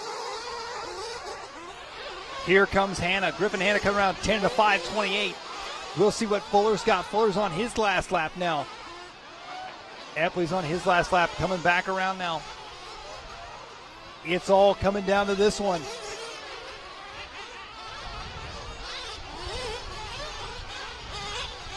That last lap by Mason Epley, a little bit faster towards the end of the track. There's Griffin Hanna, 10 at a 5:27.8 for Hanna. We'll see what Fuller and Epley have got. Onto the right side. Oh, trouble! Mason Fuller comes around, and it's going to be Epley with the win. Mason Epley going to take it and new TQ by 1/10 of a. Mason Epley sitting on top 7.1. Griffin Hanna will take second, 10 at a 5:27.8. Mason Fuller, 10 at a 5:28.8. So great run for all 3 of those drivers. Wiggins and Schumacher rounding out your top 5. As we get set to go now for race number 25, we head back to our Race Day Hobbies pit lane cam, and as you can see, our next batch of drivers getting set to go. That is Paul Edenburn of Legit Lids, getting set to set his son's truck out there. Zach Edenburn coming up in this next one. Looks like Chandler Elliott's truck getting set to go as well there. The Mugen truck sitting on the wall. Remember, Chandler Elliott held TQ time in the buggy class for quite some time. I believe the first 8 or 9 heat races in the buggy class. So he's looking to try and do the same, possibly take over that TQ spot here in truck as well. And there's the number 9 truck right there, Seth Van Dalen. That is the most unique truggy body I've seen in a long time. We'll see if we can get an up-close shot of that a little bit later on. So got some heavy hitters once again here in this one. We've got Anthony Westergaard, Cole Caston, Pannone Elliott, Chigarillo, Phillips, Jones, Sousa, Van Dalen, Hooks, Edenburn, Heckert, Mechanic, and Weatherholt. Let's head over to the chat here for just a minute.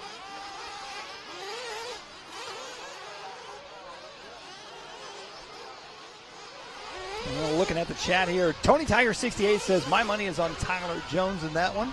Frank Alberto Losada says, go Carlos. That may have been in the, I think that might have been the last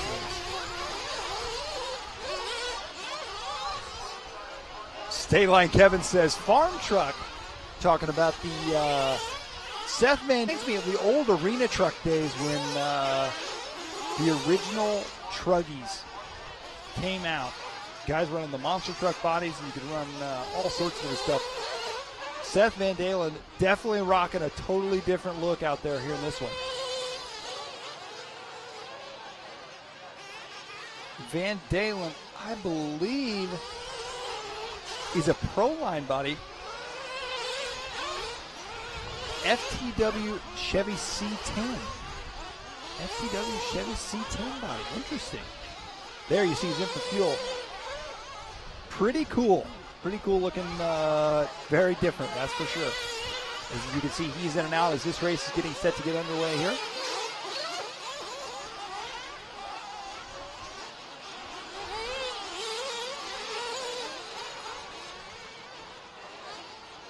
5 seconds to the start of this one. Everybody getting on the clock right now. Here for lap number 1, race number 25 of trucking. Off and underway here for the 2017 Roar Nitro Off-Road Nationals at State Line Raceway here in Fremont, Indiana.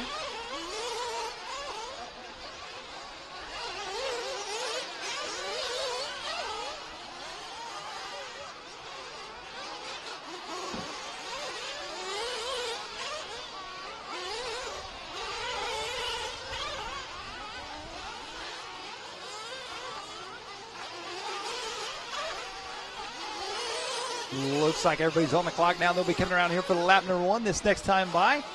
We'll see who comes out on top early on here in this one. Current TQ time out of the last one. Mason Epley laying it down with a 10 and a 5:27.177. Oh, we got a flame out already. Not sure who that flame out is. Looks like truck number 7. That may have been, I don't think that was Tyler. Did not look like Tyler Jones' paint job unless he changed it up. Several drivers changing up their paint job just before the Nats. Definitely spicing things up, keeping us on our toes, that's for sure. As everybody coming around for lap number 1 right now, Seth Van Dalen is out front leading the way with the farm truck, the C10 Chevy. So Van Dalen out front early on here in this one, 10 at a 5:14, looking at a new TQ time if he can hold on to that by 13 seconds for Seth Van Dalen. Mark Sousa in that number 2 spot. Paul Cicarillo in the number 3 spot. Anthony Westergaard in 4th. Austin Pannone rounding out your top 5 right now. Van Dalen out front early on. His fast lap, a 30.992. Let's see if we can find Van Dalen. Here comes Van Dalen working his way onto the left-hand side. Can't miss that truck. The orange, white, and blue Techno truck working his way through the whoop section. Through the stairway now, dropping down. Paul Cicarillo driving the Serpent in that number 2 spot now. Paul dropping to the number 4 spot. Anthony Westergaard up into 2nd now. Seth Van Dalen already out to a 6.7 second lead. He's the only driver on a 10-lap run right now, and he is 14 seconds now ahead of Mason Epley's TQ time. So Van Dalen laying it down. Oh! Goes triple over the top. What a save right there for Seth Van Dalen. That could have been catastrophe for your leader as he is on a massive TQ run right now. More trouble. I see more trucks flaming out onto the backside. Seth Van Dalen wheeling his way through that. Halfway into this one. Let's take a Savox instant replay here. Watch this on the front side. Lap traffic nearly hit in midair. Saves it right at the end. Then check this out. Boom! To the inside somehow. He keeps that truck from rolling over and rolls on. Seth Van Dalen out front still 10 at a 5:14. Lost about a second that time. However, 10 at a 5:14, still 13 seconds ahead of Mason Epley's time.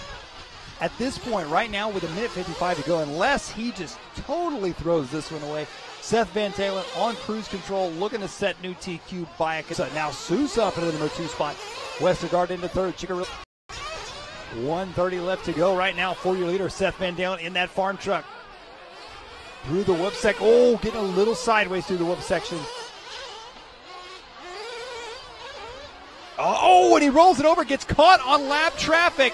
That's going to cost him. We'll see if he can get back through the traffic now. An upside-down truck. Van Dalen rolled it over, landed on top of the truck. Now trying to get by him, and they are showing him no love. Van Dalen just trying to make a point right now as he comes back around to the front side. He goes triple over the top. Oh, the lap traffic gets into him. Van Dalen, what a lucky save right there. Van Dalen had enough. He was trying to go all the way over the top. Wow. Coming out of the catapult section now, down onto the backside. Seth Van Dalen still out front, 10 at a 5:19 his pace. He's lost some time, however, 8 seconds still ahead of previous TQ time. Here he comes back around the front side, going triple-double. He's got a clear track ahead of him right now. No lappers to contend with. Back through the whoop section now. What a race right now for Seth Van Dalen. Van Dalen coming back around, up and over the catapult. He goes once again through the switchbacks into the wave now. Van Dalen's pace now 10 at a 5:21. He's now only 6 seconds. At one point in this race, he was 14 seconds ahead of that TQ time Now he finds himself a little more than 7 seconds. Mark Souza in the number 2 spot. Westergaard in the 3. Oh, no! Trouble for your leader once again. Van Dalen goes upside down. Oh, more trouble. Van Dalen falling apart here in the final minute of this one. He's on a 10-lap run. He's guaranteed the 10-lapper. This is the last lap. He's just got to finish this one. Through the switchback section he goes right now. On the back side of the track, onto the right side now. Seth Van Dalen. He's going to take the win, but is he going to take TQ? Back around to the front side. He goes up and over the triple. He's got it, but only by 3 seconds. Seth Van Dalen takes the win in new TQ. 10 at a 5:24. Let's take another Savox instant replay. Look at Van Dalen right here. What a save. Bounces all the way to the outside. Wow. What a run right there. Seth Van Dalen, third, Heckert, and Chicarillo rounding out your top 5. As we get set for race number 26, this is our B Resort. Coming up next for our Truggy class. You can see all the Truggies coming off the track right now. There's that number 9 truck. Seth Van Dalen taking new TQ. Coming up in this one, we've got Adam Drake, Blake Pickett, Tanner Denny, Noah Dickerson off, Jason Schreffler, John.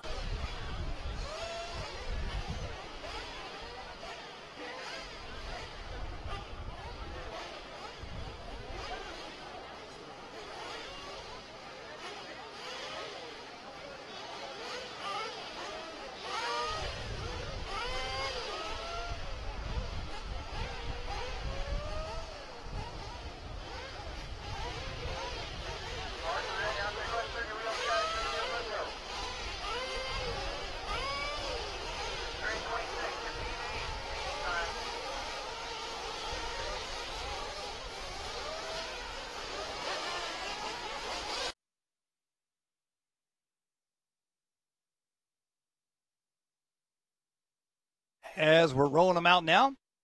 Warm-ups here for heat number 26. Our B Resort of Truggy after one seating practice round.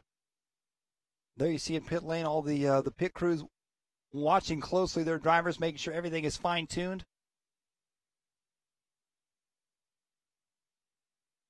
Heading over to the chat real quick here. Let's see here. YouTube chat, Skylar V, what time should the races start tonight? They have started. They are running. We're watching them.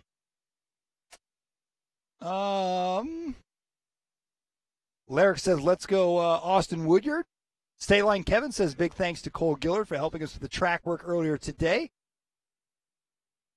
LFR1 says, go Austin. All About Who 02 says, wow, that kid has talent. He's the next superstar. I'm assuming he is talking about possibly Seth Van Dalen. Now that last one, definitely a good run. Smalls 2010 says, Drake. Yes, Drake is out there in this one. This should be a exciting race for sure. Drake, the number 1 truck. We'll see if he could top Van Dalen's time of a 10 at a 5:24.7.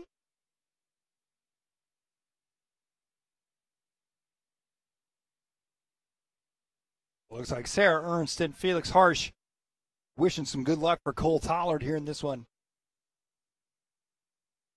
As we get set to go here, 20 seconds to the start.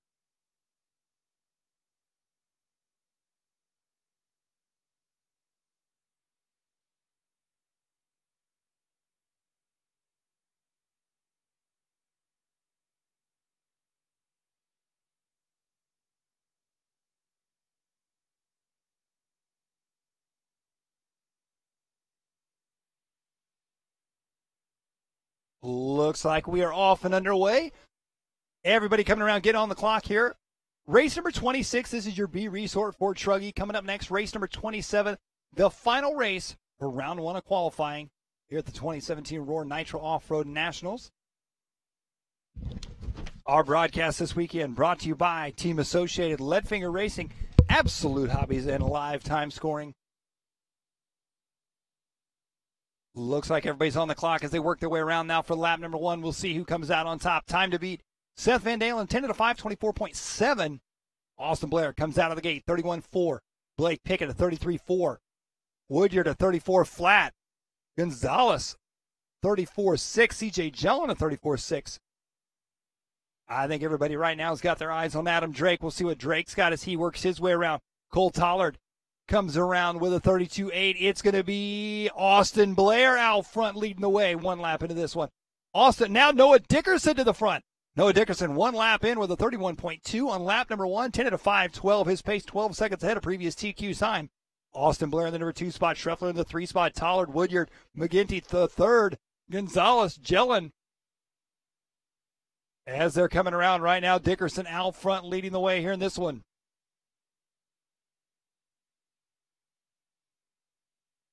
Austin Blair in 2nd, Jason Schreffler in 3rd, Adam Drake working his way up to the number 4 spot. So Noah Dickerson in truck number 4 leading the way here in this one, the X-Ray driver out of Texas. 10 at a 5.15 his pace, looking at a new TQ time by 9 seconds, only a few laps into this one.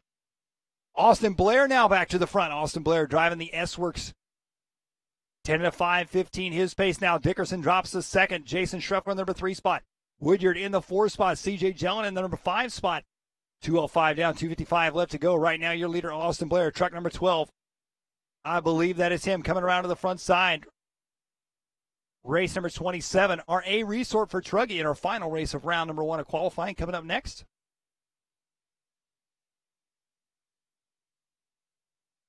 Blair, Dickerson, now Drake up into the number 3 spot. Schreffler in the 4, Jellin in the 5. Woodyard now up into the 5. CJ Jellin dropping to the number 6 spot halfway into this one. Austin Blair out front leading the way. Fast lap of the race right now belongs to Adam Drake with a 31.021 on lap number 3. Drake right now sitting in that number 3 spot on a 10 at a 5.26, 2 seconds off Van Dalen's TQ time. Top 2 drivers ahead of TQ right now, that's Blair and Dickerson. Austin Blair out front, 10 at a 5.19.8. Noah Dickerson on a 10 at a 5.20.1. We'll see if we can find Austin Blair on the track, truck number 12. 1:55 left to go here in this one. 1:55 left to go.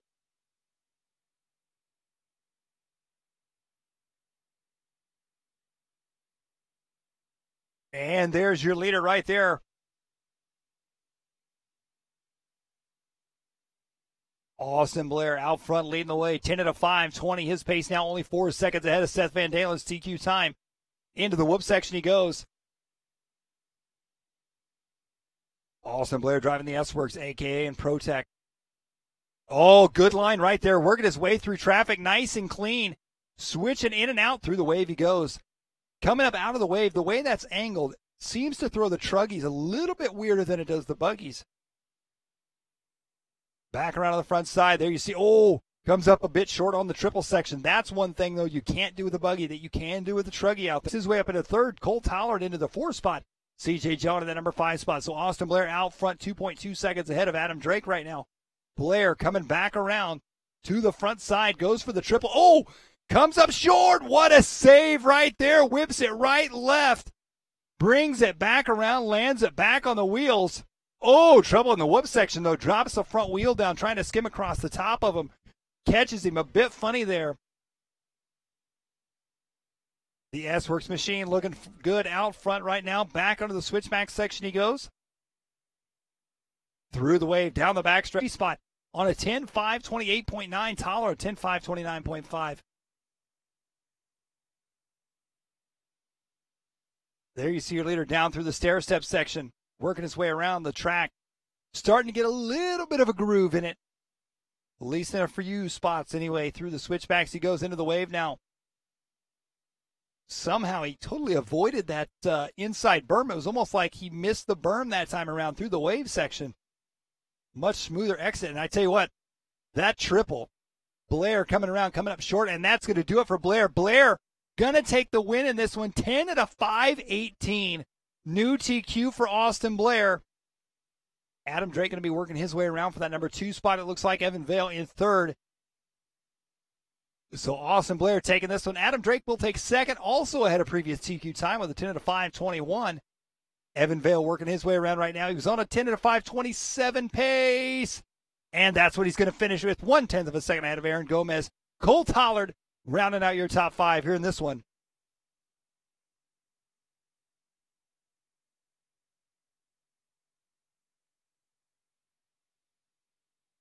As you can see, the trucks working their way back into pit lane there, courtesy of our Race Day Hobbies pit lane cam. Come. Beautiful sunny skies out there today after the rain is gone. And there you see our drivers taking the stand right now here at State Line, lining themselves up. This right here should be an exciting race. We saw Ty Tessman in seating practice in the one round. Ty Tessman laying it down, putting down the fastest time. Spencer Rivkin right there with him as well. Ryan Mayfield, Joe Bornhorst, Mike Truey, Ryan Cavalieri, Ryan Lutz, Dakota Finn, Jared Tebow, Alex Koskusik, says my co-host, Alex K for me. Tanner Stees, Billy Koskiushik. Okay. Tanner Stees, Billy Fisher, Cody King, and Cole Ogden. Your top 14, and look at that. That is one full driver stand. From left to right, elbow to elbow, we got it packed in here for the 2017 Roar Nitro Off-Road Nationals. Race number 12, Heat 27. How about Heat Race 27, Heat 12? That makes more sense. After this one, we'll be heading back to round 2 of qualifying for buggies. 15 races, and then that'll be it for the day. We'll kick off tomorrow with race number 16. We're looking at Jared Tebow right now. Jared Tebow, your top qualifier for round 1 in the buggy class. Can he do it again in Truggy? And did you see how fired up he was during that Raw Speed Race report? I did. Yeah. I did. He was is one of those drivers that if he can get on a roll, keep his confidence up, get his cars working and feel like he's not beat before he walks up on the driver's stand, that's when Jared is on. And that's when he can be really, really dangerous. You're absolutely right. And I think, he had several years there that it seemed like, kind of like Ty has done. He had a year or two there. It seemed like he won just about everything that he was driving, and his confidence was super high. And I think in recent years, he's lost a little bit of that confidence with some struggles here and there, on the track. But obviously being top qualifier here today, obviously that's got to boost your confidence immensely. There you can see coming in for fuel, Joe Pillars, his pit guy. It's going to be interesting to watch and see. Fastest time in the Truggy seating practice. He did the same in buggy and Jerry. I thought what happened to him in the first round of buggy was kind of a fluke. We don't really see Ty make mistakes under pressure laps, but he rarely crashes consistently when the race is close. Yep. And in that first round of buggy, it was the opposite. Ty had, I think, maybe a little bit more pace than Jared did, but he also crashed more. So kind of an interesting flip there.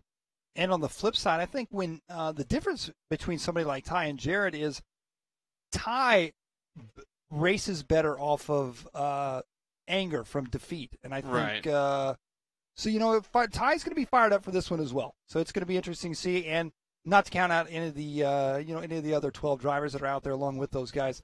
Everybody getting on the clock now. We'll see what they got here for lap number 1. We'll see who comes around.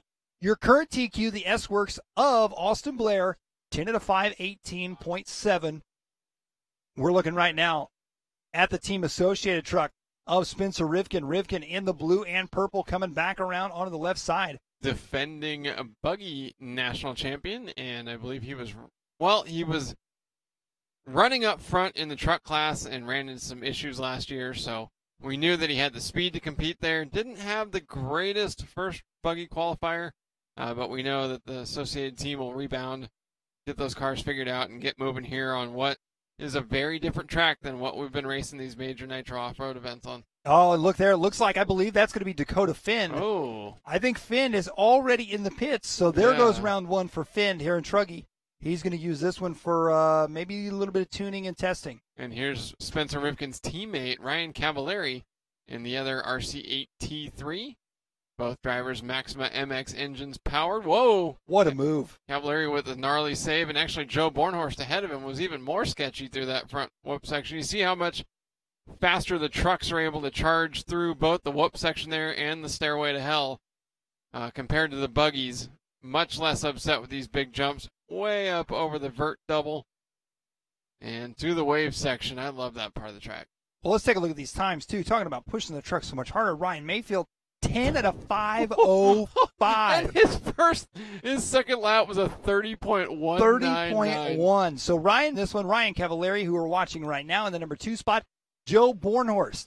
One of the drivers I talked to earlier said, man, I love the track, but it is a hard track to drive. It is hard. And right now he's proven himself wrong. He's doing quite well, sitting in the number 3 spot. Not surprised to see Mayfield run out front. I was surprised to see that he wasn't up in the top 3 for the first round of buggy qualifying. I have to imagine that only lit a fire under the driver that we thought was going to walk away with both national championships last year, won the Truggy Main, and came up about a half-second short of winning the buggy class. And then, of course, he's been on fire here in 2017 since joining Mugen Seiki. Mayfield already 2.4 seconds. Yeah, I'm here for this race up on the top step of the podium. Joe has continually worked his way up there, and I think he's definitely going to be a front runner as years to come. That's for sure. Ryan Mayfield, though, out front, 10 at a 5, into second ahead of Bornhorst. So now the X-Ray of Ty Tessman trying to work his way back to the front. Joe Bornhorst in third. Jared Tebow, your buggy TQ out of. Now Cavallari with a 35.3 drops himself all the way to 8th. So Ryan Mayfield out front, Ty Tessman in that number 2 spot. As we take a look right now at Ty Tessman working his way back around to the front side of the track. There goes Tessman, tripling up and over. Oh, Tessman! What a say! Oh, no! Tessman triples over traffic, and now he's got, I believe that's going to be Ryan Lutz right there behind him. Indeed it is. Through the stairway goes, dropping himself down. Ty Tessman trying to make up time on Ryan Mayfield there. 1.9 seconds of past lap of 30.2. Joe Bornhorst in third with a 30 to Ty Tessman. Tessman last time by with a 31.5. Ryan Mayfield with a 31 flat last time by. So Mayfield 10 at a 5:06 his pace right now. Right now your top 2 drivers going to be separated by 2.4 seconds. Ahead of Austin Blair's previous TQ time. There we're looking at Ryan Mayfield. Not sure who that was caught up in that front section, but that's the trouble with crashing on that front side. 5:10. We'll see. Ryan Mayfield 10 at a 5:06. Can Tessman do anything about it? Mayfield 10 at a 5:06.3. Ty Tessman 10 5:07.9. Joe Boyes, Lutz, King, Cavallari, Ogden, Truey, Fisher, Alex K. This is over still a lot of these drivers. Joe Bornhorst has got to be pumped about that one as well. The one I gotta think right now is going to go back, probably rethink some things, probably make some few changes, and I think it'll come out strong for round number 2. Is going to be your top qualifier from the buggy class, Jared Tebow, who finished 5th here for round 1. Tanner Stees, another impressive run. There you see all the drivers coming off the stand right there. There's Ryan Mayfield. So quite a run there for Ryan Mayfield, taking TQ. There you see Mayfield's one of his main sponsors there, Jason Rona of J Concepts. J Concepts, the sponsor this weekend of our track cam. Rona keeping a close eye on his driver there. And Dakota Finn, I'll be interested with Dakota Finn as well as Finn. Having flying is now Off-Road Nationals. Our live broadcast brought to you this weekend, of course, by Team Associated, Leadfinger Racing, Absolute Hobbies, and Live Time Scoring.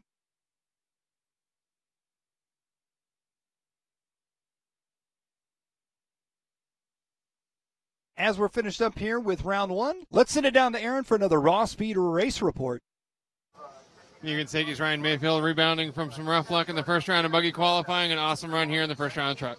Yeah, buggy didn't go as planned, but we got 3 more. But truck was good.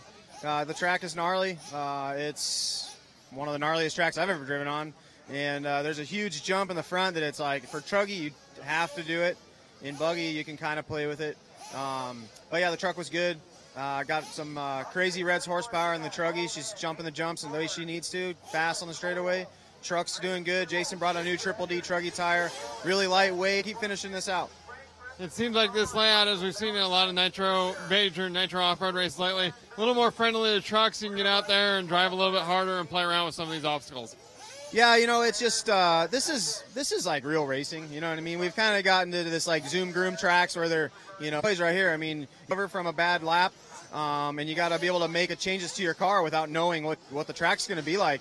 So I like this kind of racing. I wish we could do more. It just sucks sometimes because the weather's so crazy with a nice outdoor track like this. So yeah, hopefully the weather will stay out. That track is not done changing by the main. It's going to be insane. So it should be a good time. Congratulations, Ryan. Thank you. Mayfield grabbing the first round TQ for the Pro Truck class, and Ty Tessman second now in both classes for round number 1. A good start to the weekend. Yeah, it's a safe start. Especially it's kind of cooling off now. I should have run a little bit softer tire, but my truck was good and just made a stupid. I stuffed the pipe right on the first lap, so I just had a little bit of catching up to do. But I'm happy with how everything's running so far, so it's a good start. Is it difficult then when you make a mistake at the beginning of the race? You got to take a deep breath, like, man, I can't blow it. I got to get back in the groove. Yeah, it's difficult because you don't want to push. If you push too hard, you just end up going slower. So you just count on other people crashing, making mistakes, and that's what I was trying to do. And had a little bit of a couple sketch. Buggy race. You thought the car was good. Just made a couple of mistakes on driving. Same thing with truck. No changes planned for next round. We're just going to change the compound, but that's running tomorrow, so we got to just kind of wait and see what the track does. But I probably should have run a little bit softer compound for that run. Thanks, Ty. Thanks. And then Joe Bourne here in qual. I think 168th in buggy, so. But for the past couple years, so started behind Mayfield. I kind of tried. I wanted to be behind, either Ty or Mayfield. I was like, crap, I'm gonna have to pull out of the way for him. And he kind of flew off the track. I'm like, I had clear track the last, probably 3 minutes, and I just kind of tried to pace Mayfield and to make sure he wasn't yarding me. And they called me in second, and then I heard Ty come up. But I mean, I didn't feel like I was going that fast. I didn't feel like that was a third-place run. But I guess it was a third-place run, so I'll take it. Congratulations, Joe. Thanks, bud. Top 3 there for the first round of Pro Truck, and I got to let them go turn marshals so we can get in here in the second round of buggy qualifying. Thank you very much, Aaron. We are back now. Now taking the track are 15, and this is not written in stone. My understanding is the 15 and under at the years past at the Roar Nationals, there has not been more than 14 drivers 15 and under. Therefore, they've never had to divide them up, do any sort of qualifying, it's just been one race, all 14 guys, how you qualified, or it's how you line up, basically. Well, this year, which is awesome to see, we have, I believe, 22 15 and under drivers, 15 years old or younger, out here racing for the Roar Nats, which is fantastic to see. All new young talent. A lot of these guys see such young talent coming back, but and then they will have their shootout for their whoever makes the A main. The top 14 will have basically a shootout on, I believe, Sunday. I think that is my understanding. That is what the talk in the pit was. Whether that is for sure or not, we will have to confirm that. But needless to say, some very talented young drivers out there this weekend in our 15 and under class. And they are at who we saw earlier. He is going to be out front here in this one. And just as I said, 15 and under drivers, some serious, almost on a 10-lap run in round 1 buggy qualifying. Yes, the track has changed. However, he is nearly on a 10-lap run. We only saw 3 drivers do that. That was our top 3 drivers. Here comes CJ in our 15 and under class. He's on 9.501. 1 second off a 10-lapper. So CJ right now laying it down in buggy number 5. Brendan Schimmel in the number 2 spot. Tater Sontag in the number 3 spot. Cody Watson in the 4. Mason Fuller in the 5. Anthony Schumacher, Spencer Heckert, Sebastian Vasson, Michael Valentine Jr., Frank Pesciacomo, and Dylan Cole. That's going to be your running order here in this one. Right now, 250 down, 210 to go. CJ Jellin out front, 9 at a 5:01. He's 2.2 seconds ahead of Brendan Schimmel. I believe we're looking at CJ coming around there. CJ right there on the front side. Buggy number 5. Onto the left side of the track he goes right now. Coming up on a bit of lap traffic as he works his way through the whoop section. You can see the buggies trying to tiptoe their way through there, making sure to keep it on all fours.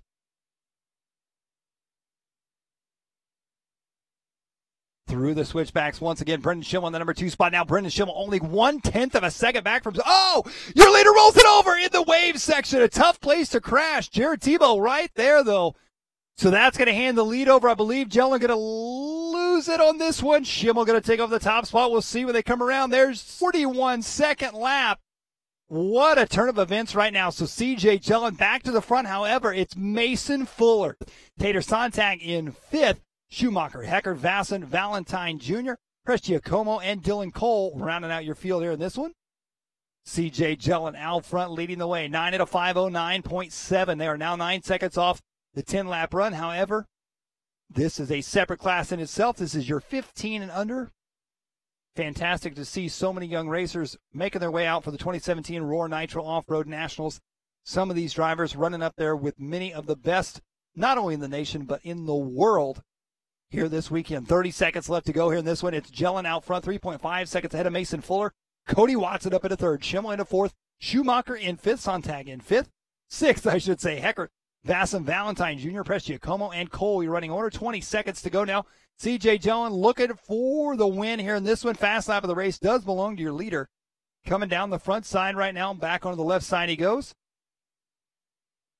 Works his way into the whoop section. Goes double single. Going double single through that section as well. Several different lines through that whoop section. Some guys trying to do more of a supercross style skim across like a dirt bike would. Some guys trying to jump through it like a rhythm section. Other guys just close their eyes and pin it to win it. Right now, CJ Jellin, whatever he's doing through that section seems to be working. Time has expired. We'll see as he comes around. Crossing the line, CJ Jellin going to take the win in this one. 9 at a 5:08.4. Your winner here of heat number 1 of the 15 and under. The rest of the drivers coming around right now to finish up here. Coming up next is going to be our second heat of our 15 and under drivers here for the 2017 Roar Nitro Off-Road Nationals. Brought to you by Team Associated, Leadfinger Racing, Absolute Hobbies, and Lifetime.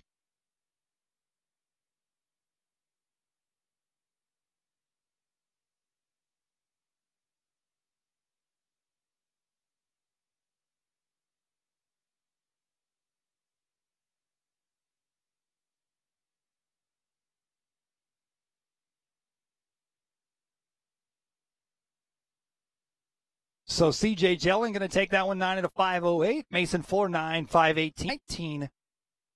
Coming up next, going to be heat number 2 of our 15 and under drivers.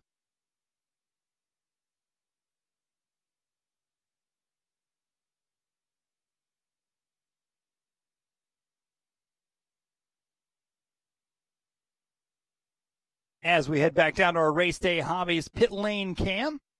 You can see all the mechanics. A lot of dads down there for the 15 and under, pitting their young guns. As we get set here for heat number 2.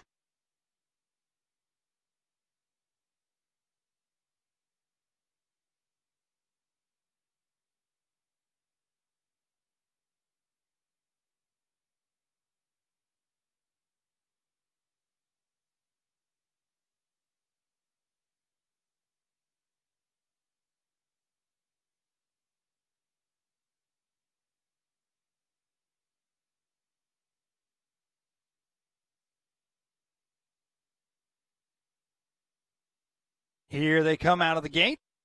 There you see more and more headsets being used. And before we get started with this one, bear with us, all of you in LiveRC broadcast land. We are going to do a quick reset on the system, see if we get everything synced back up. Make sure you guys have the highest viewing quality. We will be right back.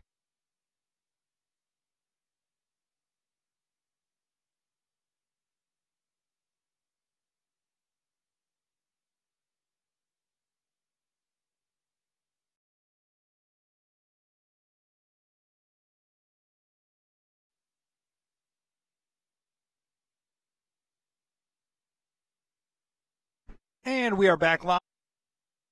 Your broadcast this weekend here of the 2017 Roar Nitro Off-Road Nationals, the state and CJ Jellin taking that early TQ, 9 at a 5:08.4 in heat number 1. We'll see if any of these drivers can top that time here in this one.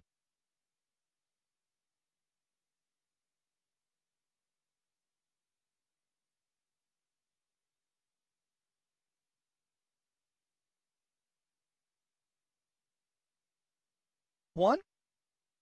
Triken Coons with a 38-1. Camden Lime. Camden was just hanging out with us here in the LiveRC studio just a few short minutes ago. And tell you what, that kid's always got a smile on his face. No matter what, I don't think you can make that kid mad. He is one happy kid. Hoping to see him do good here in this one for sure. And one lap in, looks like Ethan Mechanic going to be out front in buggy number 1, leading the way here in this one. The number 1 buggy in the number 1 spot. Austin Wick in the number 2 spot. Camden Lime up in the number 3 spot now. Woodyard in the number 4 spot. In the number 6. Phillips, Ward Jr., Karlovsky, Windling, and Stevens. Your running order. So Ethan Mechanic out front right now. His pace, 9 at a 5:09. 1 second off that TQ time right now is CJ Jellin set in heat number 1. As you can see, he's, tumble right there for your leader. Goes upside down. And it looks like our very own Roar official right there, Jeff Parker, out there volunteer turn marshaling, helping out. Austin Woodyard now taking over the top spot in car number 6. Woodyard out front leading the way now at 9 at a 5:02. 6 seconds ahead of CJ Jellin's TQ time. So Woodyard laying it down here in this one. Camden line up at the number 2 spot. Ethan Mechanic in the number 3 spot. Austin Wick in 4. Brandon Rose in the 5 spot. 2:20 down, 2:40 left to go here in this one. Woodyard just now crossing the line. Down the front stretch he goes. Onto the left-hand side. Camden line in the number 2 spot. Mechanic in the 3 spot. Wick in the 4 spot. Rose, Phillips, Ward Jr., Coons, Karlovsky, Windling, and Stevens, your running order.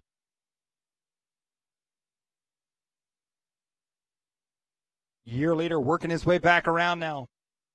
Austin Woodyard, buggy number 6. Getting set to come down the front stretch now. Camden line in that number 2 spot. Going to be 3.7 seconds back from him. And now Woodyard on that left. Oh, Woodyard! I believe that was Woodyard going upside down.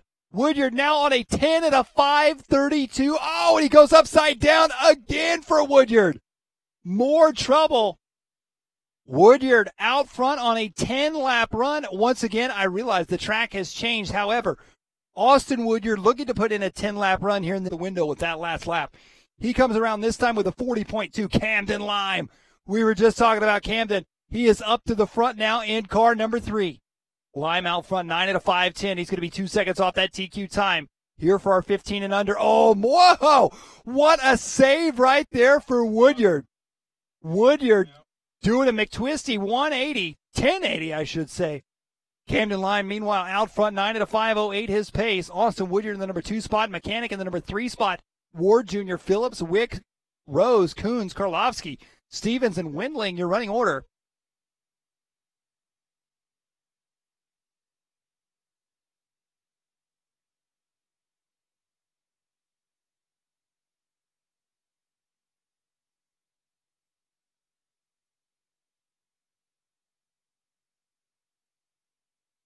There's your leader right there with 30 seconds left to go, Camden Lime.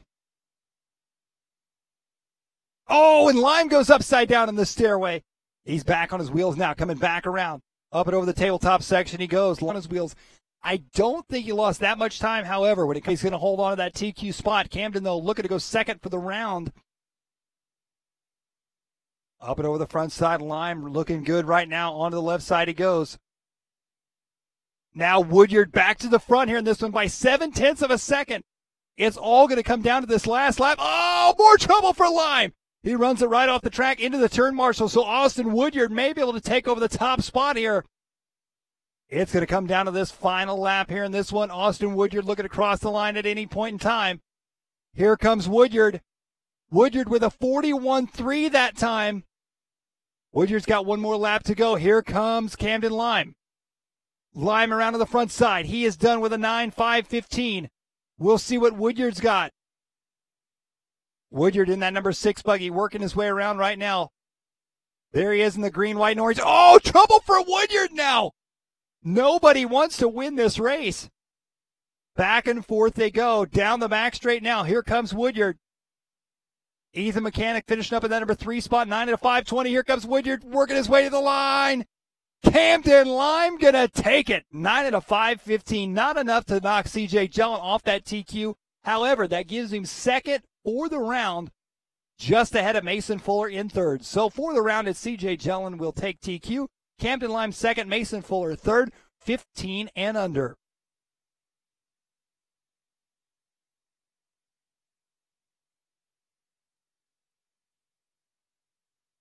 A good way to finish out our first round of qualifying right there with our young drivers, the future superstars of RC racing, in action here at the 2017 Roar Nitro Off-Road Nationals. As you can see, the track clearing, we're getting set now for round number 2 of qualifying. Once again, if you are just tuning in, we want to welcome you to the LiveRC broadcast here from State Line Raceway of Fremont, Indiana. There has been a slight of a change in the schedule, as you would not be able to tell right now, but this morning we were underwater with rain and flooding. The pit area, the track, everything was underwater. We literally did not think we were going to race today. Somehow the State Line crew was able to make it happen, and as you can see now, the track is dry and in prime condition. But needless to say, we got a late start to everything, so we will now be running the first 15 races of round 2, which is all buggies. We will then be done with qualifying for today. We'll pick up tomorrow with round 2 for trucks. Then we'll have round 3 and 4 for both buggy and trucks tomorrow for qualifying, along with some lower mains. And, of course, Sunday, our main events leading up to the final.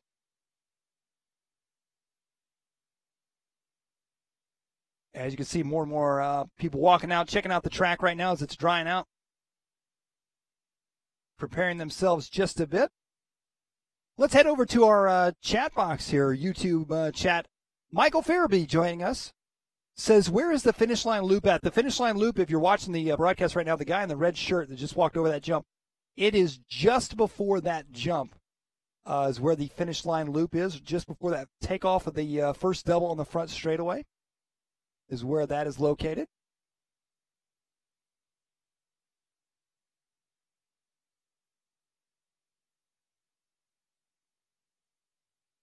And after that 1500 race, let's send it down to Aaron for a raw speed race report.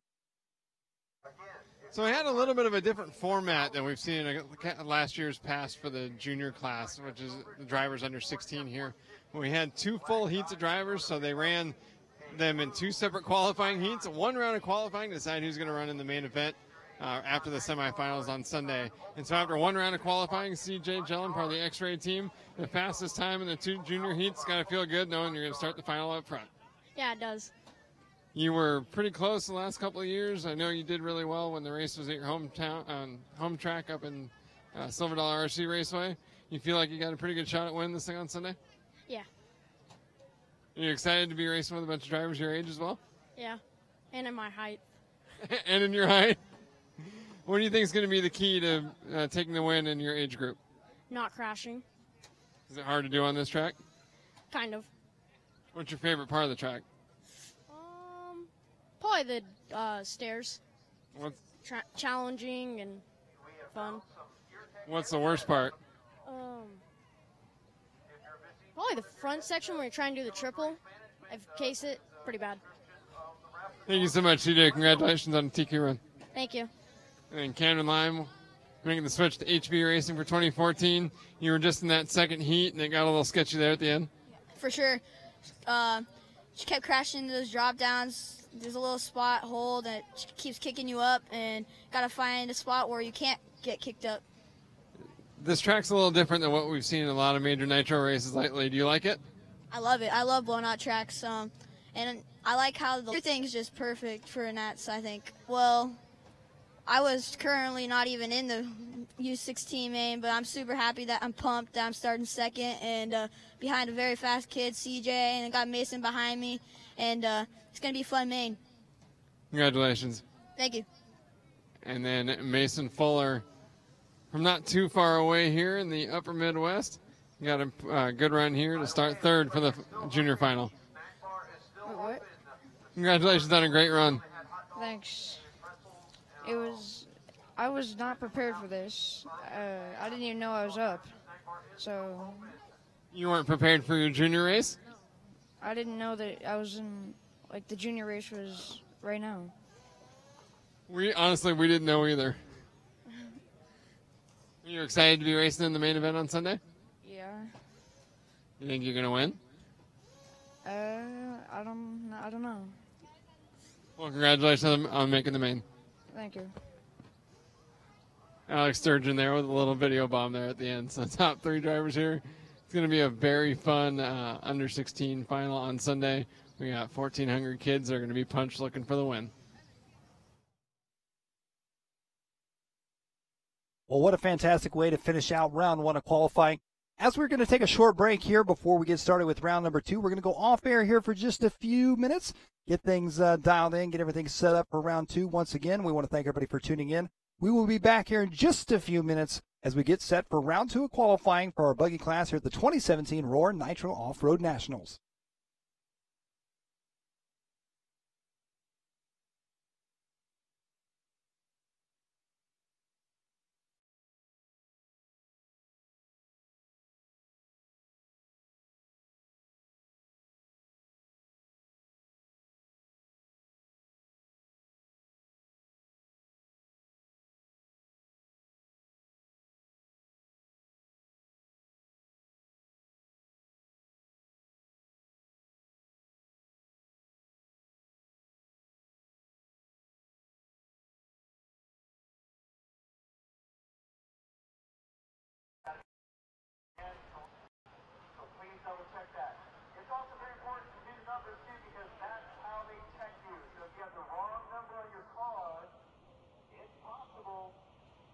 he would get a DQ, and we would definitely do not want that for that reason especially. So please get that all straightened out and taken care of.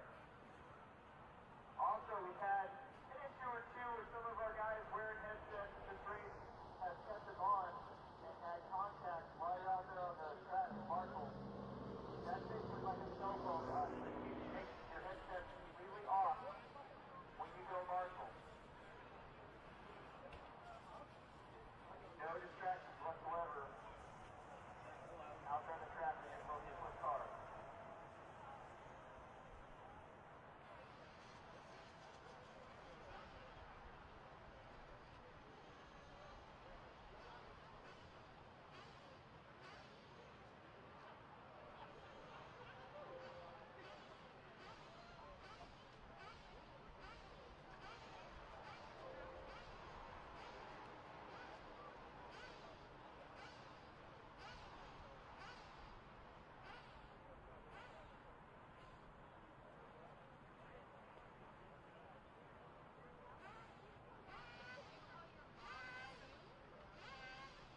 Walk the different lines and check out the track surface here today. As with the rains this morning, it has definitely been difficult not only to get around throughout the pits, but obviously to get out on the track.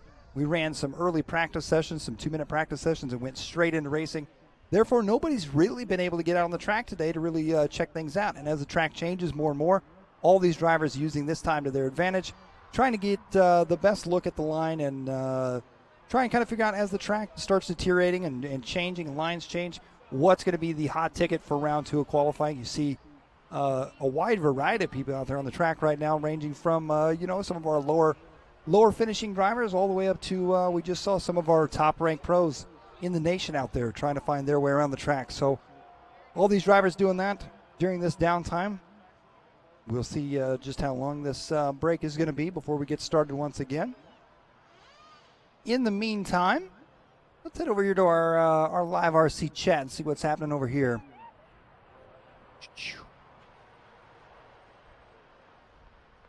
Maybe so, if I can get there.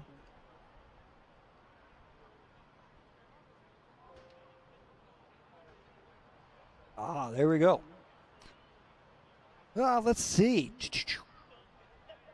Let's head over to our LiveRC chat box found on our roar.liverc.com page. Let's see here. We got Lynn Stage says this kid is awesome. I tell you what, each one of those kids that we just saw out there racing, awesome in their own way, that's for sure. Fantastic to see them out there.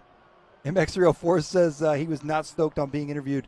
That's the cool part about this race for sure, and especially getting a chance to sit down with some of these kids and talk to them a little bit. It's not every day that these kids become superstars and are put on camera and are able to kind of talk about their racing and be so proud of what they've just done. So a lot of these kids not used to it, that's for sure. And I think a lot of them probably a little bit nervous, but in the end, pretty exciting experience for all these kids, that's for sure. Let's see, Pedro de Guzman. At the Roar in my backyard. Thanks, LiveRC crew. Thank you, Pedro. Mantis7 joining us. Any more racing today? Yes, sir. We have got 15 more races to go.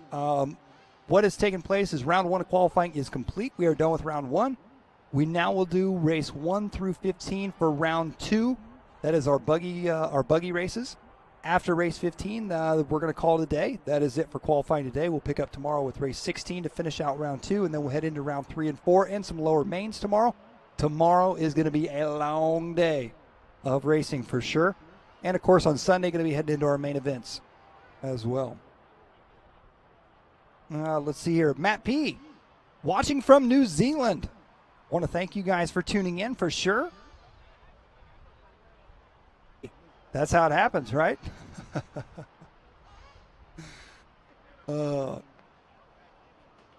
Let's see here. Let's head over here to our YouTube chat.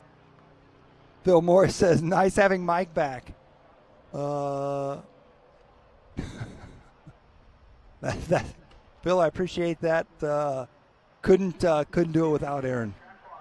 He's definitely an excellent co-host this weekend, and we've had quite a good time, that's for sure. in and out of the studio. We've all been having a fantastic time. It's definitely great to be back, with the LiveRC crew back, kind of where it all started for me. That's for sure.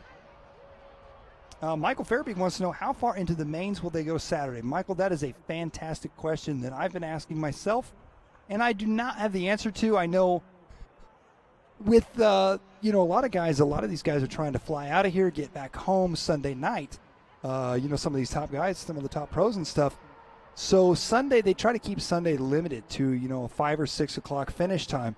In order to do that, normally they run a lot of the lower mains on Saturday. But the issue is, with the little rain delay we've had, not being able to run all of Truggy Round 2 tonight like they had originally planned, that's going to add some time tomorrow. I don't know if that time is just going to be added on. We're going to stick to the original plan for tomorrow's lower mains, or if, we're going to run a few less lower mains tomorrow. So that is a fantastic question. I wish I had the answer to that, but unfortunately I do not. Let's see here. Let's head over to our Facebook. Jamie Lee Rivkin, hi there. Spencer Rivkin's mom and boyfriend are watching. Jamie Lee, welcome to the show. Spencer putting down some fast laps. That's for sure. A lot of Spencer Rivkin fans out here this weekend. Obviously, he is trying to defend that 2016 Nitro Buggy Championship, Aurora National Championship this weekend. As always, he's got some stiff competition. Let's see.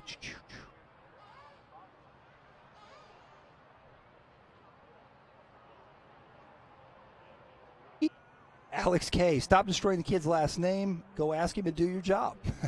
Well, actually, David, that is an excellent point. However, ironically, me and Alex have laughed about this many times, especially at the Roar Nats last year, at the 10-scale Roar Nats. Man, there's just some of us not talented enough to say his last name, and I would be one of them. So definitely, I agree with you when you say, he later says, works hard and deserves his name pronounced correctly. You are absolutely right. That's why I'm not going to pronounce it wrong. So I'm going to stick to Alex K.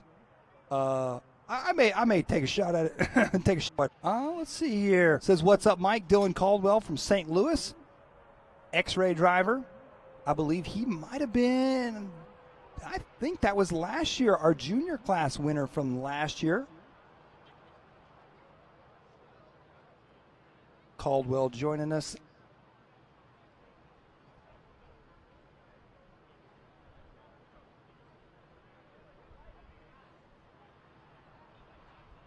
Rolling up here through the comments here.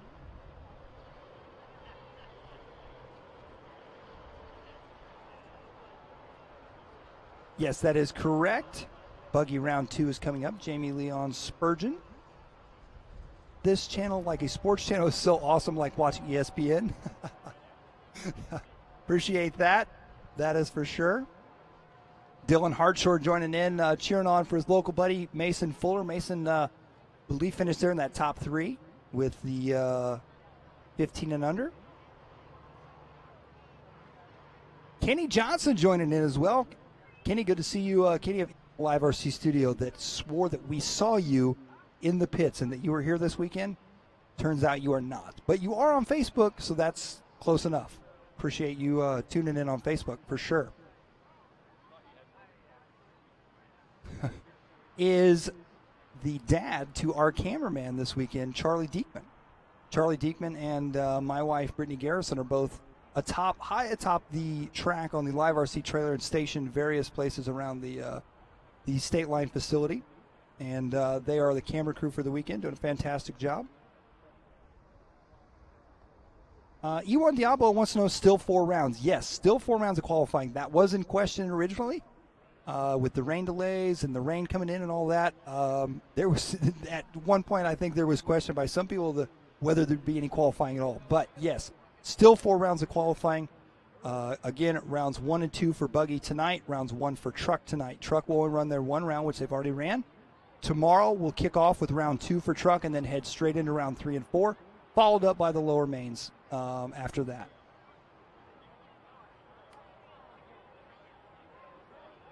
Let's head back over here to the Facebook side of things.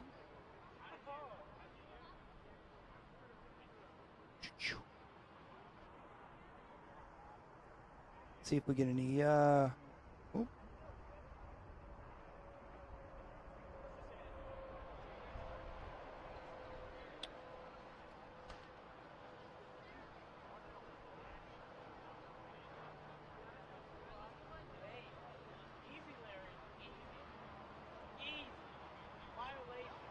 Got quite a few people joining in here, and as you can see, guys still out walking the track right now, just kind of getting a vibe for the track, getting a feel for the track. The State Line Raceway crew, the Myers family, doing a fantastic job, absolutely phenomenal. At this point, you cannot, other than the tarps being out there, and if you've tuned in early on, you would have no idea the downpour that we had this morning. Our LiveRC trailer and studio was literally sitting in 6 to 8 inches of water. It was Lake LiveRC. The State Line crew, they brought over water pumps. They pumped the pit area out. Just phenomenal job, an absolutely phenomenal facility. The track this weekend has been incredible, absolutely incredible. We've seen a lot of great racing. And as Aaron has said so many times in the broadcast, the different lines on the track. The track is very unique in itself. The drivers are liking it. Some drivers like it. Some aren't quite as hip with it. However, there's so many different lines, so many different options. It makes for great racing. It's not a one-line track.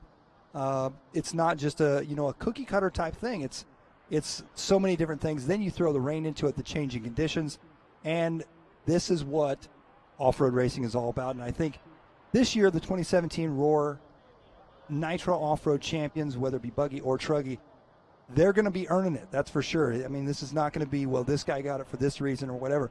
These guys, the winners this year, and the guys that qualify for the Worlds, they're going to be earning it for sure. Because it's going to take everything they got. It's going to take the best equipment, the best setups, and the best driving. It's not one thing. I don't think any particular tire is going to win a race this weekend. I don't think any particular engine. I don't think any particular chassis is going to win. I think it's going to be a combination. It's going to be very old school, you may say, very back to the roots of off-road racing. Jared Coley joining us. Jared Coley of Playground Motocross. Join us. His young gun, Braxton Coley, as the only 10-year-old that I know that has nearly made me cry for beating me by lap after lap after lap at just about every race we go to. So good to see him. Thanks for tuning in, Jared. Hope you guys are doing well. Hope to see you guys at a race very soon. Let's see here. We got Cameron Forsyth joining us from Canada. Thank you for tuning in. Luke Mansell joining from Canada as well. Chad Washburn joining in. Chad, good to see you.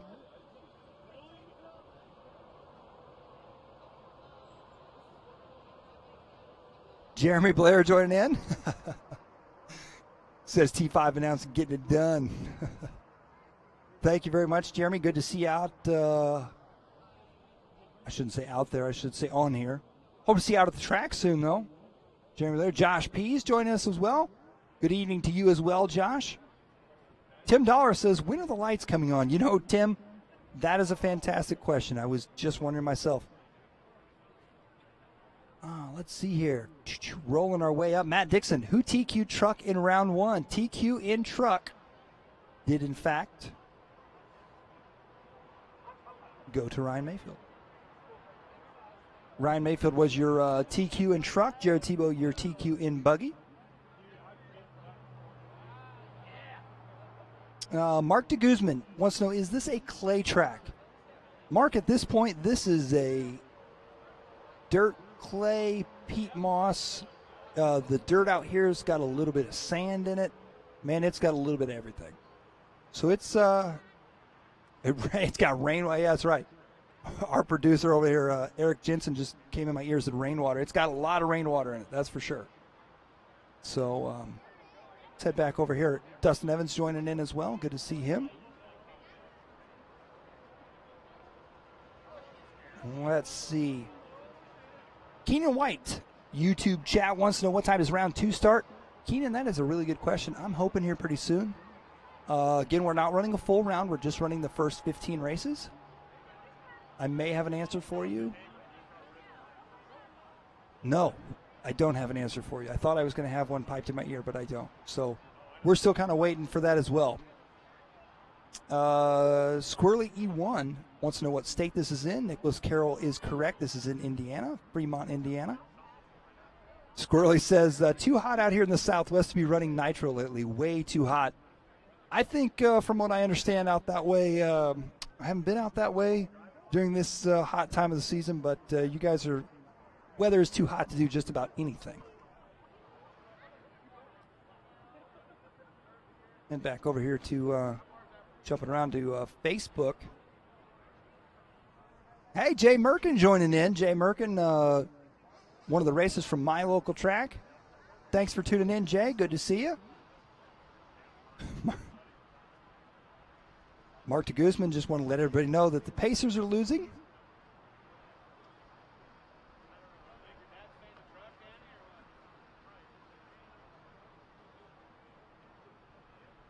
Let's see. Cameron Forsyth joined us. Cameron asked a fantastic question in which I have my own answer to. Not everybody's going to agree with it. His question is, at what age do you think you really have no chance to become a pro? Cameron, here's my answer to that. And again, not everybody's going to agree with me. I think the beauty of RC car racing is I don't think that there is necessarily an age limit. I honestly, RC racing allows literally everyone to get out there and race, and I realize there's a big difference between going out and racing and becoming a pro. And I realize that some people have natural talent, some people it comes easier to them than other people.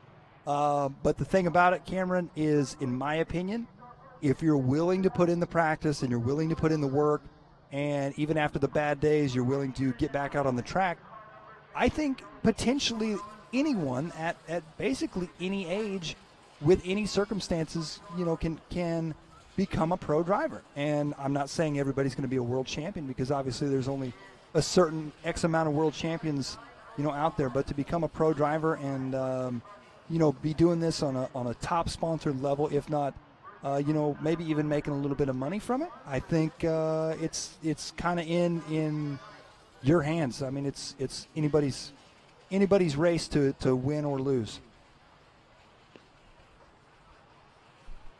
Let's see. We're scrolling up here. Nick Sublett wants to know, are you still running round 2 today? Yes, indeed we are. Dan Bax has joined us. Dan, great to have you join us. Good to see you out there. Nick Sublett says, kids have an easier time driving fast. Old people normally have more money to throw at it and are better mechanics. Well, Nick. Okay, I've just received word that the second round is starting at 9:05. That has just been piped in our headsets, so 9:05. So we got just a little bit of time here for some more chat going on. About 6 minutes, my understanding. Let's see. As I mentioned, there are a few people that may not agree with me on that. Elvin Espen's going to be one of them here. He says, if you're not very good at 21, it's too late. I mean, I'm not. After the age of 21, I definitely agree. I'm not even going to say 21, but yes, definitely when you get older, it's going to be harder, but I don't think it's impossible by any means. There's been many drivers that have done it before. And, it's even like this weekend, it's kind of like take a look at some of our drivers that have been around since the 80s, and they're still running in the A and the B main. I mean, I definitely don't think there's an age limit on becoming a pro driver. So definitely, Cameron or whoever else out there, don't give up on it, that's for sure. Keep working hard at it, for sure. Keep practicing. Main thing is don't let the frustration get to you. And it's racing. Any type of racing is frustrating. You're always going to have downfalls. You're going to have months, weeks, maybe even years of tough luck, that's for sure. But definitely enjoy it and have fun with it, and that's when you become the most successful, that's for sure. Let's see, Kenny Morris. When the money starts coming in, the fun can be taken all way also, I believe. Kenny, that's also, that's a great point too. Not all of the pros, are going to say that, but it does become a job, at that point. And it goes from being a fun hobby on the weekend to hang out with your buddies, race your RC cars, get your competitive edge going, that kind of thing, to, you know, if you don't get it done, it's the same as not getting the paperwork at your office job filed in time. You know, I mean, it's you're trying to get a job done, you're trying to make money, and you're trying to keep that job. And if you don't do that job, you know, I mean, obviously there's a lot of factors that go into it, but if you don't do your job well enough, they're going to fire you and find somebody else that can do it better. So these guys work definitely hard, and I don't think people quite realize the time that goes into being at the track, practicing, working on their cars, testing, that kind of thing. And you know, a lot of these guys, you talk to some of them, like Jared Tebow, for example. Before he ever really raced an RC car, he had a gas truck, and that's one of my favorite stories of all time, that he just chipped away at it. You know, he just drove and drove and drove, and then finally he went to race, and he was really good. But it wasn't because he'd been racing. He was just out, you know, driving the thing and learning how to drive. Another good example of that would be Joe Bornhorst. Joe is a fantastic example. Joe came from motocross background, had a pretty serious accident in motocross, tore up his leg super bad, turned to RC cars. He did not start out racing RC cars as a 5-year-old kid, that's for sure. You know, some of these guys started out as a young kid, for sure, but Joe did not. And, I mean, look where he is now. Joe's doing it for a living, and he's running up here with the top drivers in the nation, arguably some of the best drivers in the world. So, let's see. Dan Back says, sounding a little hoarse this evening, Mike. Been on the mic a while today. Actually, you know, we haven't been on the mic that long. So I maybe I'm just feeling hoarse. Yeah, I don't know. I did get pretty excited there in those last couple of races, so I mean, maybe I should drink some water. What do you think, Dan? Dan's a racer at one of our local tracks as well, and Dan knows. Dan says maybe I need to talk Australian for a bit. So, quick story before we get into round two. Dan was there. We had a little fun at one of our local races. Not a huge turnout, so we just started. I was announcing the races, running the races, so we just picked out every accent that we possibly could and every oddball voice I could find and announced in it. So, yeah, Australian was one of them. That's for sure. Keith Caudill joined in, says, Kevin is the best track host I've had a pleasure racing with. Keith, I tell you what, there's a lot of great track owners out there, a lot of great promoters, but yes, Kevin is on top of the charts for sure. That is definitely for sure a fantastic facility. They've done a fantastic job. Hey, let's go over YouTube real quick. Oh, we got quite a few jumping in here.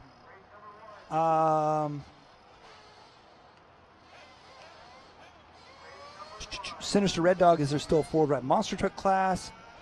No, there's not a four-wheel drive monster truck, as in like when people are running like Traxxas Revos and that kind of thing. There is the 8-scale truck class, which is an 8-scale buggy, longer chassis, longer A-arms, bigger tires. So it's not a monster truck class, but it is a truck class. It is four-wheel drive. That answers your questions. Yeah, Phil Morris, exactly. Joe Bornhorst ran Supercross, got hurt, picked up a remote for a couple years and was a pro. Rare situation, but he worked hard and he got there. Squirrel E1, I'm not yet 40, and I feel I can still be competitive someday. Not that I'll try, but from when I was young, I had that certain eye, just got in a different line of work. Absolutely. I cannot tell you on both ends of the spectrum. I've been racing RC cars for about 10 years now. Can't tell you how many times I've been beat by a 10-year-old, and I can't tell you how many times I've been beat by a 50-year-old. So, it just goes both ways.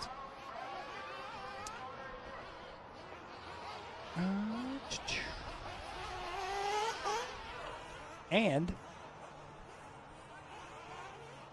as we're finishing up here with our chat, it looks like we're getting set to go now. Back with race number 1. Looks like we got another minute or so here as they're warming them up. Marshall's getting their way out there.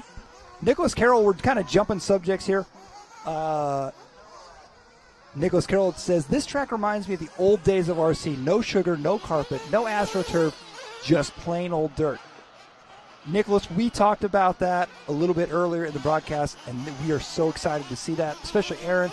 Aaron did a lot more. I came into the scene more around like 2007 or so. Aaron was into RC back in the early 2000s and before that, and this track is kind of back to that. This is dirt. It's off-road, the real deal. There's no sugar on this track.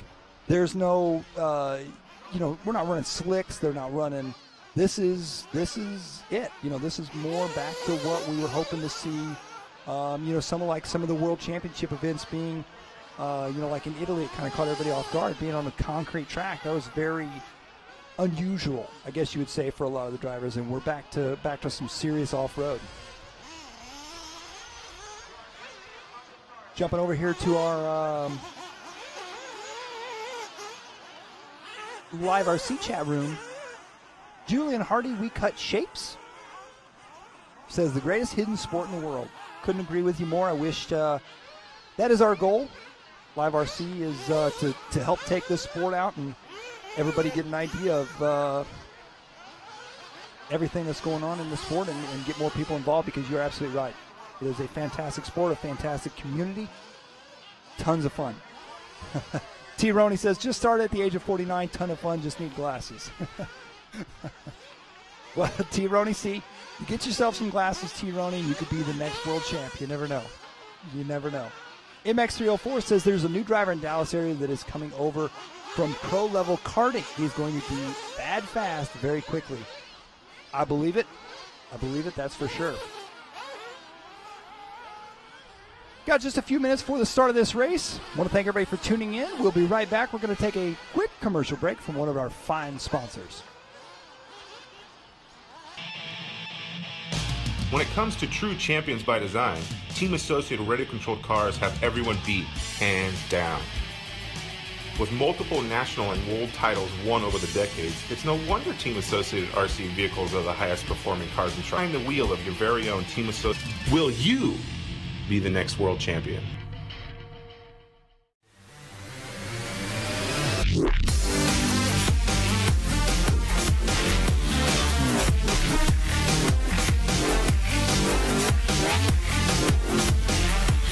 Gallon reliability. Head on over to A-Main.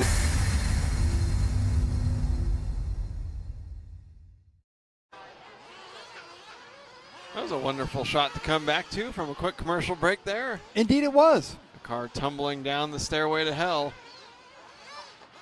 A little commercial. Okay. Trying to stop people from walking through our video shoot. Oh. It was recorded, not live, so it wouldn't have had the same effect. No, that's true. The first of 15 heats here of the buggy class for round number 2, and this will be the last 15 races of the night. We will not run the second round of truck. That's going to wait until tomorrow. Coming up with each successive heat, the drivers will be faster and faster as we get to the fastest drivers of the buggy category here at the 2017 Roar Fuel Off-Road Nationals.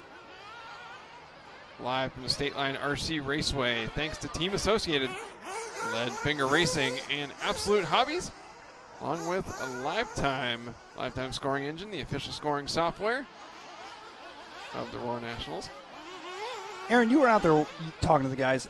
They got more than enough time to walk around. Minutes or anything. It's not Vegas, Silver State, 2011 when it snowed and the track looked like it had been carpet bombed. But it's just developers are getting ruts in them, and it just changes the line of how you have to hit them. I don't know. I like it. It's interesting hearing people say the same sentence over and over, but in totally different. Oh yeah, the track's really hard. Some people are like, the track's really hard.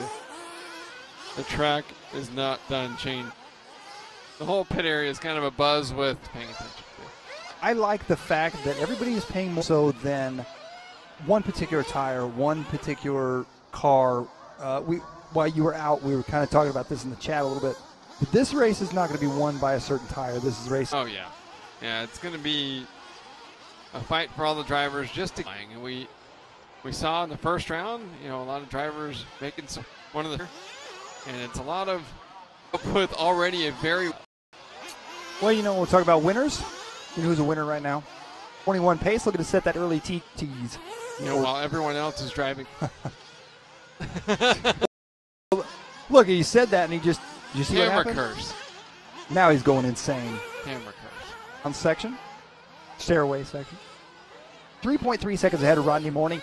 See what Cody's got this time by. I'm on the right side, and he's got traffic coming up. Here he comes around to the front side. So Rodney out front. Winner of this heat's going to set that early TQ time. I saw it come up in the. There is no division, so it is 8. Everybody runs together. So you got sportsman guy. Practice kind of helps do is kind of divide everybody up if it doesn't get rain. Early TQ time 9 out of 5:25. As they're coming around for this one, Charlie Morena, TLR driver, going to be coming around. I believe take that number 2 spot. Looks like Jimbo Kivadar going to finish up in 3rd. Cody Sainer 4th. Francisco 5th. And Ralph going to finish up the field in 6th. Getting set now for race number 2.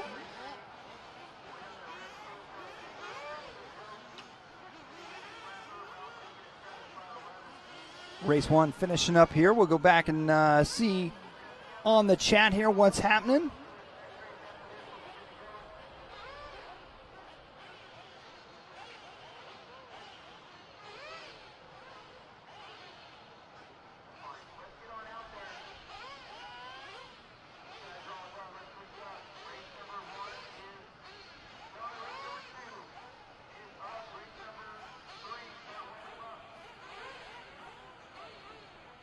Joining us, we got Brooke Martin joining us. Old Brooke Martin. Brooke, thanks for tuning in. And we got Tyler Studer. Tyler Studer, another one of racers from my local hometown.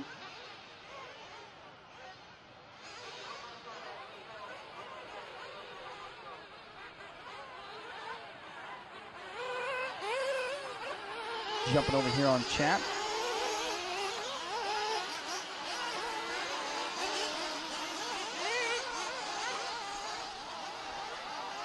Those of you guys watching right now, if you have a little trouble with the video, we got the LiveRC crew working hard. They're working hard behind the scenes right now, trying to get it all dialed in for you guys. So video will be video and audio will be back up, top-notch shape here as soon as possible. Got the entire crew working on it right now, so definitely working on it. Dennis Keith joining us, Charlie Smith joining us. Got all sorts of new fans out there. As we're getting set here, got a minute left before we get started here with race number 2.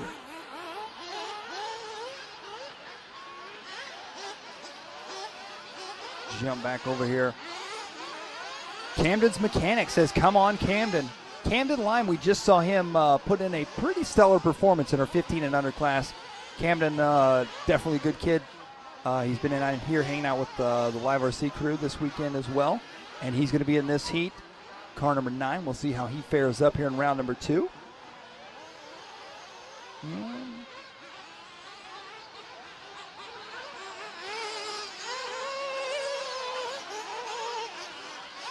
20 seconds left before this race gets underway now.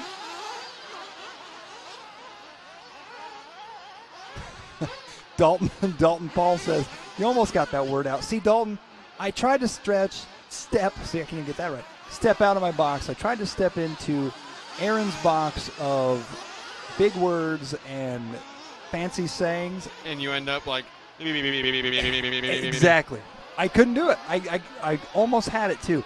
Do you know how long I've been thinking about how I'm going to use that word? I looked it up on Google. I was like, I got this. I'm going to sound smart. And then I totally ruined it.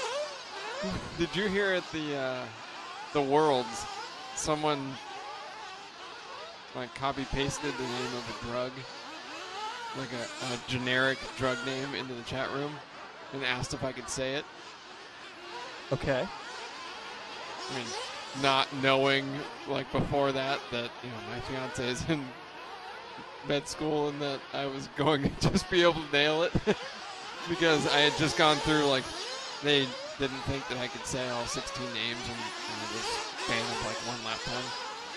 And I crushed that, no problem. So someone in the chat room was like, say this. And it was, some 30-something letter word. I'm gonna up that. I'm gonna find a bigger word.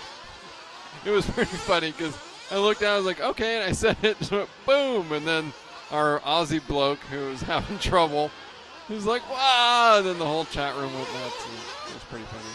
And I went home and I told Heather, I'm like, yeah, so someone challenged me to say a generic drug name. She's like, oh, what family of drug was it in?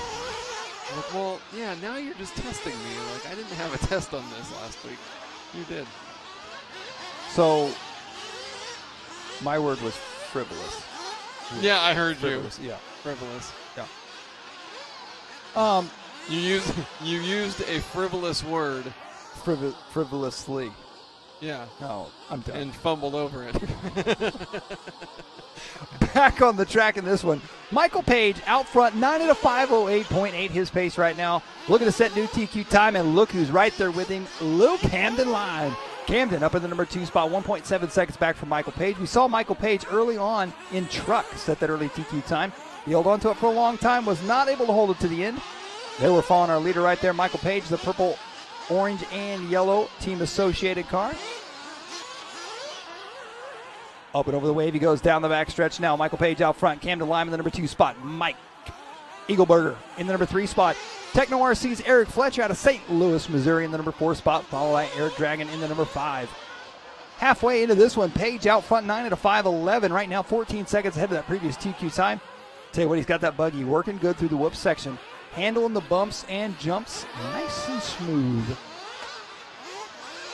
Page working his way back on that left side. We were talking about a little bit earlier, if you guys are tuning in just now, the track definitely changing a lot. One of the big changes we've seen is some of the holes developing through the wave section, which is over there on the far left side, and the double before the wave. The actual takeoff has actually got like a notch wearing out in it. It's the only thing that I can think of is the car is actually bottoming out because it's such a steep. Oh, no, Kevin explained that. It was when they were pulling the tarp off this morning, Yeah? someone accidentally stepped on the lip of the jump. I thought that was a joke. No. No, that actually happened. Yeah. So there you go. So the track is not deteriorating. Well, It but is, but not not bad enough to cause that. Not bad enough to cause that. Somebody stepped on that and the jump fell apart. Okay. I thought that was a joke. A very, very funny joke. Is that a movie line? Yeah. What movie? Anchorman. That's on Anchorman? Yes. Man, I should go watch Anchorman again tonight. Yeah, because I've quoted it like 6 times. Well, the other ones I got. The other ones I was right there with you. Meanwhile, Michael Page out front.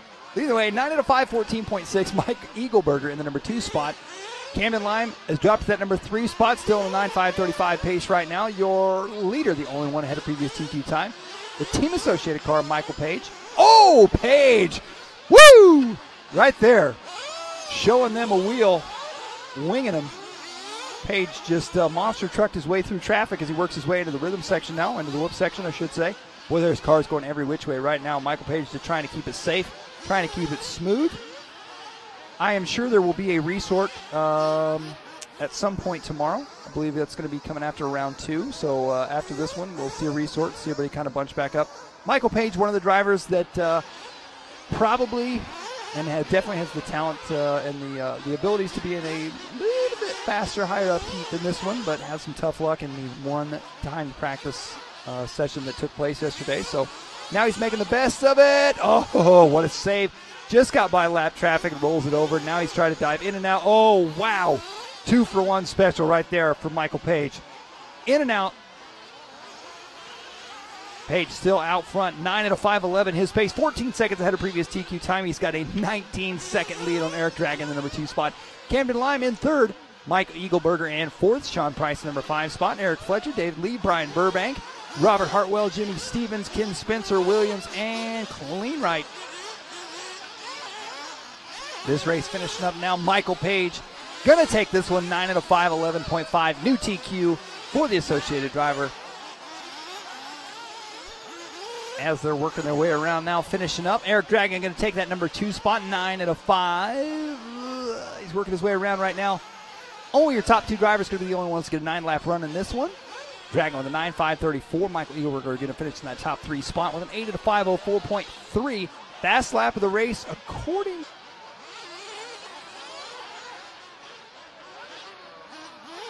Head back over here to our chat. LiveRC chat, Scott Thomas joined in. Yeah, in Len's stage. Worst impression ever? No. Yes! I've done worse today. I've done worse today. You know, just the fact that we can point our fingers at you this time. Well, that's fine. I'm with Lynn. I can't. It was, I don't even know what impression you were doing, so therefore it was the worst. I disagree. None of my impressions are good. So to say that that one was the worst. Scott Thomas, where are the results for the 15 and under class? First qualifying, does anyone know? Yes, Scott, I will have Aaron let you know on that. It's it's actually listed as it's not listed as 15 and under, but CJ Jellin, yes, as Pville Stig said, it was CJ Jellin was able to take TQ. Actually, I'm not sure it's listed. Maybe it's not. Oh, I wonder if they did. Felix says Mike passed the buck. Felix, that's what I do best. Yeah, so Scott Thomas and anyone else that's looking for the 15 and under results, it's run as a separate event within the roar.com, roar.liverc.com. So if you go to the race results page, up at the top, you'll see a link that says view results from other events. Click on that, you'll get taken to a different screen that shows all the different Roar Nationals, and the top link now is the 2017 Roar Nitro Off-Road Nationals 15 and under, and that's where the results are. Nicholas Carroll asks a very good question. He says, okay, let me ask you a question. Say you're running a lap down, the leader's on your tail. This is in our YouTube chat, by the way.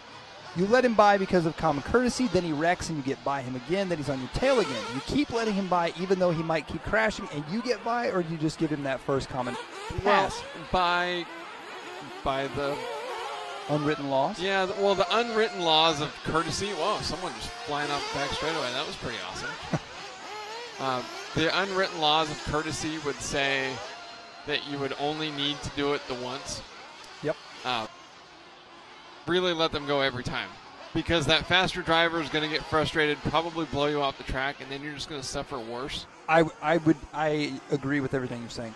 I think by letting them by again, I don't think you need to, other than the sense that the cleaner you stay, it's going to help both of you. And I don't ever agree with, I'm just going to hold my line. If he's good enough, he'll get by, because there are a lot of tracks that's simply not the case. That's the line that I use when I didn't get out of the way and I should have. Right. Well, I was just trying to hold my line. Yeah. If you were fast enough, you would have got by me. No. You can drive. I can drive defensively and hold off. Well, okay, not anymore because I haven't raced in 3 years. But you can hold off somebody way faster than you for way longer than is necessary if you drive defensively instead of actually taking the fastest line around the track. So then you just you're slowing yourselves both down. You know what the truth of it is? There's no right answer. No, there is. Just let them go so you don't both wreck. That's whatever you have to do to avoid wrecking. Whether that's hold your line, whether that's get out of the way, whether that's keep giving the spot back, whatever it is, don't wreck. That's the key to helping everyone. Back to racing. 15 seconds into this one. Race number 3, Buggy Heat 3. Kurt TQ, Michael Page, 9 out of 5, 11.5. We'll see if any one of these drivers can top that. That's a pretty stout order, but I tell you what, we've seen some fantastic driving things. You're going to be changing up even more. Talked about the track changing so much, and now the lights are on, the sun is down, the moisture is going to be coming back up, and I think it's going to get pretty exciting, and I think we're going to see some serious traction here before too long. You can already see some of the darker spots on the track. What was still dark with moisture during the day is only going to get more tacky, more sticky, and more tricky as the sun goes down and the lights come on. So I think it's going to be interesting. We shall see here. One lap in, Sean Cuthbertson out of Canada. 9 out of 5.25 his pace, so he's not on TQ, but he is the only driver on a 9-lap run. Leading this one, Frank Prestigiacomo in the number 2 spot. Brian Whiteman in the number 3 spot. Jeremy McGuigan in the 4. Kevin Van Leer in the 5. Craig Amo, Richard Pounder, Raul Vasquez, Harold Lewis, Henry Shack, George Nicolau, Ralph Reynolds, Benjamin Fenton, and David Scott. Your running order right now, 140 down, 320 left to go. Says Sean Cuthbertson out front with a 9.531 pace. Now Frank Prestigiacomo, 0.3 of a second. Oh no! Trouble for Sean, I keep on calling him Seth, and I'm not sure why, but Sean tumbling. There's a Seth Cuthbert team as well. Oh, there is? Yeah. Ah, that's why. Oh, no. He crashed on the backside of the catapult jump. Oh, no. Oh, no. Oh, no. I was just emphasizing the pain I felt for him right there. Here he comes down. So empathetic. Here he comes down the back section. Back around to the front side. I believe Sean is going to lose. No! How does that happen? Okay, so Sean leading has trouble on that last lap. More trouble here on this one. Has a 43-second lap, but the guy in second has a 45-second lap. So Sean still out front. Sean's pace has now dropped to an 8 at a 5:13. Jeremy McGuigan moved up into the number 2 spot. Frank Prestiacomo drops to 3rd. Richard Pounder 4th. Kevin Van Leer rounding out your top 5 halfway into this one. This is heat number 3 of 15. After race 15, well, we're done for the night. As you can see, the lights are on now. Track's changing race by race, lap by lap. 2:10 left to go. Seth Cuthbertson out front still. He is 0.7 of a second ahead of Jeremy McGuigan, and Jeremy to the top now. So Seth there, it's Sean, not Seth. Seth is not out there. I remember my first time saying 4-letter first name. Right? And Jeremy was up to the top. Now it's Frank Prestiacomo. Frank Prestiacomo works his way to the top now. 8 at a 5:19 his pace with a 1.5 second lead over Sean Cuthbertson.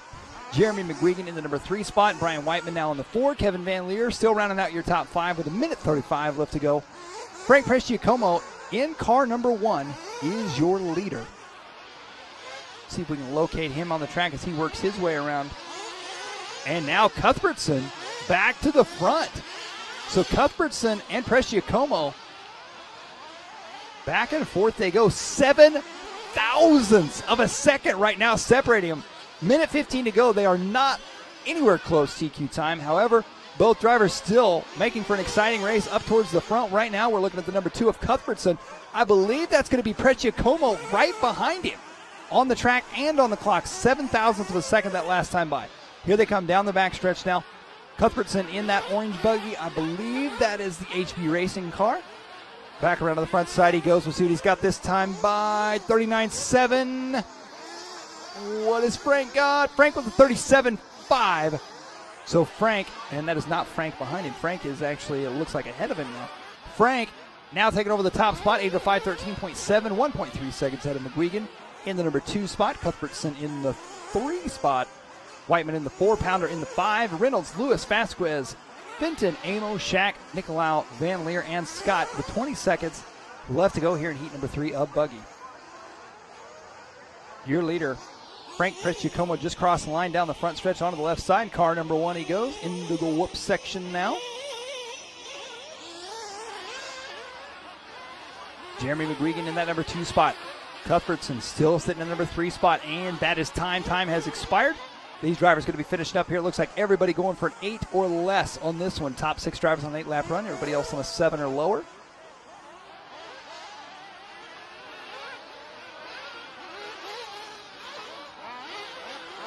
Onto the backside of the track. Oh boy, troubles on the backside. Prestiacomo on his last lap. McGuigan on his last lap. Cuthbertson on his last lap. Here they come back around to the front side. And on the last lap, it looks like Sean Cuthbertson may take the win. After all, he went from 3rd to 1st. We see what Jeremy's got when Jeremy comes around. And he did. Cuthbertson takes the win. 8 at a 5:12.451. Not enough for TQ, however, still a heat race win for him. Frank Prestiacomo going to take 2nd. Jeremy McGuigan taking that number 3 spot. That was race number 3. Race number 4 going to be coming up next. Let's see here. You are watching the 2017 Roar Fuel Off-Road National Championships live on LiveRC this week, thanks to Team Associated, along with Lead Finger Racing, Absolute Hobbies, and Lifetime Scoring Engine. Got extra help this week from Saybox, Race Day Hobbies, ProTech RC, J Concepts, Raw Speed Inc., A-Main, and some extra Lifetime goodies coming to you later this week as well. Cooper Phillips joining us on the YouTube channel, joining in. Hello, Cooper. Thanks for tuning in. Appreciate that. Head over here to the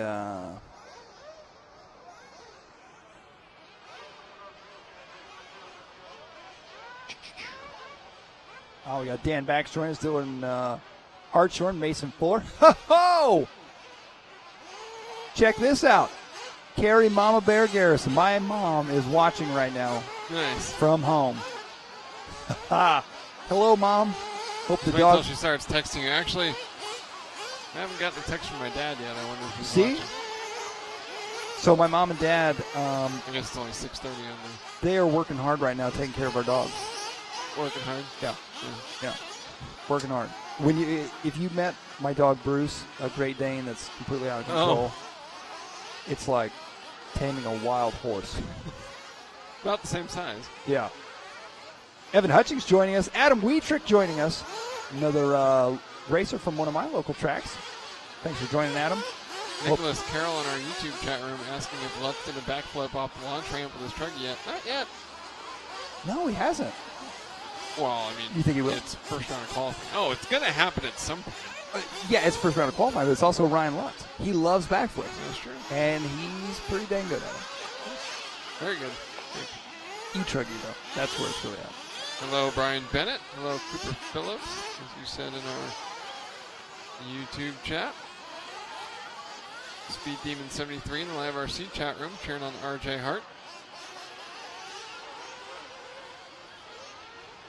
Colin Herzig joining us.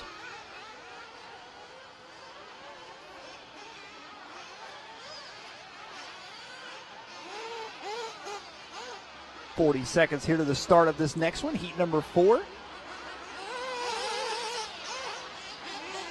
Looks like out of that last race, we had quite a few people out there cheering on old Sean Cuthbertson. And he got it. Sure it wasn't Seth? No, Aaron. No, I'm not sure. No, I'm not sure, but if I had to guess, it was definitely Sean. 10 seconds here to the start of this next one.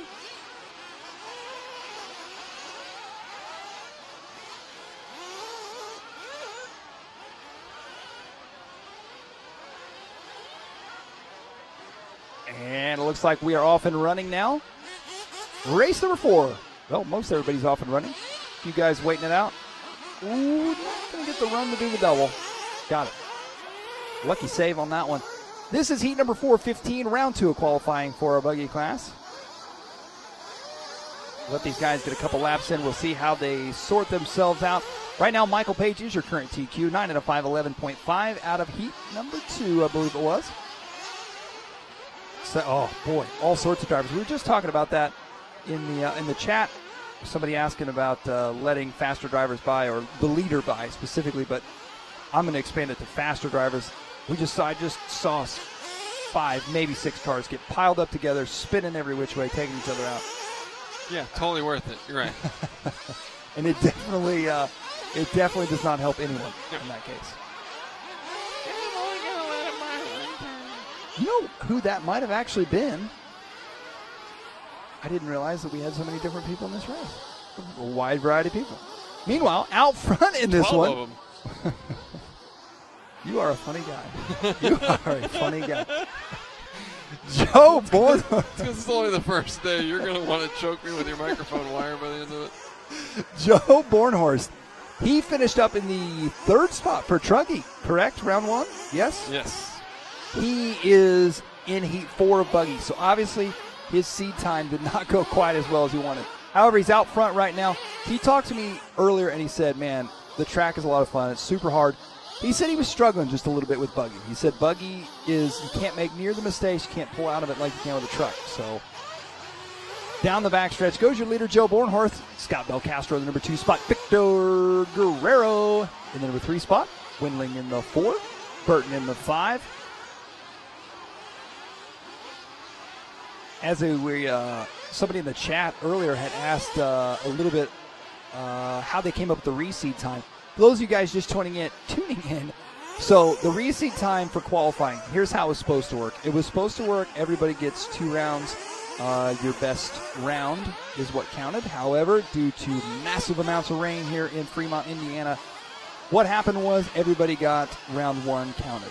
Round 2 was not counted at all.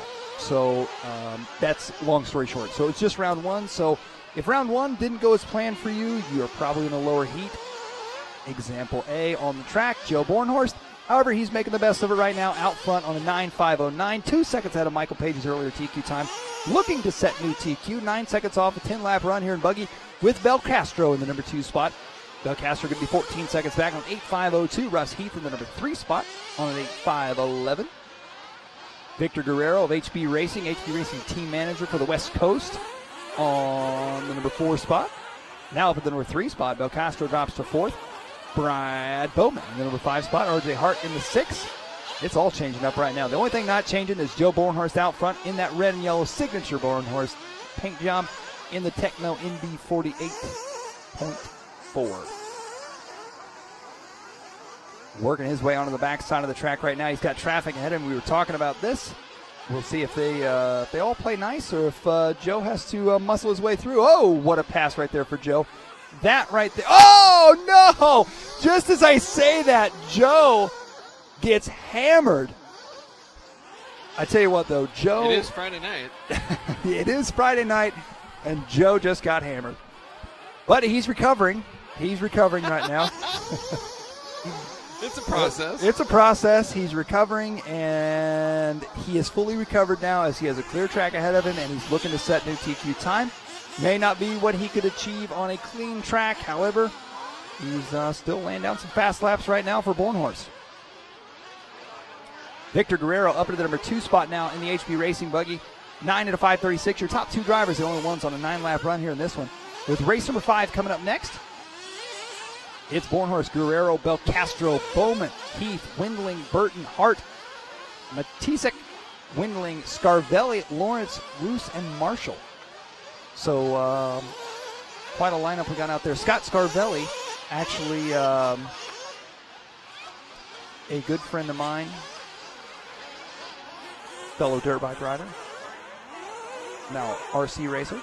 Good to see him out there. I've not yet seen him in the pits. I got to go find him, say hi to him. 5 seconds left on that clock. Joe Bornhorst looking for a heat race win and a new TQ time with the 9 at a 5:06 pace he's got going right now. Looking pretty comfortable out front. Onto the backside of the track, he goes through the wave, down around to the backside. One final time. He's going to be finished across the line this time, and he's got it. 9 at a 5:05 for Joe Bornhorst. New TQ, 5 seconds off a 10-lap run. That could very well be a top 14 run for the round. There's no telling. I know the track has changed. Things seem to be getting a bit faster, so that 5:05 may not be as good as it was in round 1, but we'll have to wait and see. Victor Guerrero going to be working his way around for the only other 9-lap run of the race, a 9 at a 5:33. Not ahead of Michael Page's TQ time, followed up by Scott Belcastro in the number 3 spot, 8 at a 5:03. He missed the 9-lapper by 3 seconds. You're watching the 2017 Roar Fuel Off-Road National Championships live on LiveRC.com, as well as Facebook Live, YouTube Live, and Twitch.tv. Thanks to our sponsors for the weekend, Team Associated, makers of World Championship RC vehicles and winners of more IFMAR Worlds than anybody else. Bloodfinger Racing, makers of the Assassin and Strife bodies, as well as the Hammer Wings, and the new A2 line starting up. Absolute Hobbies, one-stop shop for all RC racing goods and needs. And of course, Lifetime Scoring Engine, the official scoring software of all Roar Nationals events, as well as most major races around the world. If your local track is not streaming live timing on LiveRC, have them check out LifetimeRC.com. I'm impressed. That I'm just making stuff up as I go? That's exactly where I was going with that. Absolutely no script in front of him. Mike, I've been doing this for years. That was good. That was good. You just pulled that one out of nowhere. Jumping over to the chat, MX304 said, weird seeing Bornhorst this far back in the heats. Indeed it is. Yeah, and he says it's weird for him to be that far back. He's not used to it and does not like it. Well, I mean, hey. Yeah. Talking about on YouTube, username talking about, says Joe's laps are so clean. I would agree. Dude, he was bro, clean. so clean, bro. You ruined that for me. I had something I was going to say, and I lost my train of thought. So. He used 5 O's, bro. Does that automatically make you talk like that? Made me talk like that. Huh? Okay. Fair enough. I was going to take it a totally different direction. That's what it was. Yeah. But Bornhorst and Mayfield with flameouts in the first round of buggy qualifying, and yeah. That's not why he's in the low heat. Did they do a resort? No, they'll do it after the. So his flameout round 1 isn't why he's in. Well, no, he was hurt boxing practice. Gotcha. I'm with you. Felix Harsh wants to stream LiveRC and not have it censored. Use language like we do in the pits. What is he talking about? We do not use. Well, no, wait, yeah. We do Our not use producer's bad not words. censoring us. We are censoring ourselves. I was more saying in the RC community and in the RC pits, we do not say bad words. We are good people. We do not do bad things. That is not true. That does not happen. Hey, Marvette Brown wants to know when I'm coming to New York to race. Marvette, I don't know. That's a good question. I'd like to. That'd be cool. I've never been to New York. Brad Hackett's joined us. Thanks for joining, Brad. Talking about in the YouTube chat room says totally not his personality, but fair enough. Yeah, it's not my personality either. It's just the first thing that I thought of, and it made me laugh.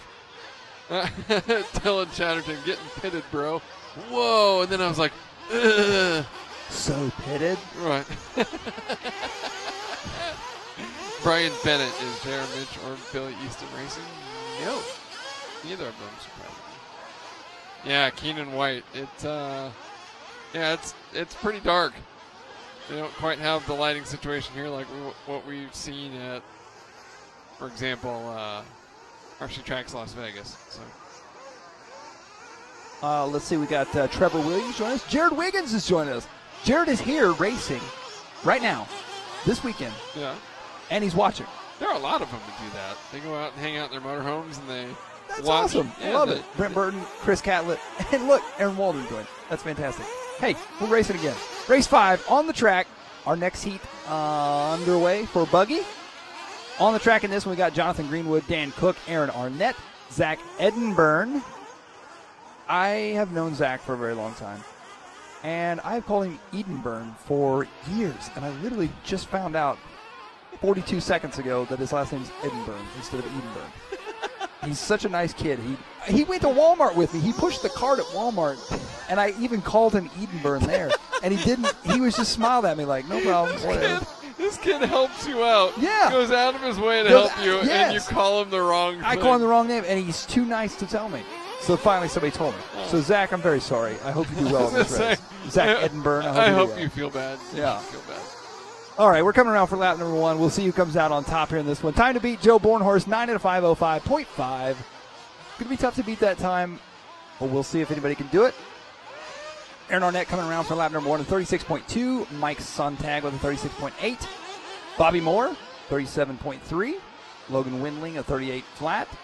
And it's Aaron Arnett out front, 9 at a 5:26 his pace. Windling up to the number 2 spot. Rodriguez in the Matt Gosh up at the number 2 spot. Matt Gosh, another one. Matt has been a multi-time A-main finisher at some very large events, if not the Nationals. I know he's made an A in Nationals. Matt Gosh, wouldn't you say? I don't think so. No? No. I don't know that for a fact, but I know he did really well at the 08 Worlds. I think he was in the semis there. Yeah. But I don't believe he's made a national. I didn't know that. I would have bet money that he had at some point in some class. But anyway, regardless, Matt Gosh, a very talented driver out of St. Louis, Missouri, and out here with us this weekend. Hasn't done as much racing as we used to see him do back in the day, along with Taylor James and some of those drivers. So good to see Matt out here, and right now he's on a 9 at a 5:32 pace. Right now, looking at a 5th overall. Still a lot of racing left to go, obviously, but he's looking to set a top 5 fast lap as of right now, or fast time as of Kuna, Luckadoo, Greenwood, and Spalding.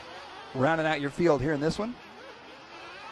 2:15 left to go. Your leader right now, Matt Gosh, in car number 8, leading the way here in this one. Gosh getting ready to come around to the front side. Down the front stretch he goes now. Gosh coming around with a 34.7. He's on a 9 at a 5:21 pace. Fast lap of the race goes to your leader, a 34.1 on lap number 3. Dan Cook in second, Aaron Arnett in third. Sontag in fourth, Edinburgh in fifth.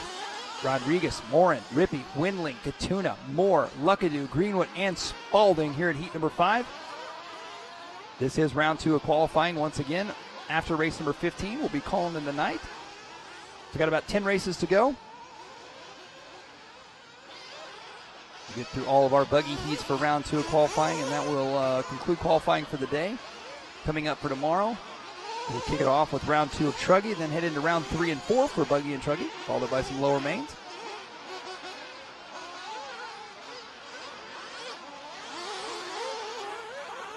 Matt Gosh, 9 at a 5:20.8. His time right now. Dan Cook in the number 2 spot. Aaron Arnett in the 3. Sontag in the 4. Edinburgh still in that 5 spot right now.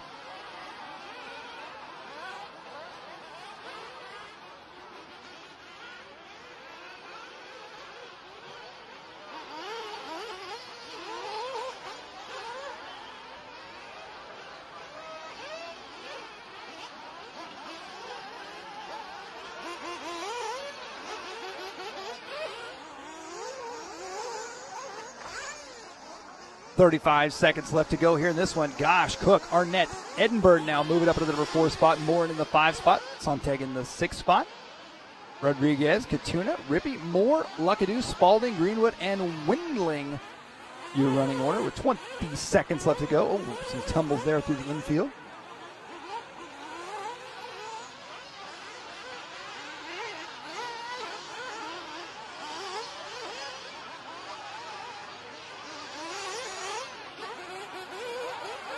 Matthew Gosh out front, 9 at a 5:16.9. Dan Cook in the number 2 spot. Aaron Arnett in the 3 spot. Edinburgh in the 4. Oh, there we go. We're switching cams now. We're switching over. Now we got some camera action. As they're coming around, time has expired. Everybody going to be finishing up this time around. Matt Gosh looking to take a heat race win. Not enough to set new TQ over Joe Bornhorst, 9 at a 5:05. However, he's looking for that win with a 9 at a 5:17. Going to be the only driver to kick off a 9-lap run in this one. Here they come around now. Gosh, 3/4 of the way around the track. Wait, it's a little dark out there. Down the back straight he goes. Onto the right side, up and over the double. Back to the front side now, and that's a race. Matt Gosh going to take it, 9 at a 5:16.3. Dan Cook going to come around in second, 8 at a 5:09, 32 seconds back from him. Zach Edinburgh taking third, Arnett fourth, and Sontag rounding out your top 5.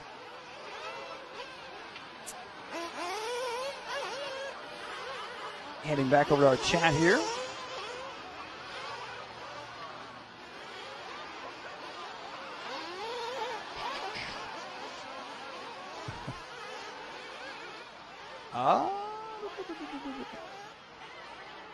All right, heading over to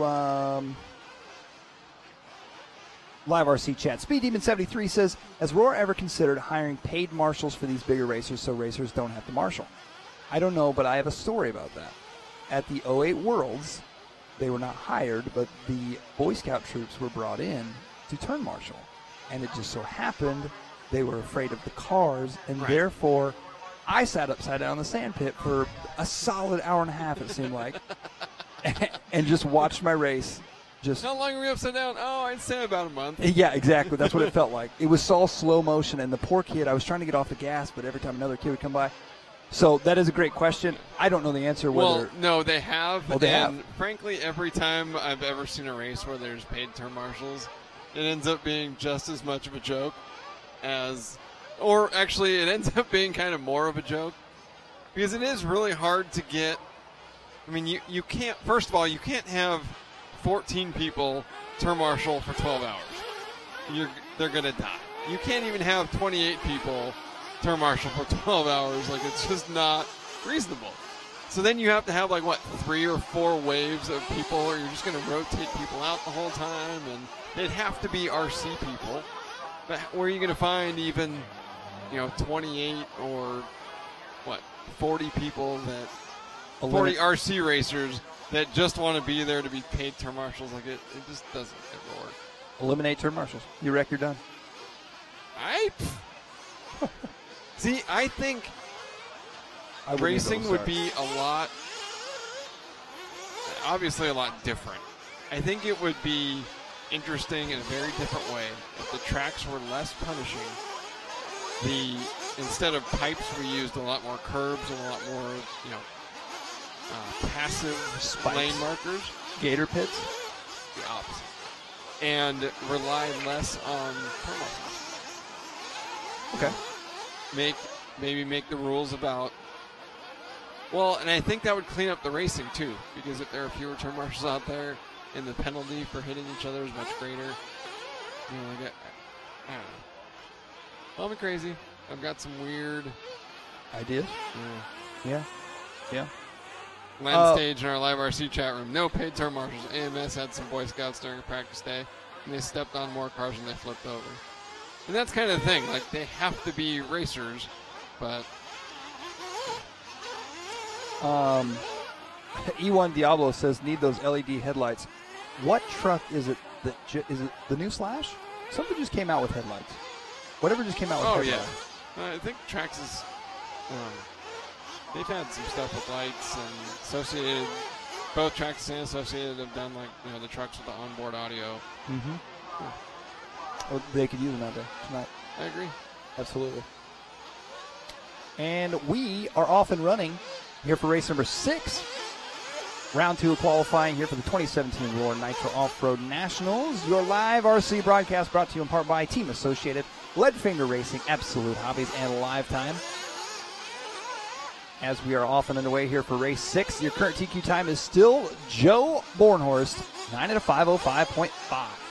That's going to be the time to beat. We'll see if any of these drivers could do it. In this one, we've got Steve Colbert, Keevan Sharp, Dayton Miller, Justin Valdez, Sebastian Vissan, Mason Perillo, David Fast, Brandon Rose, Josh Long, Triken Coons, Jeremy Morrow, Jeff Keaton, Thomas Erickson, and Daryl Allen. We'll let these drivers get a couple laps in here.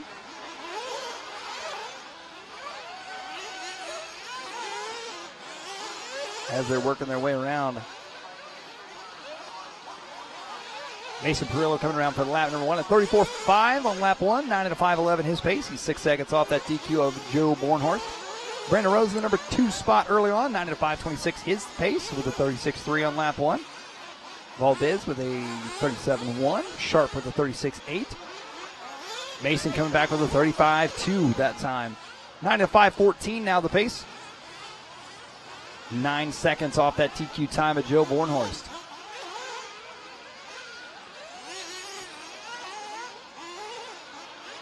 Perillo, Rose, Valdez, Sharp, Fast, Morrow.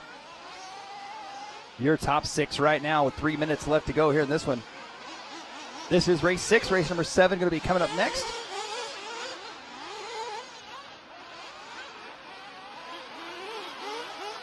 Mason Perillo working his way around right now. Car number 6. Now Brandon Rose, car number 8, taking over the top spot. So Rose, now your leader. Brandon Rose fast lap. A 34.8, that's a personal fast for him. Fast lap of the race still belongs to Perillo with a 34.5.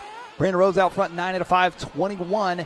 2.9 seconds ahead of Perillo in the number 2 spot. Jeremy Morrow jumping up to the number 3 spot, the Techno RC driver out of Topeka, Kansas. Justin Valdez in the number 4 spot. Keevan Sharp in the 5. Keevan running the TLR buggy. Long, Keaton, Fast, Erickson, Colbert, Coons, Sand, Allen, and Miller. Your running order here in this one. Brandon Rose back to the front still. Oh, wow, Perillo now. Brandon Rose with a 37 flat that last time by. A little bit of a rough flat for him. Mason Perillo now moving up just a bit on him. 0.8 of a second back. Rose, Perillo, Morrow, your top 3. Valdez in the number 4. Fast, Long, Erickson, Sharp, Keaton, Colbert, Coons, Sand, Allen, and Miller. Minute 55 left to go here in race number 6. Race number 7 going to be coming up next. Brandon Rose looking to, and a new fast lap right there. Mason Perillo coming around with a 34 flat, 34.031, takes over the lead away from Brandon Rose now. 9 at a 5:22. He's now got a 4.8 second lead. Brandon with a little bit of rough lap that last time by with a 39.7. Jeremy Morrow coming around with a 37.6 last time by, but Morrow has not crossed that line yet. We'll see where he's at. Morrow may be, I think we got a flame out in the middle, and I believe that is Jeremy Morrow. So Jeremy putting in a good run here in this one, and he is coming off the track with a flame out. So now it's going to be Mason out front, Brandon in second, David Fasty Fast moving up to the number 3 spot now. Fast on an 8 at a 5:10 pace with 1 minute left to go here in this one. Perillo 9 at a 5:23. Brandon Rose 9.532. David Fast 8 at a 5:10. Now Jeff Keaton working his way up to the number 3 spot, the team associated driver out of Florida. Steve Colbert now taking over third. Nobody wants that third place spot. They get in third and they make a mistake, and the next thing you know, another guy's up into third. Nobody wants third. So now it's Colbert's turn in third. We'll see if he can hold on to it. 40 seconds left to go here. Perillo going to be out front, 9 at a 5:21. Brandon Rose on 9.532. Those two drivers, the only ones on a 9-lap run. Colbert, 8 at a 5:08. Keaton on 8.509. David Fast, 8.510. Valdez, 8.510. Kevin Sharp, 8.511. So all those drivers right there with 20 seconds left to go, going to be right there. It is going to be close, that's for sure. As they come around for their final few laps, your leaders on a 9-lap run, they're coming around right now for lap number 8. They'll be getting, I guess you might say, the white flag this time for Mason Perillo. 1 lap left to go for him.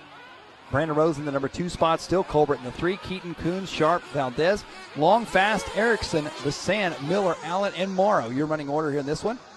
There's Mason. Rough lap for Mason, a 41.7. So Brandon Rose going to close that gap up on him a bit, but time has expired. Both drivers going to get the 9-lap run. It is going to be close to see who takes the heat race win. They are off TQ time. And now it has gotten significantly brighter out on the track, if I do say so myself. Hooray, camera technology. It got bright.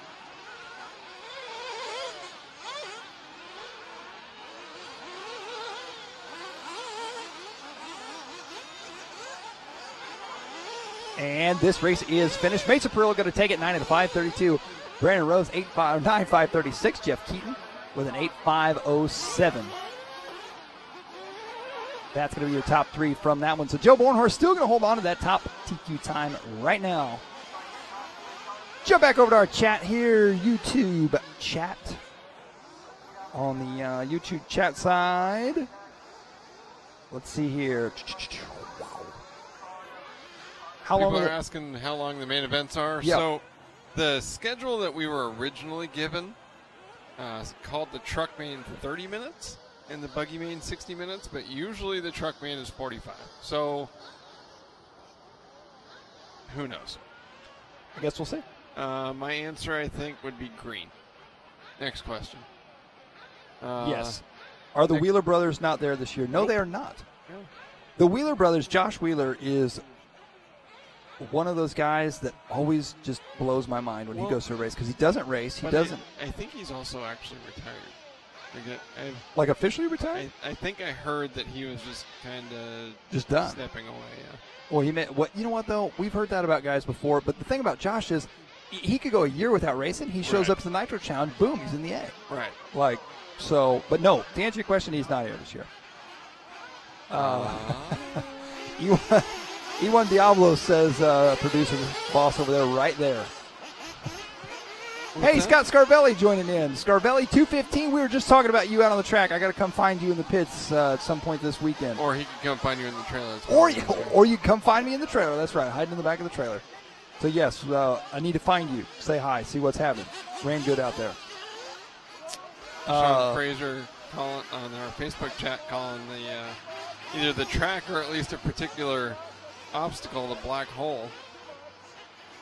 Not just the one in my heart. Luke Manso saying we need better lighting. Yeah, I mean, it's honestly okay. You know, we're able to change things up a little bit. John Gary saying that we're doing a great job announcing. He's having a blast watching live. Thank you, John.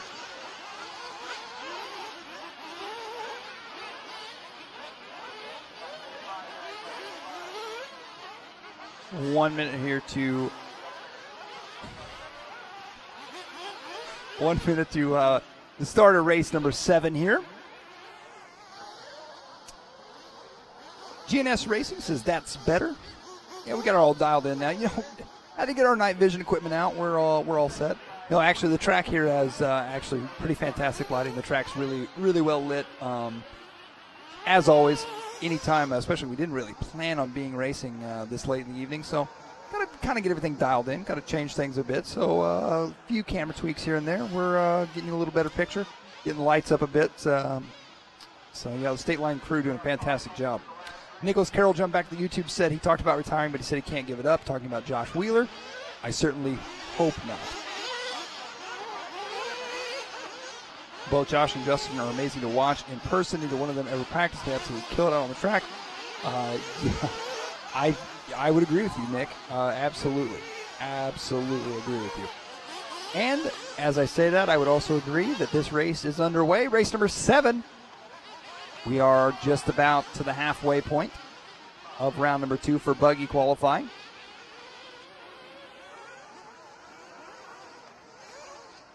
As they're working their way around right now, we'll let all these drivers get on the clock, get a couple laps in here. We'll give you the running order. Your current TQ time right now is Joe Bornhorst, 9:05:05.525. That is the time to beat.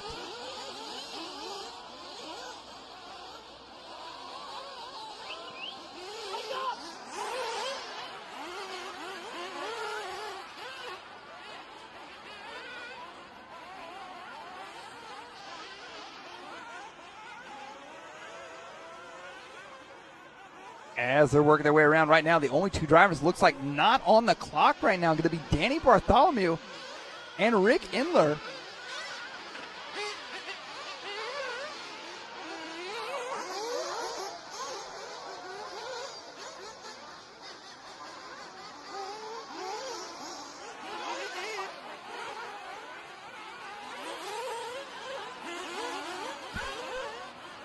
.345 left to go here in this one. Spalding going to be out front early on.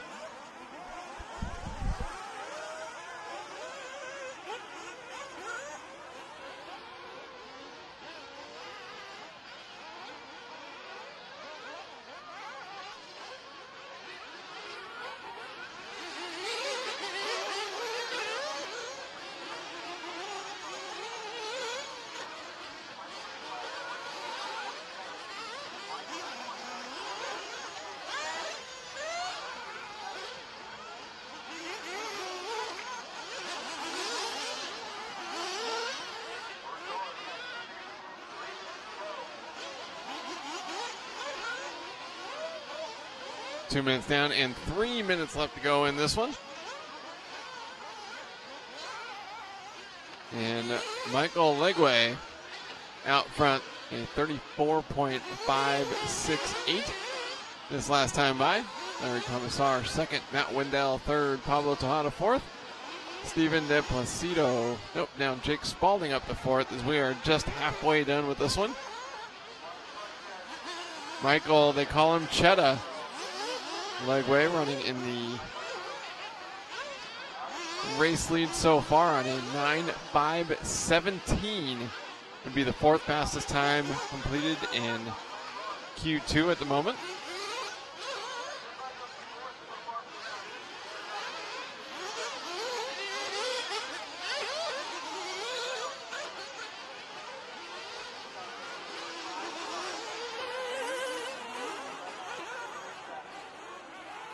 So we did just hear they did do a resort for this heat, for this second round here, which is why Joe Bornhorst went from heat 2 to like heat 7 after a flame out late in his league. Speed Demon, we were saying league earlier and someone told us it was Legway. Yeah, I agree. It's Mike League.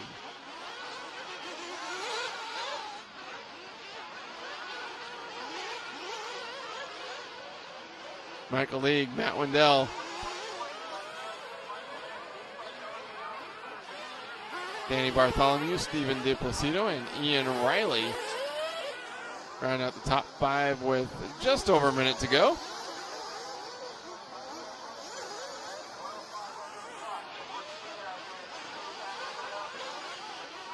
Here is a race leader, Michael League.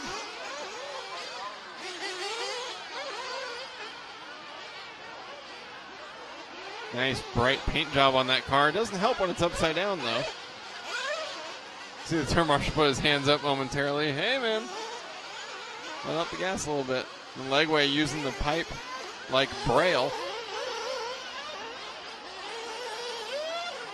Driving by feel, not by sight.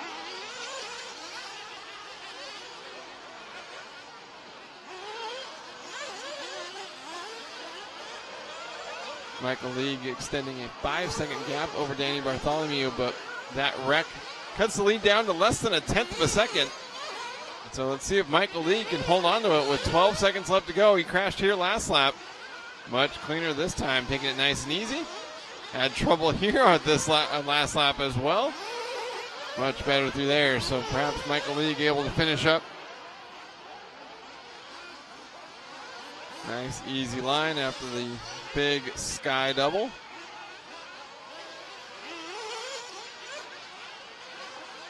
Danny Bartholomew, though, with a solid last lap. Oh, and Michael League is going to take the win here.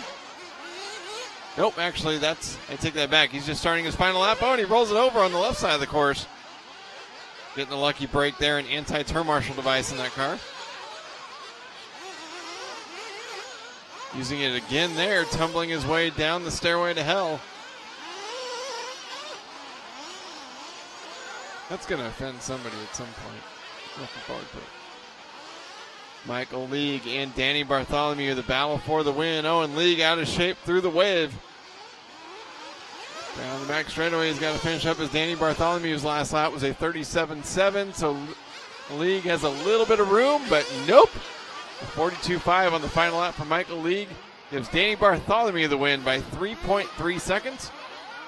With Michael League second, Jake Spalding third, Cody Watson fourth, and Ian Riley rounds out the top 5 here in heat number 7.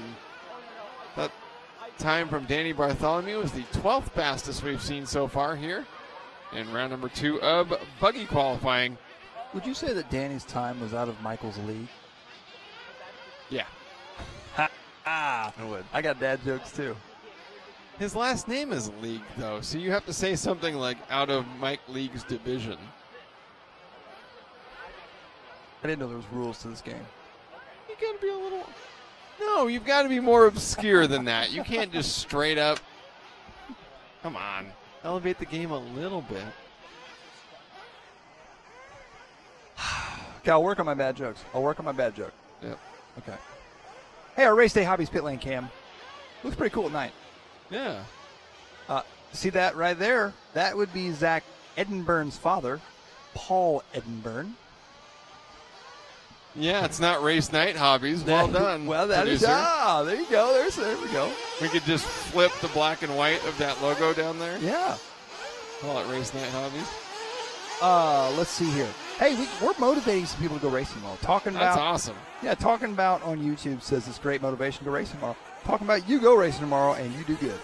Sean Hanna says we're rooting for Bornhorst here in Ohio, watching live from Hanna Brothers Hobby Shop in Shawnee, Ohio. Thanks, guys, for the great commentary and video. Sean Hanna and the Hanna crew, you are very welcome. Thank you for tuning in. And look at that. Sean lives in Shawnee. Thank you for putting up with Aaron's bad dad jokes. And we have a whole lot more of that to come. P. Bill Stig in our LiveRC chat room saying Mr. Thornhill and the Pepto-Mobile. I'm guessing that's Chris Allison driving an all-pink car. Okay. Sure. Maybe. He is car number 1. We'll locate him. We'll find him. We'll narrow in on him. When you say multiple, like, synonyms for finding somebody or locating them, yeah, makes it sound like creepy and murderous. We'll find him. We'll track him down. We'll get him on camera. We're going to get him. No. We're going to put him in the frame. It's only creepy if you use creepy voices. No, that sounded sensual. Steve Harris in the LiveRC chat room. Steve, we had people in the pits asking why you weren't here this week, cheering on his Techno Factory teammates, tuning in and rooting on Lutz and Bornhorst. Whoop, whoop. Luke Manso in our Facebook chat room, as well as Ivan Espinez, both cheering on Lonnie Houston. I can't remember. Man, I'm losing my mind here. Somebody, you missed it. Somebody got mad at me because I couldn't say Alex Music's name. Koskiusik. I'm totally with him. I agree. These guys work hard and they deserve to have their names said correctly. Right. I just can't say it. So you need to be here for next time he races. No problem. Deanna Beaudry watching live and giving a shout out to her friends at Hot Rod Hobbies in Hamilton, Ontario. Thank you for watching, Deanna. Dalton Paul giving a shout out to the best name at the Nationals this year, Richard Pounder. Oh, P-Bill Stig in the LiveRC chat room saying that it's Hartman in the Pepto-Mobile. That car does not have heartburn. Got 2 pink cars out there. Maybe one of them is cherry flavored.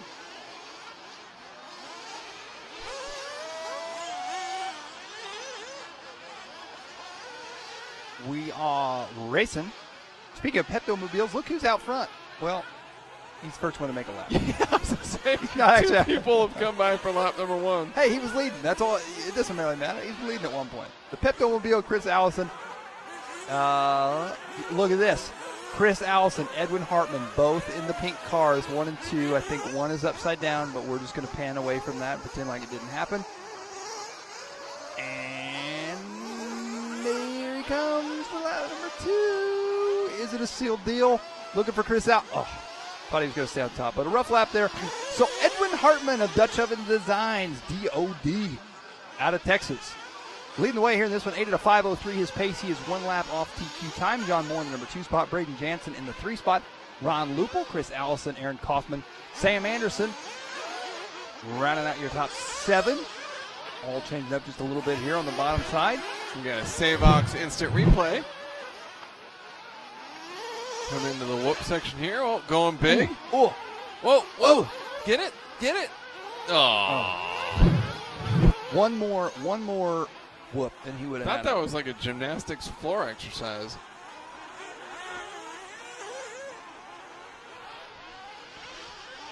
Speed Demon 73 asking if anyone's named the little berm to the raised off-camber section before the back straightaway. Yes, sir. We're calling that the wave. The wave. Right here. There it is. Look at him just waving right over it.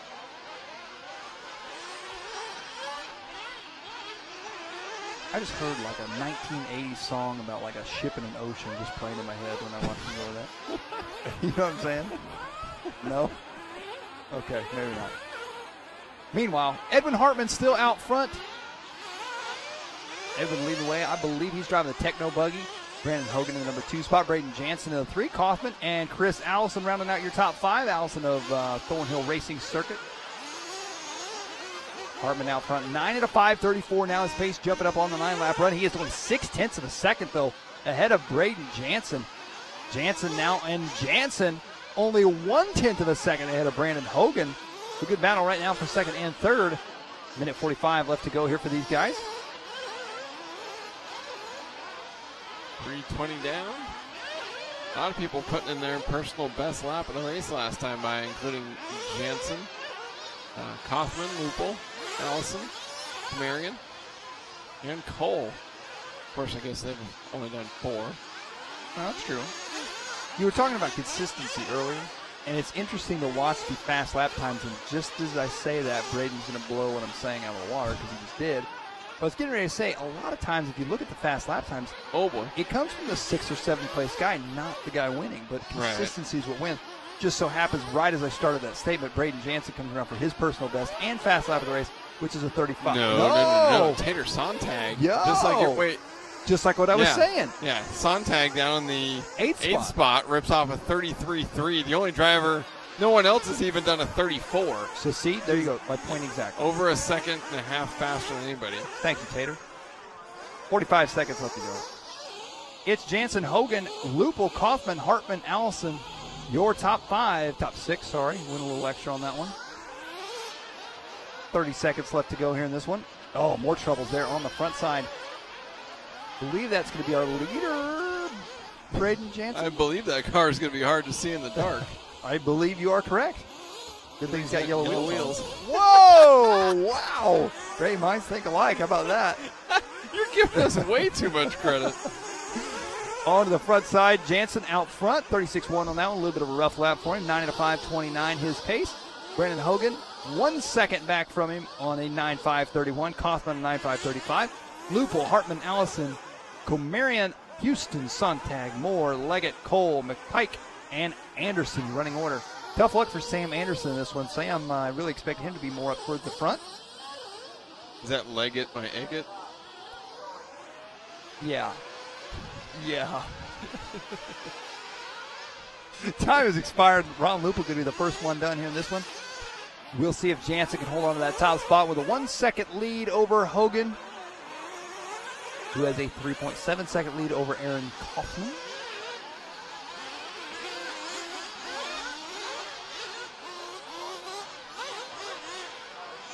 They'll be working their way around for their final laps right now. Everybody finished up. Edmund Hartman finished up at the number 6 spot. He was the leader for quite some time. Monty Houston of Houston's Engines out of Washington, not Texas.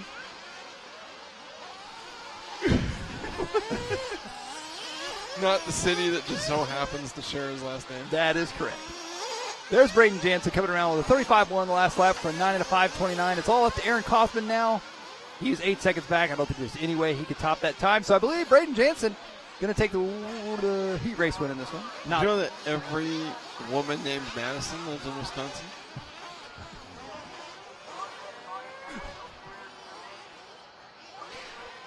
So Braden Jansen taking the win. That's what I was going to say. Second, Ron Lupul third, Brandon Hogan fourth, and Monty Houston rounding out the top 5 there. But Braden Jansen is the only one in that heat that jumped into the provisional top 10. Braden Dommel in our Facebook chat room was cheering on Braden Jansen, as Jansen was representing all the Bradens out there watching. So probably won. Sean Fraser giving Tater Sontag a shout out, saying Tater has game. Brian Borland was cheering on Hogan. Samantha Joe was telling Dylan Cole to lay something down. Not sure. I'm not going to touch that. I'm just going to let that be. I know. I'm being obscure. Maverick Riggs in the YouTube chat room called me an OG. Oh, he did. Old Maverick gorilla? Riggs. Aaron is an old gorilla. Yeah. He is an old gorilla. Cooper Phillips is cheering on Ophir Kamarian. How many Coors Mayfield down, or is that tomorrow? LOL, man's the man. That's my favorite part of that comment, Phil Morris. Man's the man. Smalls G, I don't know if either of the horns have run yet, but you can see the heat sheet by going to roar.liverc.com. Cooper Phillips saying hi, thank you. No, they have not. Not for round 2. Small G's cheering on the Dozer and Peaches. Where do these nicknames come from? Well, Cooper Phillips saying Chad Phillips is sure to win. Oh, okay. So I think Cooper is Chad's son. And it's funny because at some race, I don't remember what race it was, Cooper hijacked his dad's YouTube account and was chatting with us, and it was saying Chad Phillips. And we were really, really confused. Okay, Yeah. okay, so this all makes sense. Cooper's using his name now, though. Small G says Aiden's up now. Frank L. in our LiveRC chat Sure room is. says that Monty Houston likes red servos. Ha ha ha ha ha. I don't. Race Day Hobbies. Yeah, I know it was original Gangster OG. I'm just trying to figure out something else that OG could possibly mean. Old gorilla. That fits for me. Like it. What we got going on in the Facebook world? Anything going on Facebook? Obvious gumption. Oh. Hey, Jeremy Riggs joined us. Wants to know if I'm sleeping on the coffee table tonight. No, Jeremy. No, What? I'm not. Cole Fleming, I'm only 31 years old. Old guy, come on now. Sean Fraser over gold. That works. 20 seconds. We'll start this next one. Tyrone Robinson cheering on the Cali guys. Ivan Espinez says that Jordan Husel has his Vegas World's Body Kit on the wall in his house in Canada. Rockstar. Jordan Singletary cheering on Tater.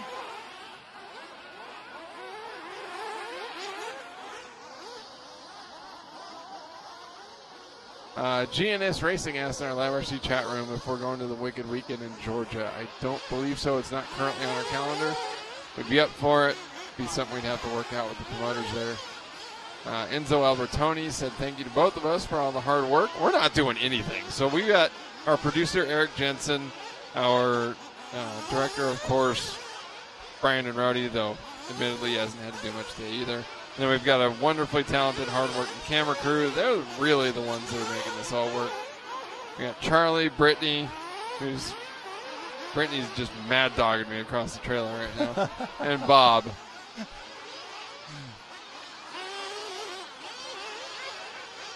Yeah, Paulson, old gorilla. See? FPV Live, old goat. Come on. There you go. Oh, I like that one. Back on the track, though. Hey, we were talking about the horns. Somebody in the chat was asking if the horns had raced yet. And then they later told us that they are up right now. And they are correct. Aiden Horn is up right now. And it just so happens that Aiden Horn is coming around for his first lap. Optimal gatherer. That fits you. Yeah. Optimal gatherer. Did you make that up? Yeah. Of course you did. Of course you did. Cooper Phillips, they have not yet decided where the Nationals are. We've got a race going on. Come on. Need to focus. Aiden Horn, the final one to come by for lap number 1, and he was the fastest on lap number 1, a 34.680, nearly 2 seconds faster than anyone else on lap 1. Now, will that fast lap hold? Will he be consistent with those fast laps? Let's see. Joe Law's up at the number 2 spot with a 35.6 on lap number 2, 1.9 seconds back. Ethan Mechanic in that number 3 spot, Tyler Whitaker and Orlando LeBron rounding out your top 5 right now. Aiden Horn, the time to beat for him is Joe Bornhorst, 9 at a 5:05. Looking to try and beat Bornhorst's TQ time. However, if he doesn't beat that time, he's still wanting to look for a. The goal is top. What are we taking? Top 12 bump 2 or top? Oh no, it's semis. Yeah. So it's top 6. No, it'll be top 5 and fastest 2. Top 5, and then fastest 6 and 7. Okay.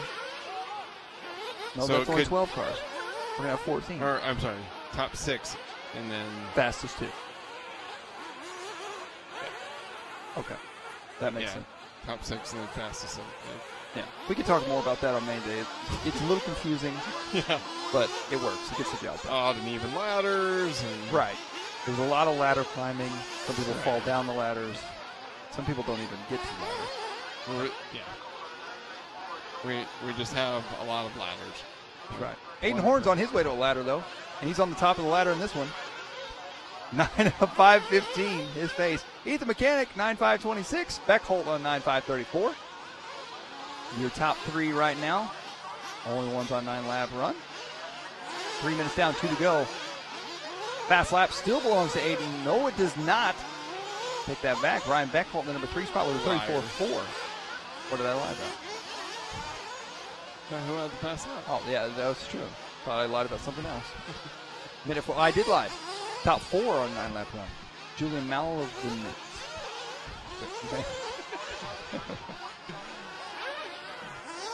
Makes me think of the villainous witch in Sleeping Beauty. Maleficent. Malevolence.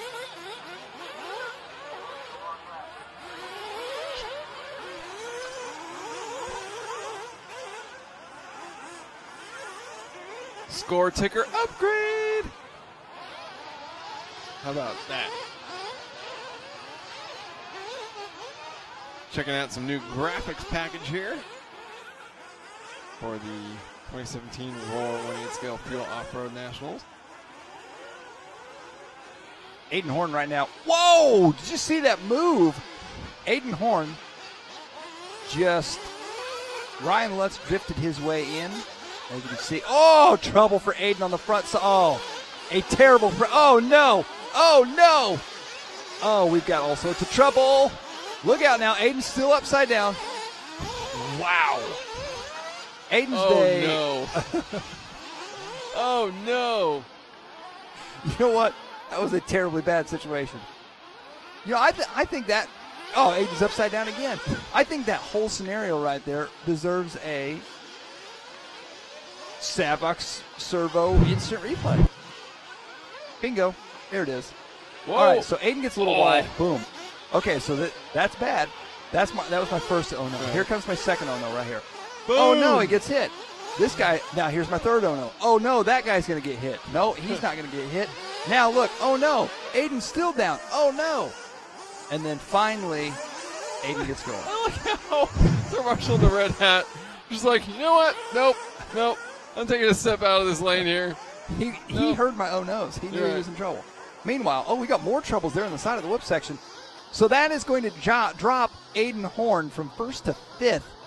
That last lap was a 49-second lap play. That hurts. Wear it. And that's going to conclude the race. Well, no. Well, I'm saying for yeah. him, they're coming around for their final laps. He's in fifth right now, moves up to fourth as he crosses the line. Got two to You finish. crossed the line.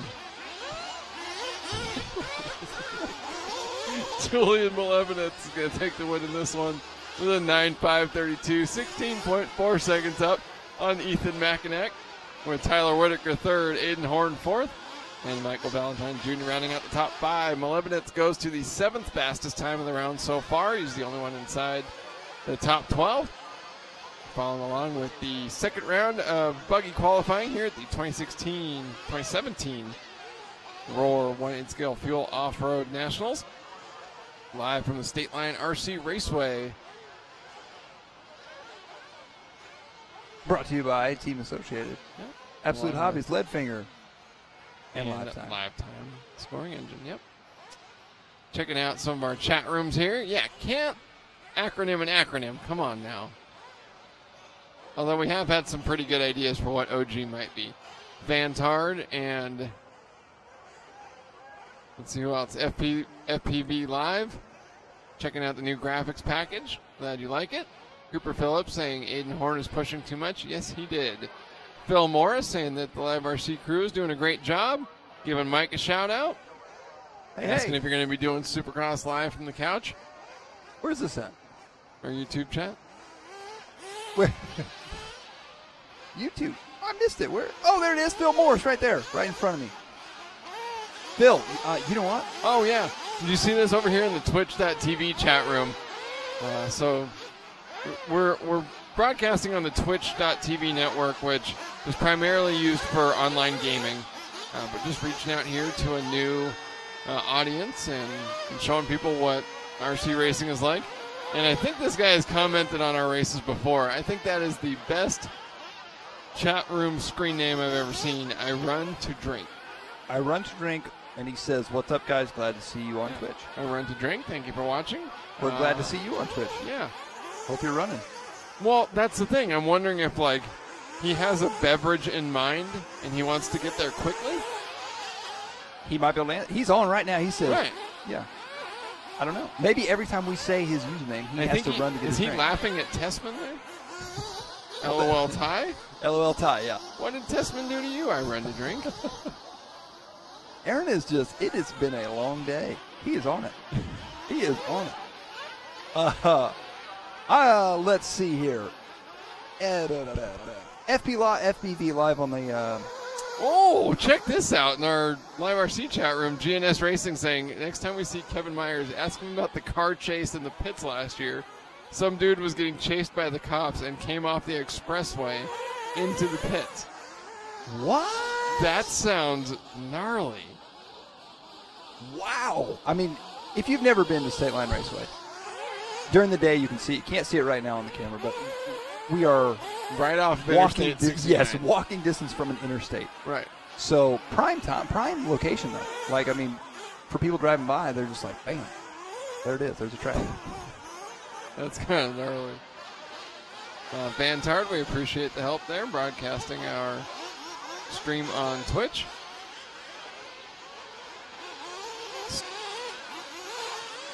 Here in race number 10. Race 10 off and underway. In this one, we got James Calhoun, Brian Boley. Was it off or underway? I mean, those are two kind of different things. It's both. Mike is going through the stages of understanding that he has to sit next to me for 12 hours and listen to laughing, to shaking his head, to Prask. Marlo Bright, Prask. Out front leading right now, 9 to 5:15. 10 seconds off Joe Bornhorst. No, we got 14 drivers. We got 14 drivers on the track here in this one. 120 down, 340 left to go here in race number 10. Race number 11 going to be coming up next.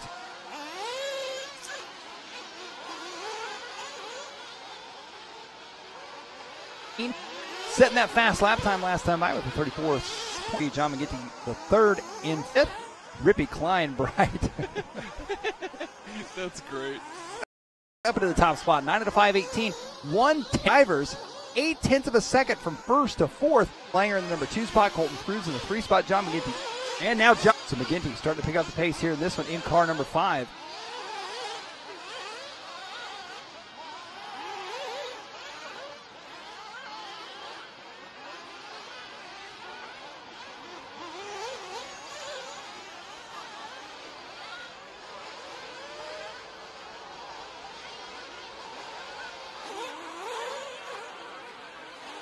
John McGinty the third, making the switch from Mugen Seiki to HB Racing earlier this season. And keeping the same paint job, light blue, pink, and dark blue. Making his way out here from the East Coast. 3, Colton Cruz in the 4. Kyle Praske in the number 5 spot. Your leader coming back around to the front side right now. Oh, trouble for your tarps. He's off the tarps. No, oh, no. Stop. I'm going to let the turn marshal do it. Yeah. Ah, tough luck right there.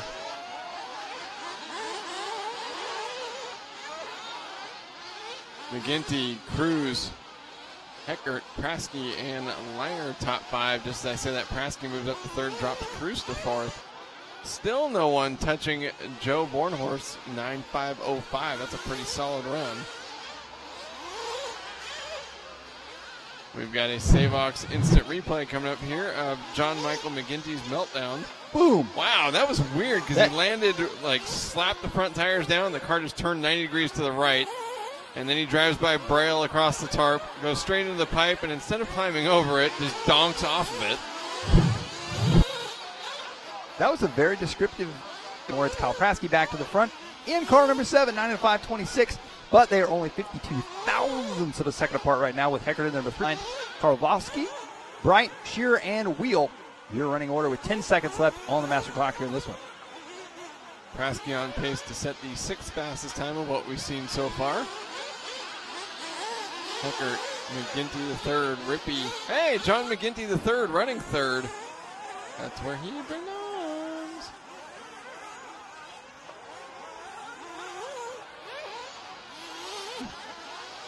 Dropping him down to ski. McGinty's last lap, not stellar, 36.2, but at 1 takes over the top spot by 0.17 We'll see what John Michael McGinty has on his final lap. McGinty going big over the center double. Over the wave. Need to make up finishing first here in race number 10. The 6th fastest time we've seen so far here in round number 2. Spencer Heckert finished 2nd. Bradley Rippey 3rd.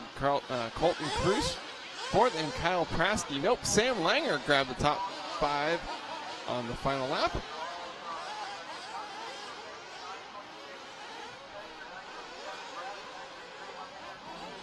And that wraps up heat number 10 of round 2 of the buggy class here at the 2017 War Fuel Off-Road Nationals. Sponsored by Team Associated, as well as Absolute Hobbies, LFR, Leadfinger Racing, and Lifetime. Checking into our chat rooms again here. Scarvelli215 says the LiveRC trailer doesn't look very wheelchair accessible. When you have enough people that can lift things, anything is wheelchair accessible. Scarvelli, are you outside the trailer right now? Supposed to be in the LiveRC tent. maybe either one. Checking into our Facebook chat room here, we got some brand fanboys going on, arguing over HB and old-fashioned crappy country internet.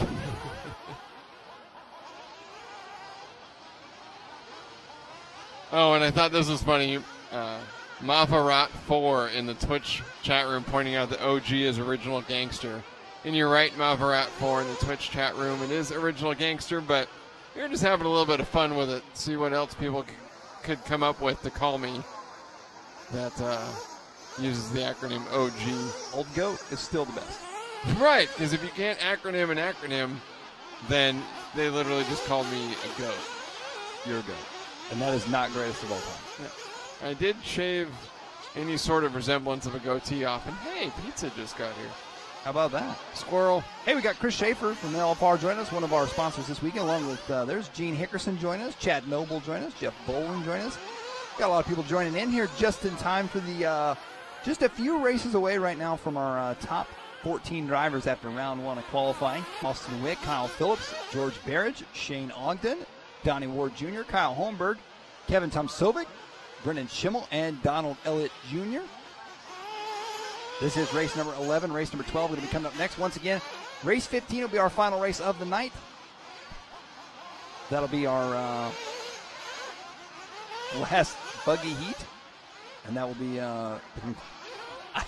What are you, a monster? I temporarily turned down pizza so that I could provide them, while you're eating, I could provide them some audio to listen to. Oh, okay. Never mind. You're forgiven. Right. I will take my turn. Okay, good.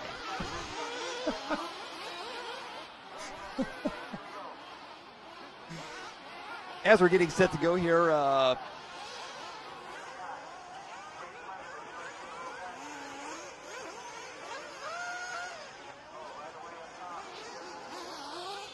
looks like we're off and underway. Everybody getting on the clock here for race number 11.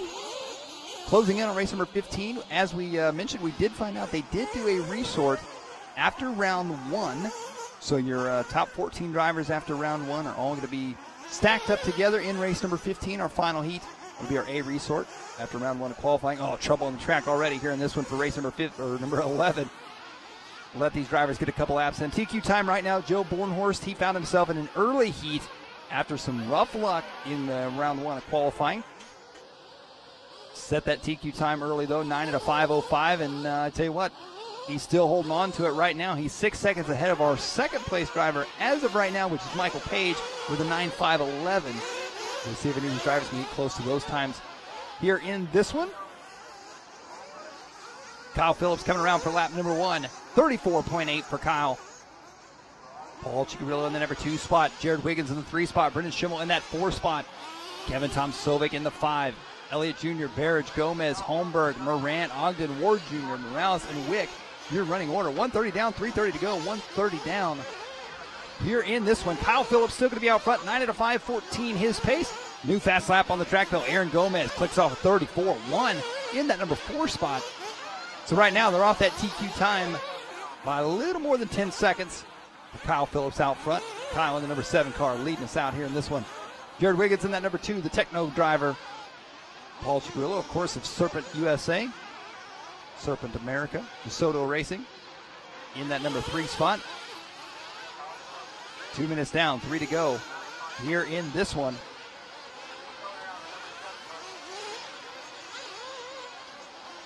Oh, trouble on the front side right there. I believe that was Chris Morant, the Sorsiki driver, putting it hard into the pipes on that one. Now Jared Wiggins to the front in car number 3. Wiggins taking over the top spot here in this one. Techno RC driver leading the way now. 68 thousandths of a second ahead of Kyle Phillips. Kyle Holmberg in the number 3 spot. Elliott Jr. in the 4. Cicarillo in the 5 spot now.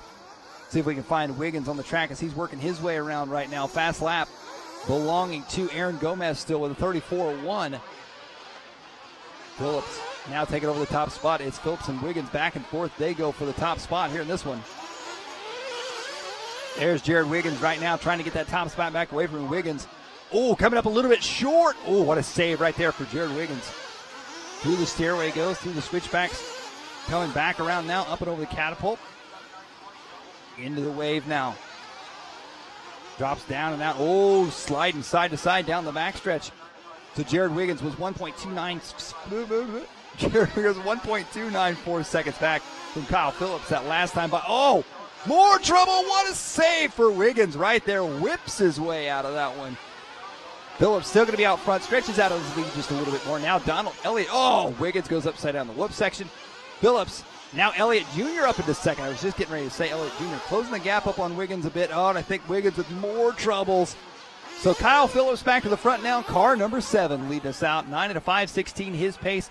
He's going to be 9 seconds ahead of second right now. Let's take a Savox instant replay. Here comes Jared Wiggins.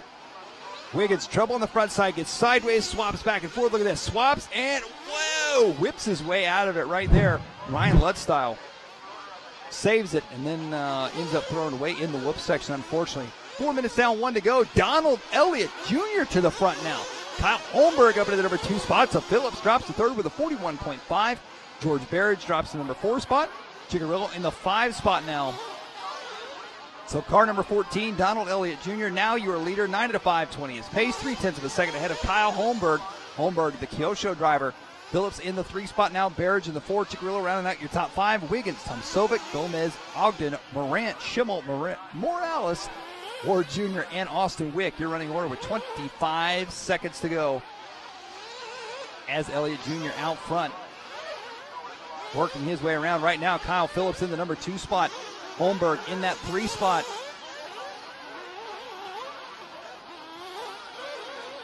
Ten seconds left on the master clock right now here in this one. Holmberg trying to close that gap up on Phillips. Phillips in the number 7 car. Holmberg in the 11 car. That is going to be time as they work their way around. Coming up next will be race number 12 here. Closing in on our final race of qualifying here today.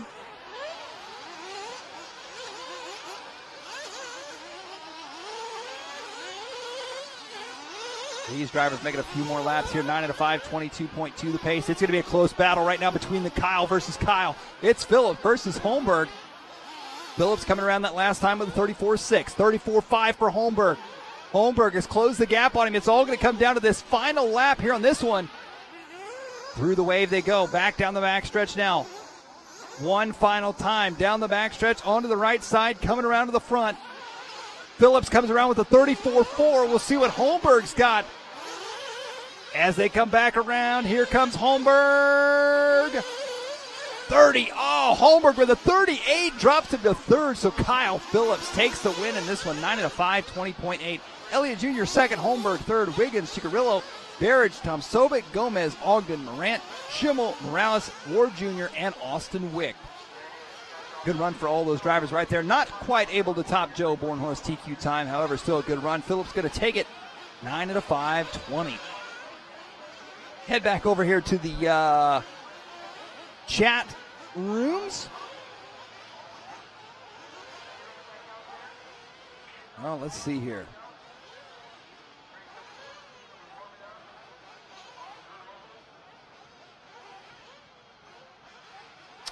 Jumping over here to Just Paul. It says, go Paul, go Ward, and go Wiggins. That was a good race in that one. Paulson says, nice save. Yes, indeed. Scarvelli 215. Felix is right. They just they threw me up in here. I'll come find you, or tell them to come throw you up in here too. Let's see here. Going over to the YouTube chat, Cooper Phillips says, my dad's up to win. Chad Phillips is going to be his dad, the HB Racing East Coast team manager as well. Car number 12 coming up in this next one. Head over here to Facebook, see what's happening over here on the Facebook side of things. Jay Drakeford giving a good run out to, he said Kyle. We had multiple Kyles in that one, so I'm just going to give it to all of them. Good run to all the Kyles out there.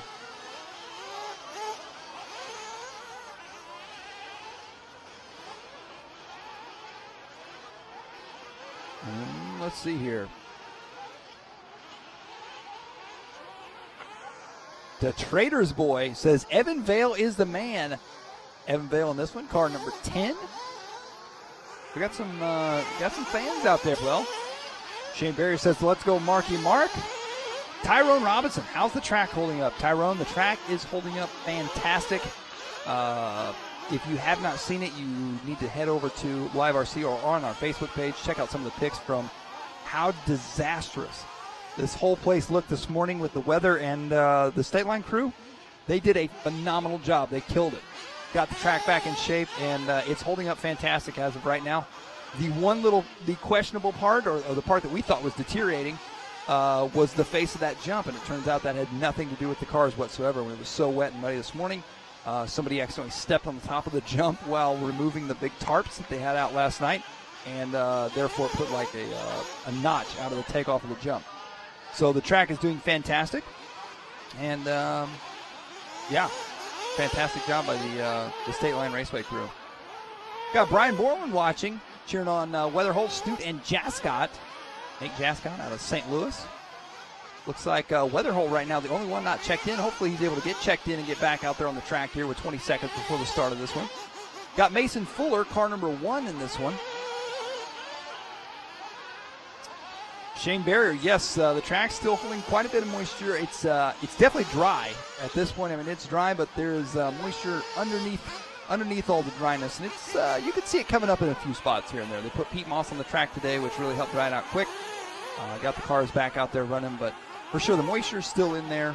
It's buried down a little bit, but I think in the morning we're going to see it, and we're going to see it. I expected to see more of it tonight than we're seeing right now, but it's still in there for sure. Absolutely.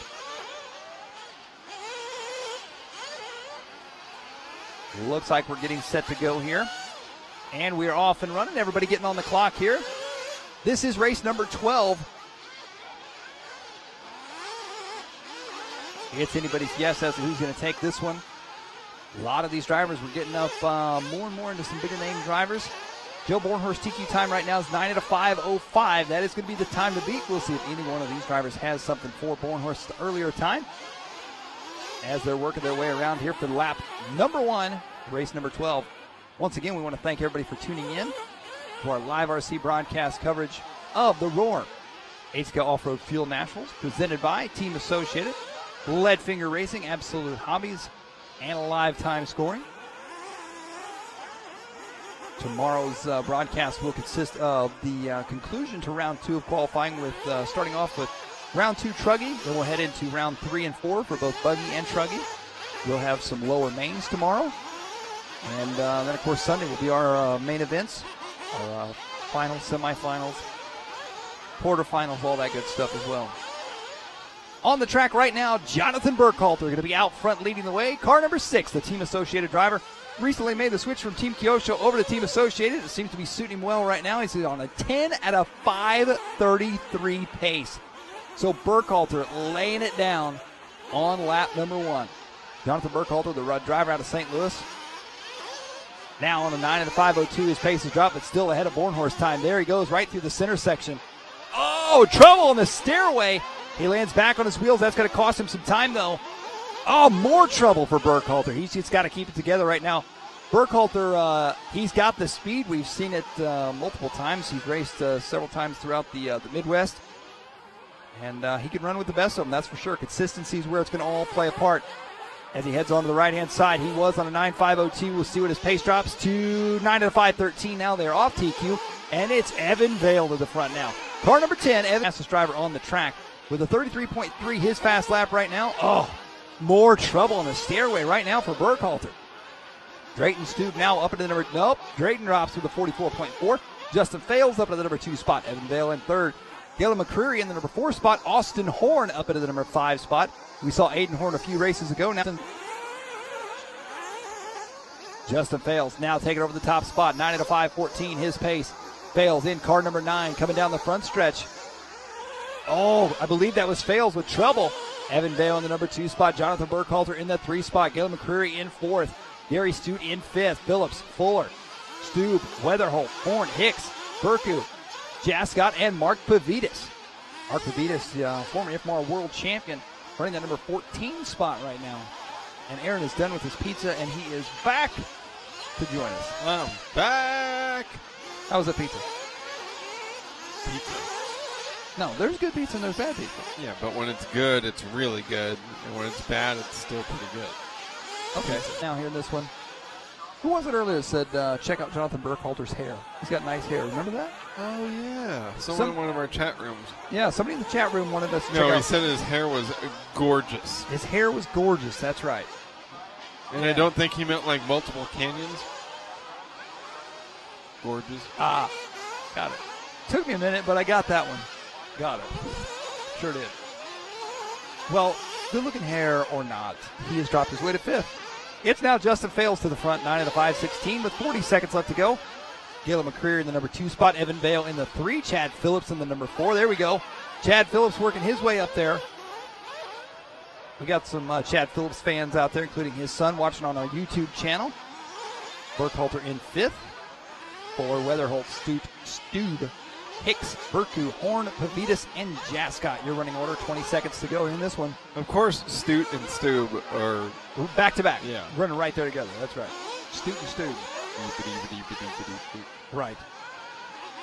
Justin Fales right now. Fast lap of the race. Still, no, wow. Fast lap. Charles Hicks pulling a 32.8. Laying it down right there for Hicks. He went 45.6. Put in a heater of a lap with a 32.8 and comes back with a 37.7. So he'd be running up at the front. Time has expired.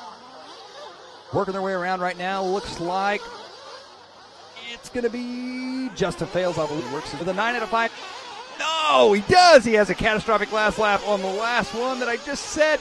9 out of 5, 20 his pace. So Evan Vale going to take the win here in this one. Jonathan Burkhalter looks like he's going to be working his way around, trying to chase down that 3rd place spot. So Evan Vale taken first on the last lap. Justin Fales with a 39 flat on the last one. Handed the lead over to him. Jonathan Burkhalter coming around in 3rd. Mason Fuller 4th. Weatherholt, Phillips, McCreary, Hicks, Stute, Burku, Stube, Pavitas, Horn, and Jascott. Race 12 now complete. Race number 13. 3 races left to go. Now we got the C group coming up. We sorted after the first round of qualifying. Not sure if they're going to do another one. Usually they wait until after the 2nd round. They do it after the practice, blah, blah, blah, blah, blah. My money is on they're going to do a resort every round. Really? Just my guess. Excessive. Just my guess. My guess is that they're done.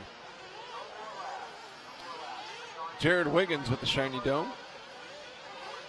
Hey, Matt Wallace from Proline joining us. Matt wants to know how can we rewatch the interviews of the top 3 from the first round? If you scroll back, the easiest way to do it is probably on the YouTube stream. So if you go to our LiveRC YouTube stream, and then you can scroll back using the little, play status bar. That'd be the easiest way to do it.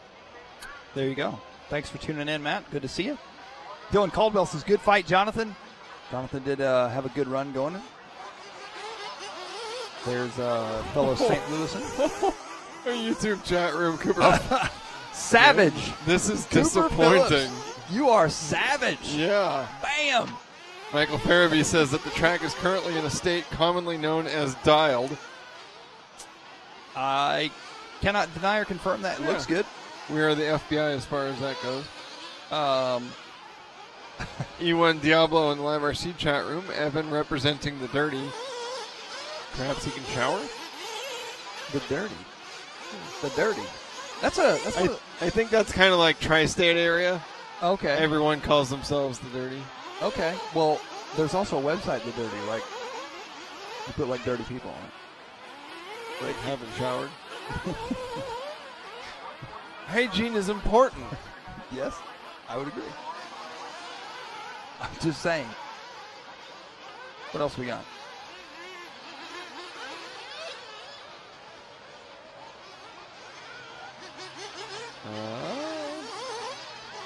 What's Facebook chat going? Dylan Caldwell complimenting Jonathan's fight. Were you here like 10 seconds ago? Yeah, I just talked to him about that. Oh. Yeah. You, at least you admit it. You were zoned out. Not even with it. I was not paying, on the same planet. No, not even paying attention. I am kind of interested. Hillside Raceway, where in New Hampshire? That's close to you. Well, it depends. New Hampshire is either like 50 minutes away or like 2 hours away. Oh, that's so close. No, it's not. We went over this. If it's further than 2 hours, I want to fly. You want to fly if it's further than 2 hours? Yes. It takes me. No, wait a minute. You can't even get a plane sometimes. Like baloney. I can get from my apartment to the airport through security and be at my gate in 40 minutes. Okay, so you've done 40 minutes. Right. So then you're going to spend how long on a plane? How long at the air? You're going to spend more time getting on a plane, getting off a plane than you would just driving it. Yeah. And also, I don't want to have to drive. Okay, that's fair enough. That's all you had to say. Get on the airplane.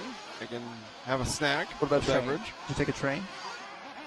That wouldn't be so bad. Subway? But trains take forever. Trains are slower than cars. Yeah, that's true.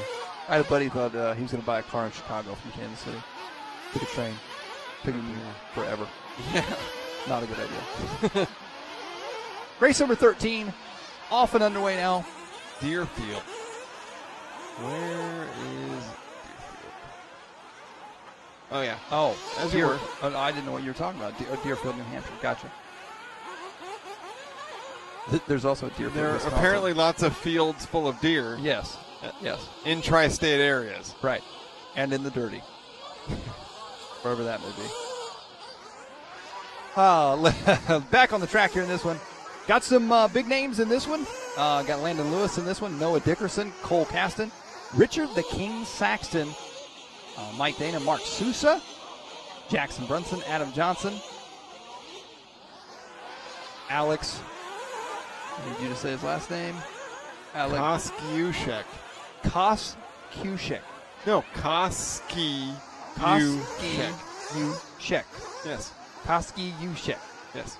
Alex Koskiushek. Yes. Okay. Got it. So, Cooper Phillips in the YouTube chat room says, I roasted my dad. Okay, back to our regularly scheduled program, but that was too funny not to talk about. Mark Sousa going to be out front leading the way in this one, 9 out of 5:04. Oh ho! Mark Sousa, 140 in, is the first driver. I jinxed you. He was ahead of Joe Bornhorst TQ time. Now it's going to be Noah Dickerson out front in the number 5 car. Oh! Wow! That buggy right there, I believe that might be Mark Sousa. Before the whoop section in that corner, wait and see when he comes around this next lap. He hit something in that corner, and it sent him a-flying. So Mark Sousa now drops to the number 2 spot, 2.4 seconds back from Dickerson. We're watching Sousa right now. Down the backstretch, he goes onto the far right side. He got that speed double coming back around to the front. Sousa goes double, single, double. Now right here on this inside, he caught there it is. There's a big hole right there forming some sort of hole or gets caught up with traffic. Forming right now. Noah Dickerson coming down the front stretch onto the left-hand side, car number 5. Now your leader into the whoop section. Mark Sousa in the number 2 spot. Alex Kishuzik in the 3 spot. We just went over this. I'm trying. Koskiushek. Okay, I'm trying. I want everybody to be happy right now. There's some angry people that I can't say his name, and I just want them to be happy with me. 3 minutes down, 2 to go. Noah Dickerson going to be out front, 9 out of 5:07. Mark Sousa in that number 2 spot. Adam Johnson in the 3 spot. Your leader, Noah Dickerson. Oh, and Dickerson has not crossed the line. There's Dickerson. So now it's back to Mark Sousa. Mark Sousa, now once again your leader, car number 4. Adam Johnson up in the number 2 spot. Austin Canone up into the 3 spot. Noah Dickerson in the 4 spot. Mark Sousa out front leading the way. Coming down the front stretch right now, car number 4. 9 out of 5:18 his pace. Fast lap of the race belongs to Noah Dickerson in that number 4 spot. There's your leader right there. We follow him into the stairway. Drops his way down. He's coming up on a little bit of traffic right now. Minute 15 left to go. We were talking about in the chat earlier how you handle traffic. If a faster driver and or the leader comes up on you, do you let him go? If you let him go and they crash, do you let him go again? That's where all this starts to play into effect. And here, Aaron and I talking back and forth, I think we came to the conclusion that the best thing to do is whatever you got to do to keep from wrecking. And keep from wrecking not just the other guy, but yourself as well. You try to race him, and it usually ends up in a bad crash, which we may be about to see as Mark Sousa is trying to work his way through traffic. Oh, I see cars flying every which way, but that was not Mark. Mark laying it down. Oh, Mark to the inside. Wow. Mark right there. Sousa laying down the laps here in this one. Some good lines for Mark, being patient, working his way through traffic.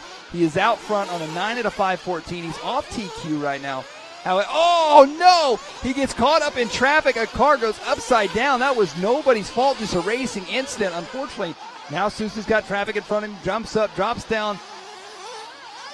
Wow. So Adam Johnson, number 2 spot, 2.6. Oh, Sousa goes upside down. Sousa now trying to deal with all this traffic the best he can. Try not to lose too much time, but try not to push too hard. Through the wave, down the backstretch.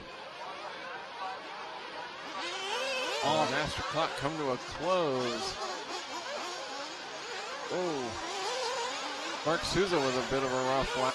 With his line choices and his patience, that's for sure. I would not have been quite as patient, nor would I have probably chosen the quick lines that he did. I would have definitely been unnerved, that is for sure. Unnerved. Yes. Here they come back around to the front side to finish this one out. Sousa is done. Pannone is done. Looks like it's going to be Adam Johnson with the win. No! Last lap. Mark killing it right now. Mark Sousa with them fancy lines. Oh, and just kind of a rough lap there from Adam Johnson his last lap at 37.887. Don't kill Mark's buzz right now. No. It was the fancy lines. He did 9 what he's and a supposed 5, to do. 9 and a 5:18, taking the win. Adam Johnson 9.5.19. Austin Pannone taking the number 3 spot, 9.5.26. Pretty exciting race right there. Mark Sousa putting in a good run. And you are watching the second round of buggy qualifying here at the 2017 Roar 1/8 scale off-road fuel nationals, presented by Team Associated, Live Time Scoring Engine, Leadfinger Racing, and Absolute Hobbies. Checking into our chat room, Jason Snyder from Raw Speed RC saying that he loves your enthusiasm. I can only imagine how it sounds in the house when you find out that your favorite box of cereal is empty in the morning. No, we're out of Corn Pops. I don't eat Corn Pops. I'm a Fruit Loops guy. Clearly. Len Stage in our LiveRC chat room says that Mayfield's going to own this round. E1 Diablo, you know how I respond to that? Sentence. Word.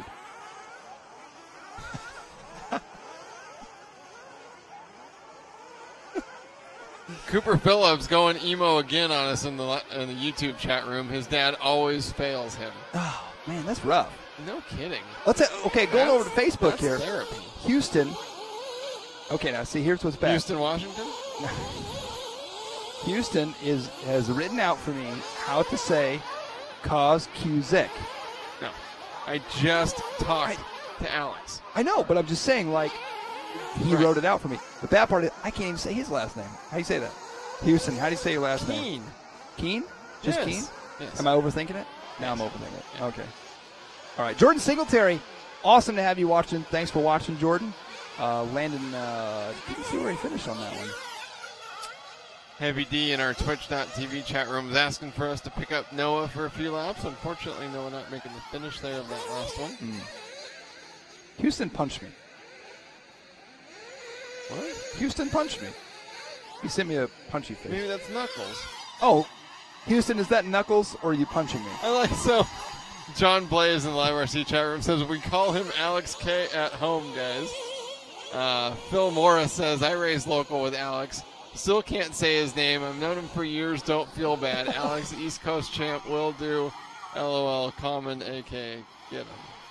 Oh, Alex and I have joked about it quite a bit. It's actually really fun. It's not the first name, nor will it be the last name that I just tear apart. I mean, just tear it apart. And he's told me, he's like, just call me Alex K. I'm like, no, I want to get this right.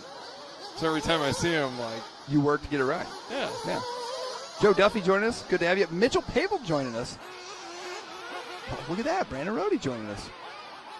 That's fantastic. Good deal. LiveRC's Brandon Rohde watching.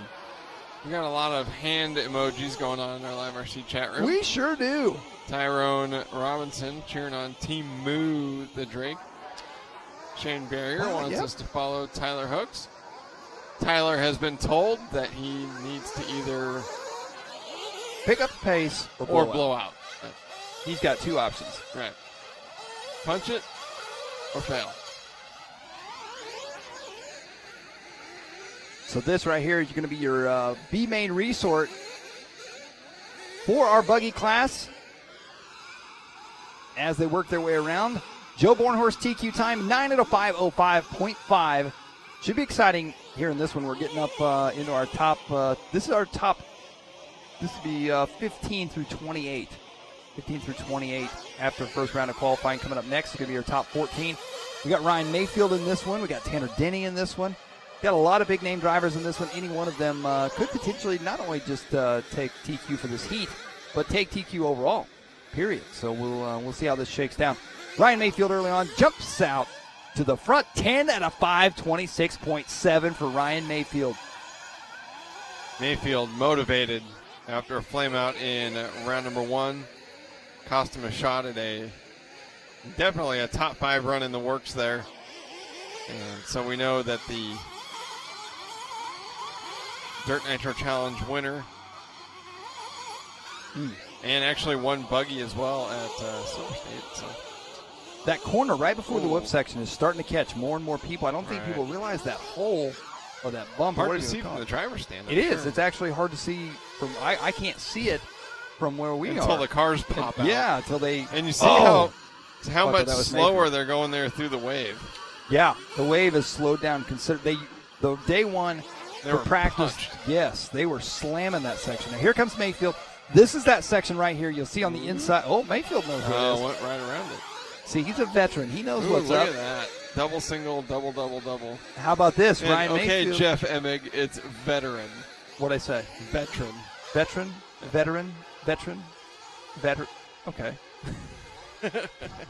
Mayfield's been doing this a long time. That was the gist of the story. Right, yeah. That was the moral of the story. So Ryan Mayfield out front. Adam Drake in the number 2 spot. Mayfield and Drake, the 2 Mugen drivers. 1 and 2. Austin Woodyard in the number 3 spot. Tanner Denny up into 4th. Mason Epley into 5th. And it's all changing up now as Drake drops to 3rd. Woodyard to 2nd. My favorite part of watching Mayfield drive is how, he is so punched, but yet very reserved about it. I would agree. It's in between, you see, Tessman and Tebow try to keep their speed up a lot. Mayfield interrupts being punched out of his mind with being almost cautious as his teammate Adam Drake tumbles out of the way there. Yes, I was just getting ready to say, now how do you handle this? And that's how you're going to handle that. Now watch Ryan Mayfield. Punch it, pray? Yeah. Watch Ryan Mayfield right here. Talking about the wave. Mayfield, as he comes around, check out the line he's taken. He's no longer hitting the inside berm on the wave. Right. He's now going... Okay, well, there's a hole there, but you see his really, car all wonky. Yeah, he did bad that time. No good. Redo. Anyway, he's going to the outside, and that line was nobody was doing that, but it's gotten so rough on the inside. So it's going to be interesting. Hole down there. Yeah, yes, there is. Black hole, just like the one in your heart. And now, as they were, hey, it's always funny when I say it. No, well, you're a nice guy. Here they come back around. Mayfield, Woodyard, Fisher. See if he does it here. Mayfield heading toward the wave. No, I think you just saw him. There he goes. Yeah, he went a little bit to the outside that time. Whoa! He's in a bit of traction. That's what I mean. He was super controlled in the 180 before, and then super punch down the back straightaway. Always exciting to watch. There's the hole. Wow, that's got a very abrupt cut here to this hole just as Mayfield went tumbling out of the frame. Oh, did it? Yeah. Oh, wow. Heard an engine noise going too, and looks like more problems. That it is. Yeah. More problems for Mayfield. So crash again after the stairway to hell. And so Mayfield was on a 10-lap 5:31. And this is going to put a 10-lap run in grave danger with 25 seconds left to go. We still haven't seen a 10-lapper. Mayfield coming by with a 36.4. He's on a 9.502 pace. So it is a new TQ run, but with 15 seconds left to go, He's going to need to punch it to get by for the 10th lap, because I do think it'll take a 10-lap run here to TQ tonight.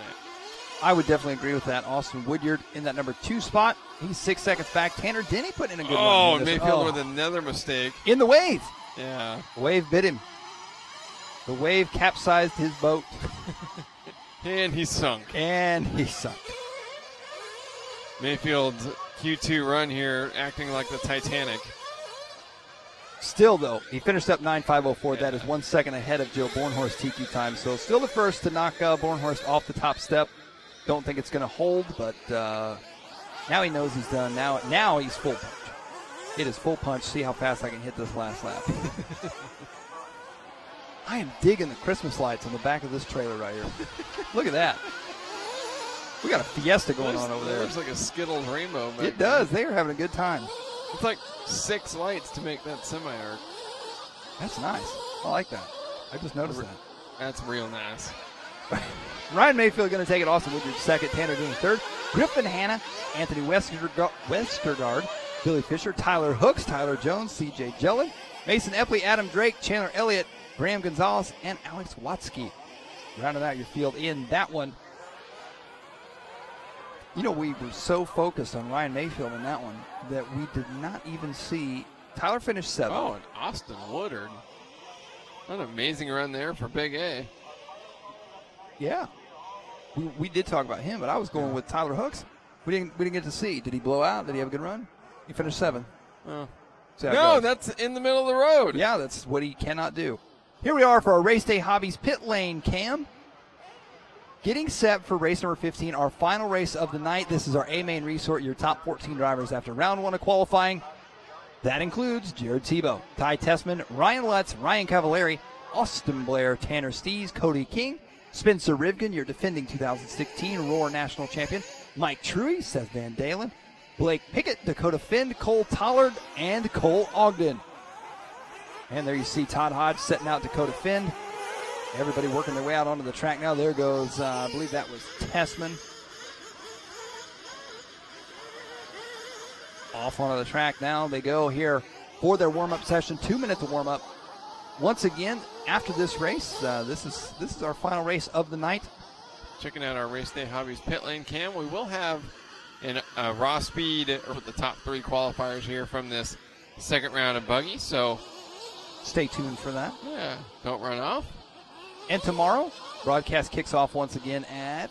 Well, originally it was supposed to be 10, but we haven't heard if the schedule for tomorrow is changing because they're going to run the third round or the second round of truck. Ah, good point. So 10 would be the latest it would start tomorrow. Yeah, it's not going to be any later than that. It's true, which I don't think there's any rain in the forecast, so I think we should be good on that part. There you see Dakota Finn coming in. Dakota in... round 1. Oh, that was truck. I was going to say Dakota came in for an early pit stop in one of those.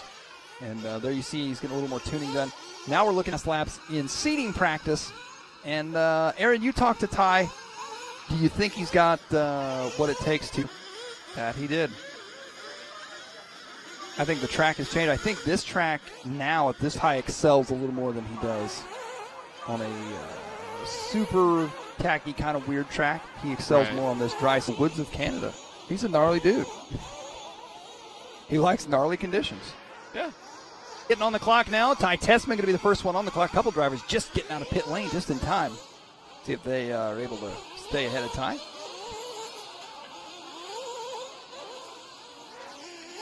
We'll see when they come around here. Right now, you're rough luck.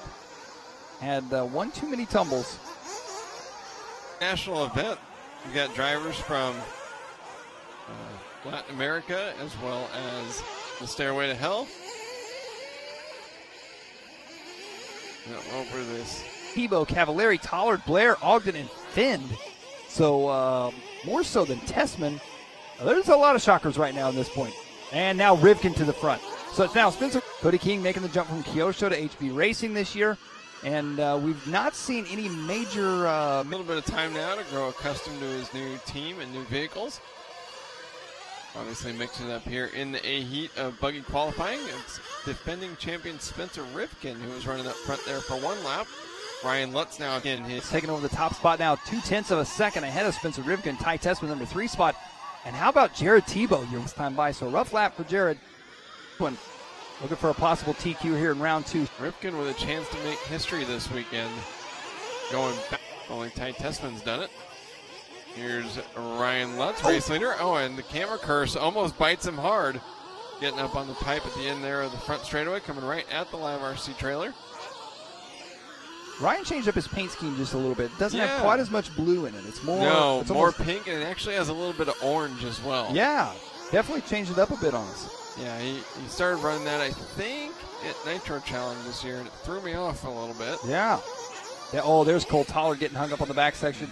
So now Ryan Lutz and Ty Tessman, wow, check it out, 0.06 of a second apart. Ryan Lutz comes around the 34 flat that time. Tessman with a 34.7, just enough. And Spencer Rifkin with a 2.5-second lead now. He's starting to inch away from Tessman and Lutz there in second and third. Lutz potentially looking at his second, third place run of the night. Rifkin right now out front, 10 at a 5.29. So right now, although Ryan Mayfield's run did not go anywhere near he was hoping, right now he is still sitting, if it finished the way it sits, 5th overall for the round. A fantastic run for Ryan, despite all the crashes. So you can only imagine if Ryan wouldn't have had so many crashes and mistakes, where he would have been, and the TQ that he bought. Now we're looking at Ty Tessman. Tessman, the number 3 spot, bouncing back and forth with Ryan Lutz. Ty Tessman, the HB Racing buggy, the purple Tessman, a multi-time Roar national champion, IFMAR world champion. Down the backstretch he goes, driving the new X-Ray buggy. Spot now, Spencer Rifkin on Ryan Lutz. So to put the Associated out front. Ryan Lutz in the Techno car in second. Ty Tessman, the X-Ray in third. Now Jared Tebow out of 501. There's Ryan Lutz coming across. Here comes Spencer Rifkin. Rifkin going to get the only 10-lap run of the round. Unbelievable. Spencer Rifkin. Rifkin working his way through the stare-down section. It does not matter what happens here on this lap. He is purely on a victory lap. The only driver to get a 10-lapper. It does not matter what happens on this lap. Spencer Rifkin is going to be your round 2 buggy top qualifier. Here he comes one final time onto the right side, and that's going to do it. What a run for Rifkin right there. So Spencer Rifkin taking the win and TQ in round number 2. Ryan putting Jared Tebow in that number 5 spot. Joe Bornhorst will take 6 for the round, followed up by Cody King, Austin Woodyard, Mike Truey, and Tanner Steege, your top 10. Cavallari, 11th for the round. Michael Page, Tanner Denny, and Griffin Hanna, your top 14 for round number 2. So what a race right there. Spencer Rifkin coming out of nowhere. Did not have a super impressive round 1, but he came out swinging for round number 2. An excellent lap right there. Rifkin taking the win. Ryan Lutz second, Ty Tessman third in that heat. Jared Tebow fourth, Cody King, Truey, Stees, Cavallari, Pickett, Ogden, Van Dalen, Blair, Find, and Tollard. So not quite the weekend that Dakota Finn was hoping for just yet. We'll hope tomorrow maybe turns around for him. We'll see.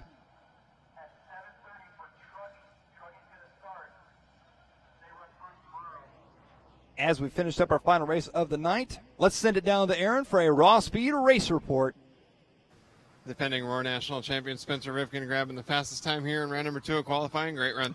Yeah, thanks. Insane, but luckily we got a good start and got off into a good rhythm, and that's what kind of pulled me the way through. And the tires were working awesome, and the car was working good, and the driver was doing the best he can. So everything was pretty good, I thought. Aside from the visibility, how much did the track change compared to earlier today? I mean, obviously it was a lot dustier out, so at night. So the groove's still in there, but the dust was like a heck fest. So it was. I think it's about the same as it would have been in the sun, but obviously, you know, when the sun's out, the groove would be in there. But I think it would have more grip in the sun.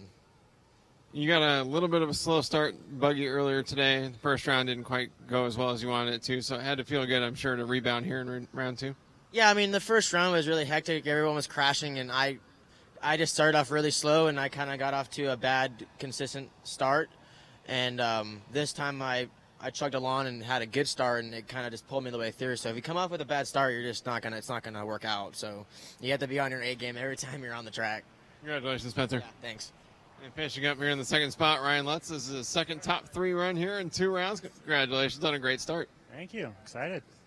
I bet you are. I mean, this means you're in the main or in the semis anyway. So now you get to try some things out.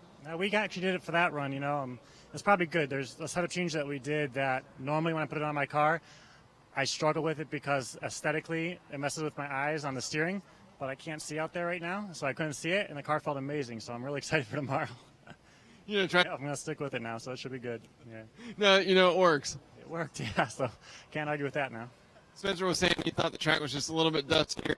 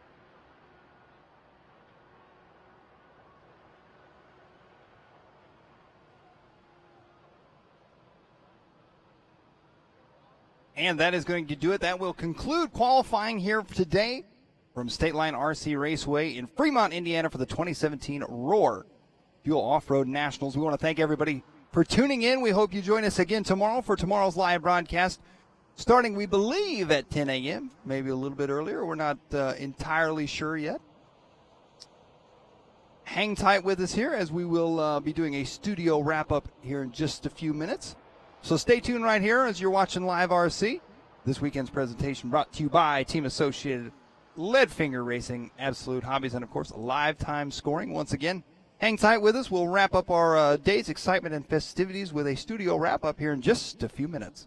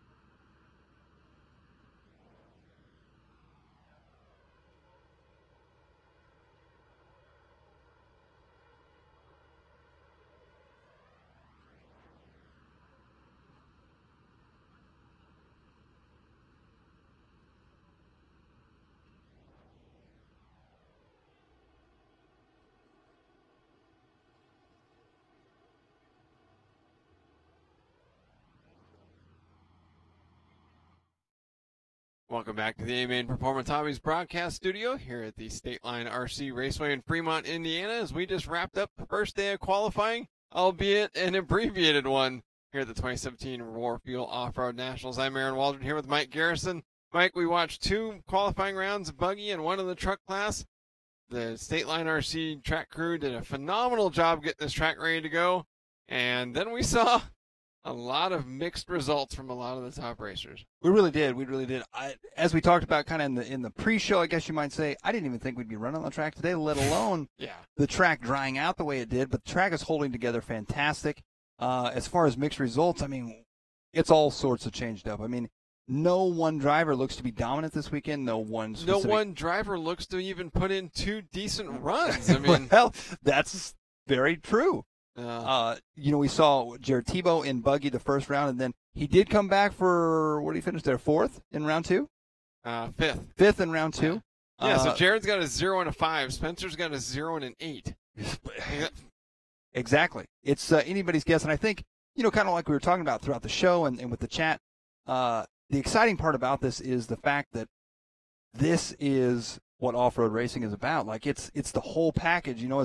There's not going to be one tire that if you've got this tire, this brand or whatever that's going to win this race. It's going to be, you've got to have your equipment together. You've got to have the skill set. You've got to be ready. You've got to be patient.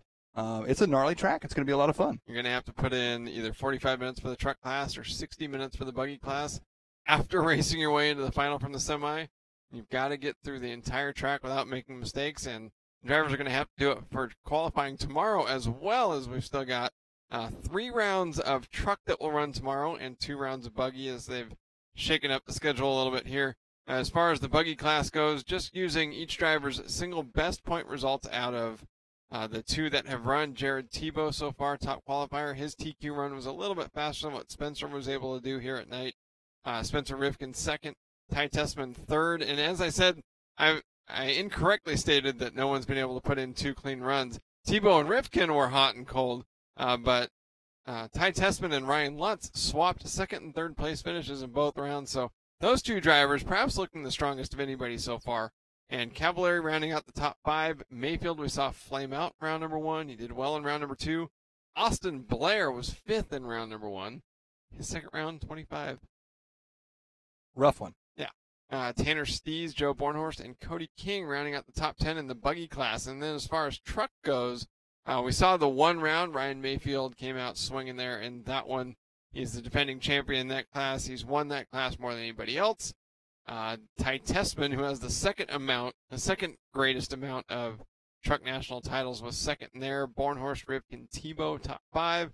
Stees 6th, Lutz 7th, King 8th, Blair 9th, and Cavallari 10th. But of course, we've got 3 rounds of the truck class left to go tomorrow. So as far as who will be starting in the finals, for that class is anybody's guess. We're hoping the track stays dry. The forecast here looks dry for Fremont, Indiana. And what do you think is going to be the big story tomorrow if it's not going to be rain?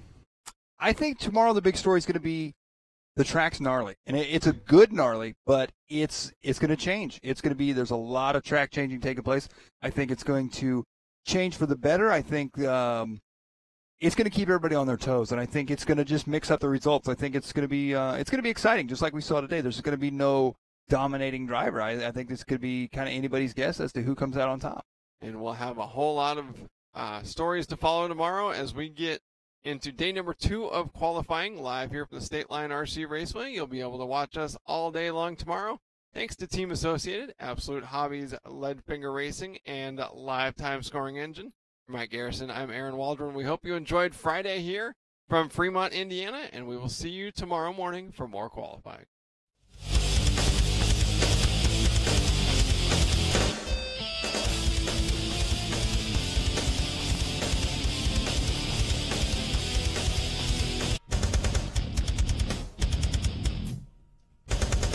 In the world of radio-controlled cars, only one stated radio-controlled cars and trucks are true by more than 27 World Championship titles. No other RC car company even comes close. Will you be the next world champion? Feeling the need for speed? Log on to AbsoluteHobbies.com. We stock more of the items you want and less of the items you don't. Most domestic orders ship same day for no extra charge. We carry a full line of Nitro and electric RC cars, parts, and accessories, and we have a knowledgeable staff providing phone support from 7 a.m. to 4 p.m. Eastern on weekdays. Tired of waiting for your orders and being treated like a number in line? Make the switch to AbsoluteHobbies.com today, and you will never shop anywhere else.